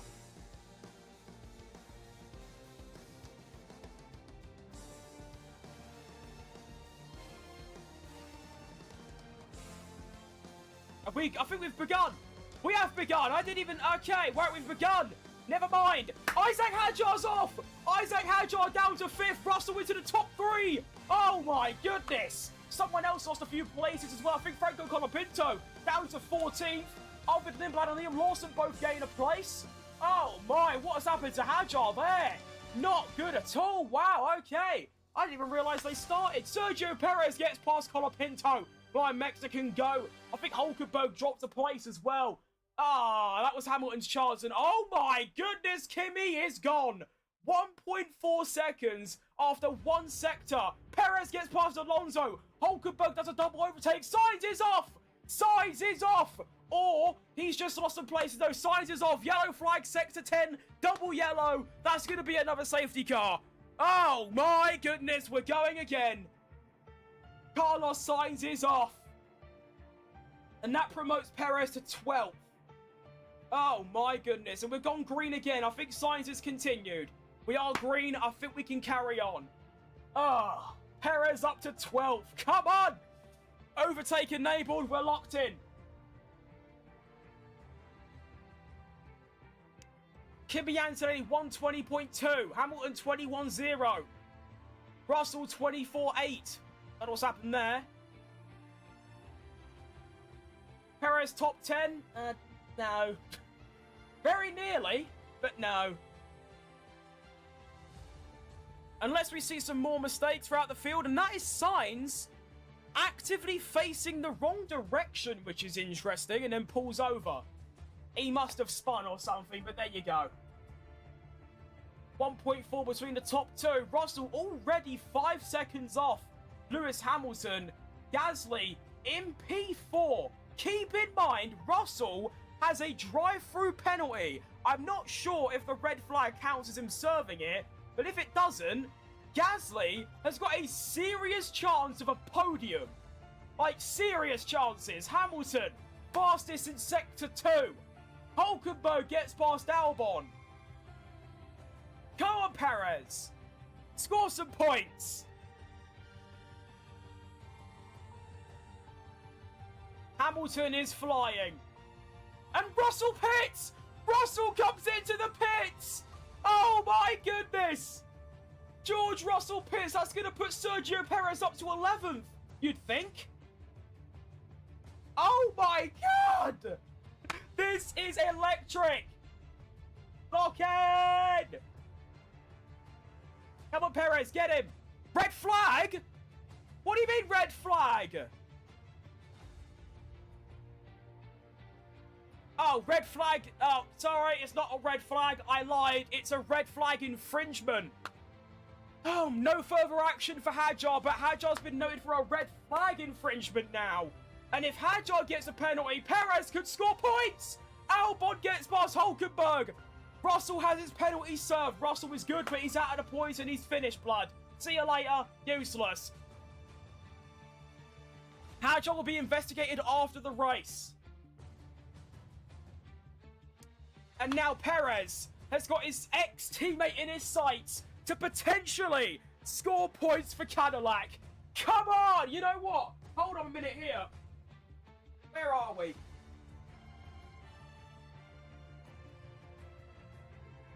Where? That's the one. Yeah. These are all my F1 shirts, by the way. Don't mind me.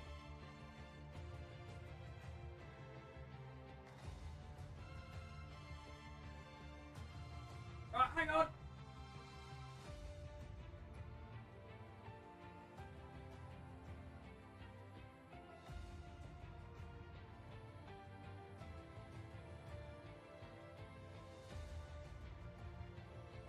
Lock it in! Lock it in! We've got the Perez shirt on now, boys. Come on! Come on! What do you mean I got no memory? Not like this. 2 seconds out in front for Antonelli. Blood is gone. Colapinto and Sainz has been noted for causing a collision. Both of them are behind Perez, though, so this means nothing to me. Perez 1.4 behind Ocon. No, Perez, please. We need someone to crash. Lap 74 is about to begin, or end, sorry. Antonelli 1 minute 13.9. Lewis Hamilton 1 minute 14.6. Gasly 11 seconds behind Hamilton, but so far is in podium contention. Go on, Perez. Go on, Gasly. Go on, Hamilton. Go on, Piastri. Come on. What a race we're having in Monaco. What a race.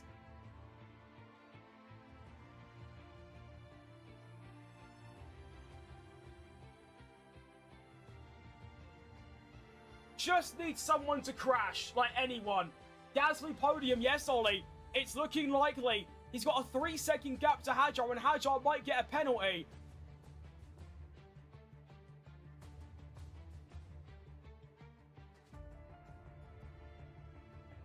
Oh my goodness. I am shitting bricks. No, no, no, no, no, no, no, no! What do you mean Perez has been noted for another false start? No, please! Not like this! No! His best result for Cadillac is gonna get ruined! Please! I'm moving my entire sim rig at this point. I'm pissed.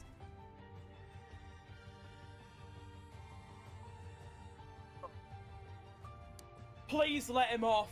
Please let him off. Please. Please, just, it will slip you a tenner. Just let him off. Italian Grand Prix is my favourite because of those light turns and long tunnel with chicane. Long tunnel?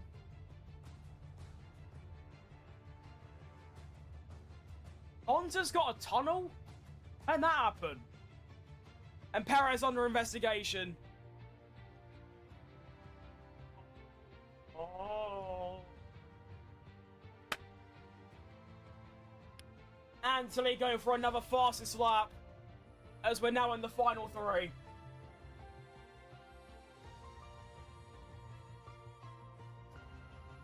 But straight away after those little turns. Are you talking about the track we're currently on? Kimi plus crash. Yeah, that'd be just a very, very mild crash.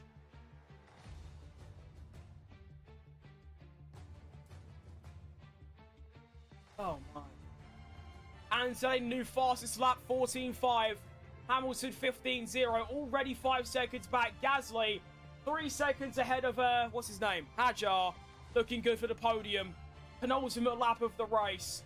Sergio Perez 2 seconds behind Ocon at this point. The 11th would be nice for the constructors with Aston Martin, but I think he's going to get another penalty here, which is not obviously ideal.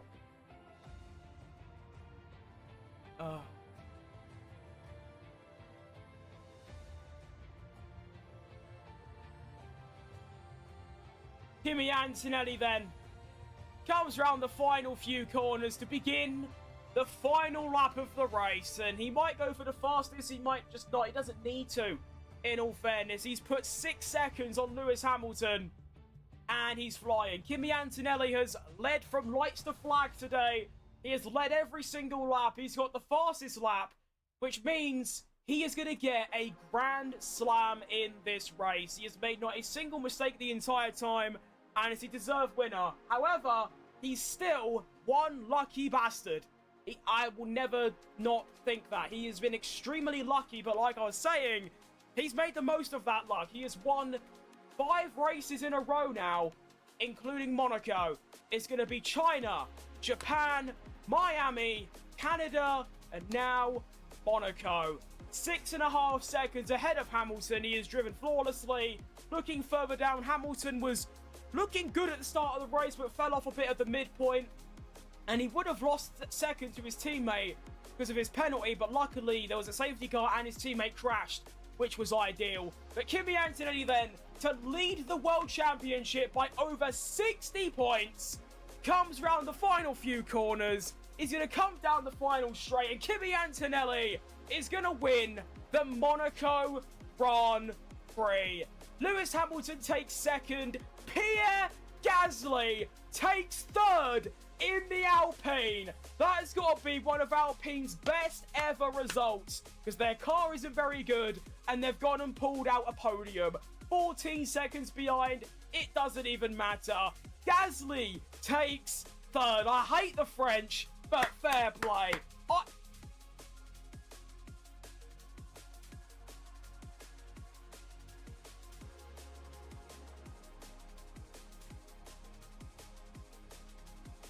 Oh. Do you know what's happened there?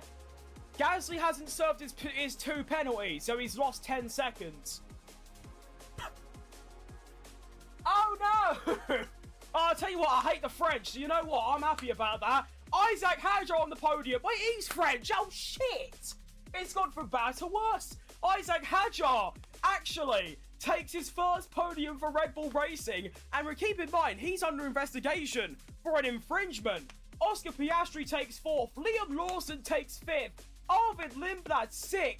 In the Racing Bulls, Gasly finishes 7th with his penalties, Albon 8th, Hulkenberg 9th, Ocon 10th, Sergio Perez 1 position away from a potential points finish. And keep in mind, he had a drive-through penalty earlier on in the race. If he didn't have that drive-through, he could have actually finished P10 today. Alonso 12th, Bortoletto 13th, Russell 14th, Colapinto 15th, Sainz, Leclerc, Stroll, Norris, Bevan, Bottas, and Max Verstappen all retire from the Grand Prix. Hulkenberg gets a Oh my God! No! No! No! No! No! No! No! No! No! No! No! No! No! No! No way! No! No! No! No! No! This life is real. This is not really happening. No way! Oh my idiot!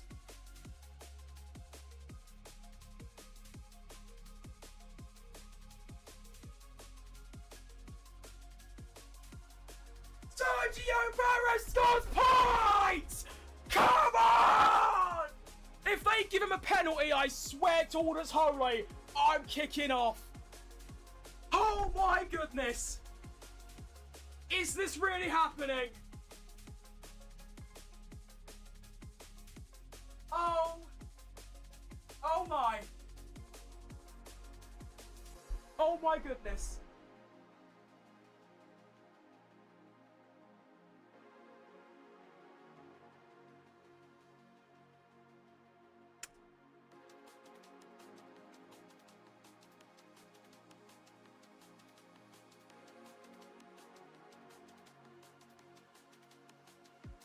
I swear to all that's good in this world, if they give Perez a penalty,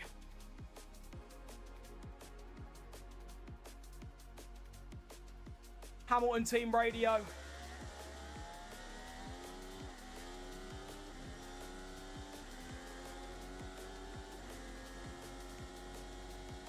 How unlucky is Gasly? He's not unlucky at all. He's the one that got the 2 penalties. And well done, Lewis. Great job, guys. Sorry I couldn't pull the win.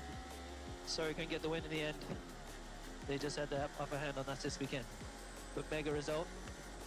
Really grateful for all the hard work and let's continue to push. Thank you. Grazie a tutti. Sorry, I'm getting a bit emotional. Today we can be happy. No, it sounds a bit parasocial, but I do care quite a lot.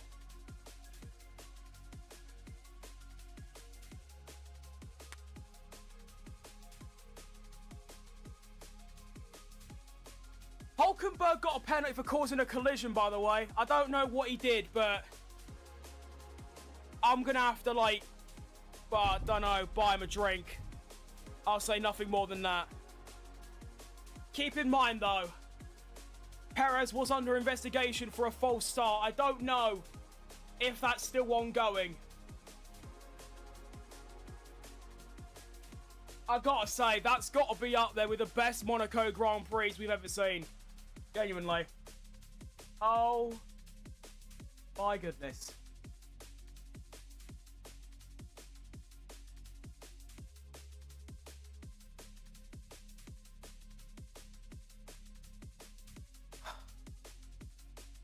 I'm just waiting around because I'm trying to see if I'm going to get any confirmation of any penalty for Perez. If it does, then I might just not stream again, in all honesty.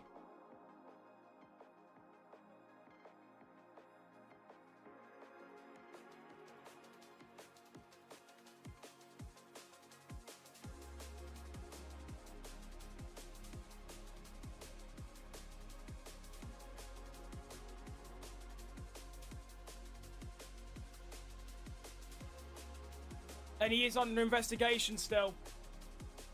Oh no.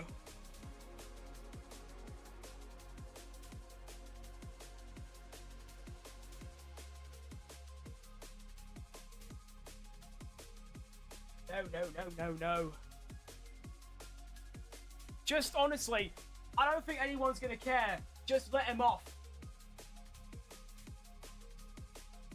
Just please, just let him off.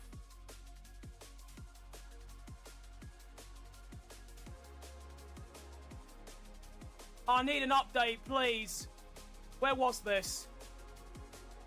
Perez is being investigated after the race. No. Oh, that's awful. You can't do it after the race. You can't do it after. Do it now.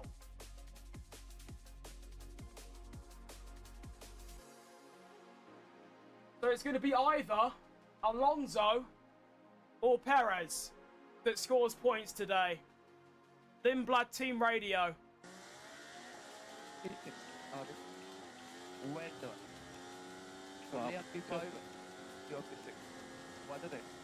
Wow, congratulations everyone. Unbelievable result. Amazing work. Yeah, thank you to everyone.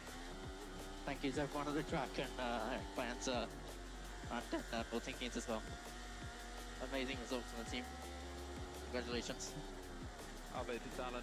Well done, mate. Thank you for your patience. Thank you for your team play, and it paid off. Brilliant stuff. Yeah, congratulations, guys. Thanks, Alan. It was a real team effort today. We got some luck, but amazing execution from everyone. So thank you. Well done. Everyone is beaming big time here. Very good effort. I mean, I do have to say, driver of the day is easily Antonelli, but Lawson, Lindblad, Gasly. No, not Gasly. It's got to be Antonelli, Lawson, or Lindblad. Probably Lawson or Antonelli. No, it is Antonelli. Yeah, it is.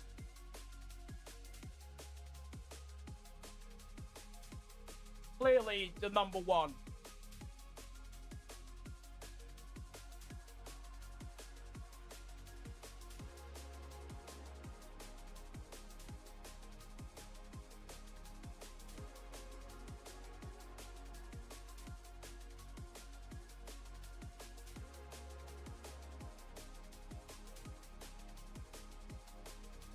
I need, oh, no.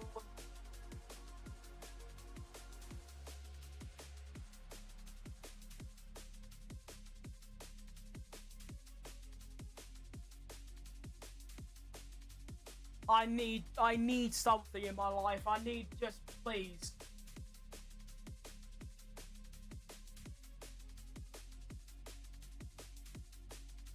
Okay. I don't think the driver standings will be updated, but let's have a look.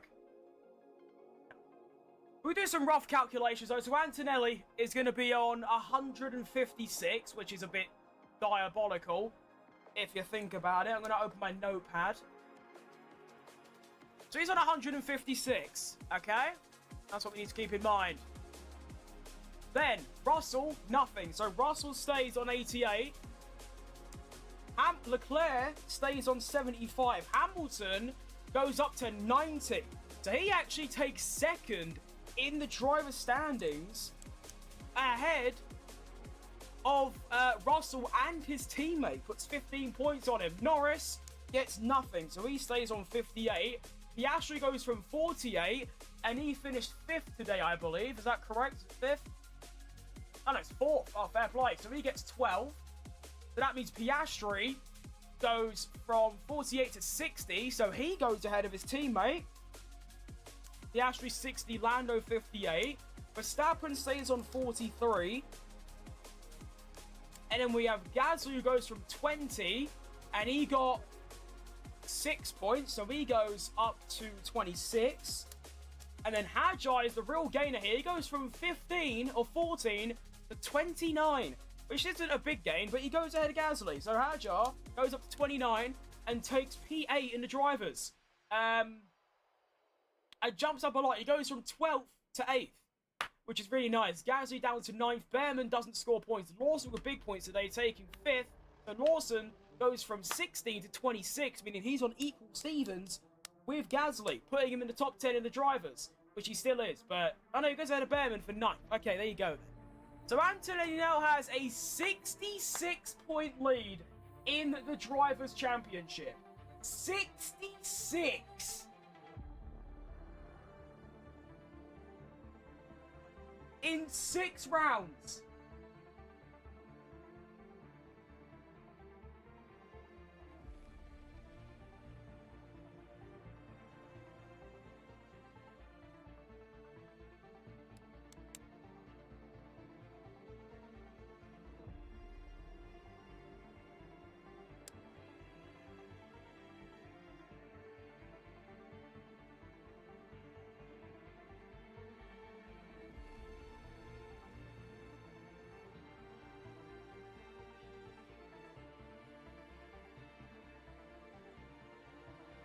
I need... Oh, please. I need to know.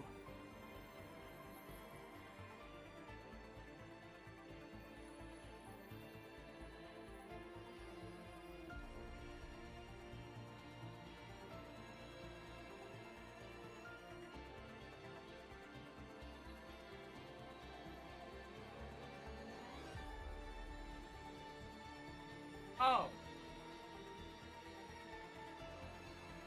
Hang on. Wait. I've just seen, apparently, Perez's first safety car, or his first grid infringement, which, at the start of the race, apparently was because he started 16th rather than 18th on the grid. How do you even manage that?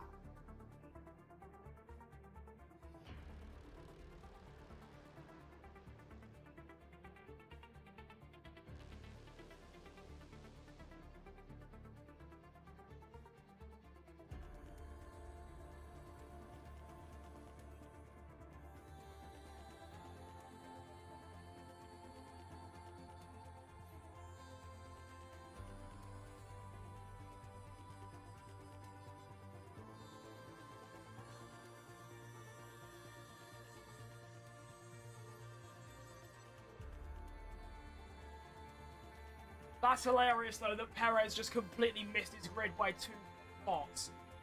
How do you even manage that?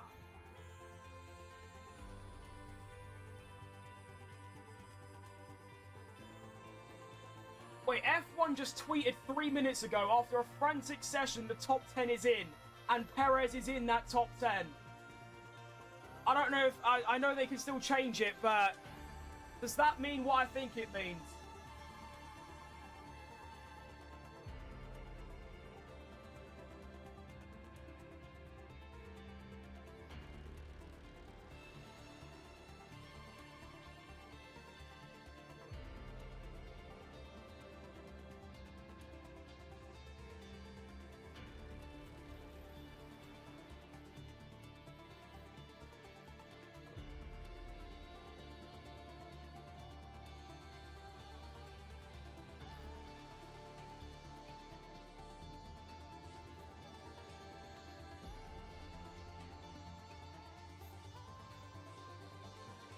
Isaac Hajar... Oh, because the first Red Bull Junior. Oh, I see.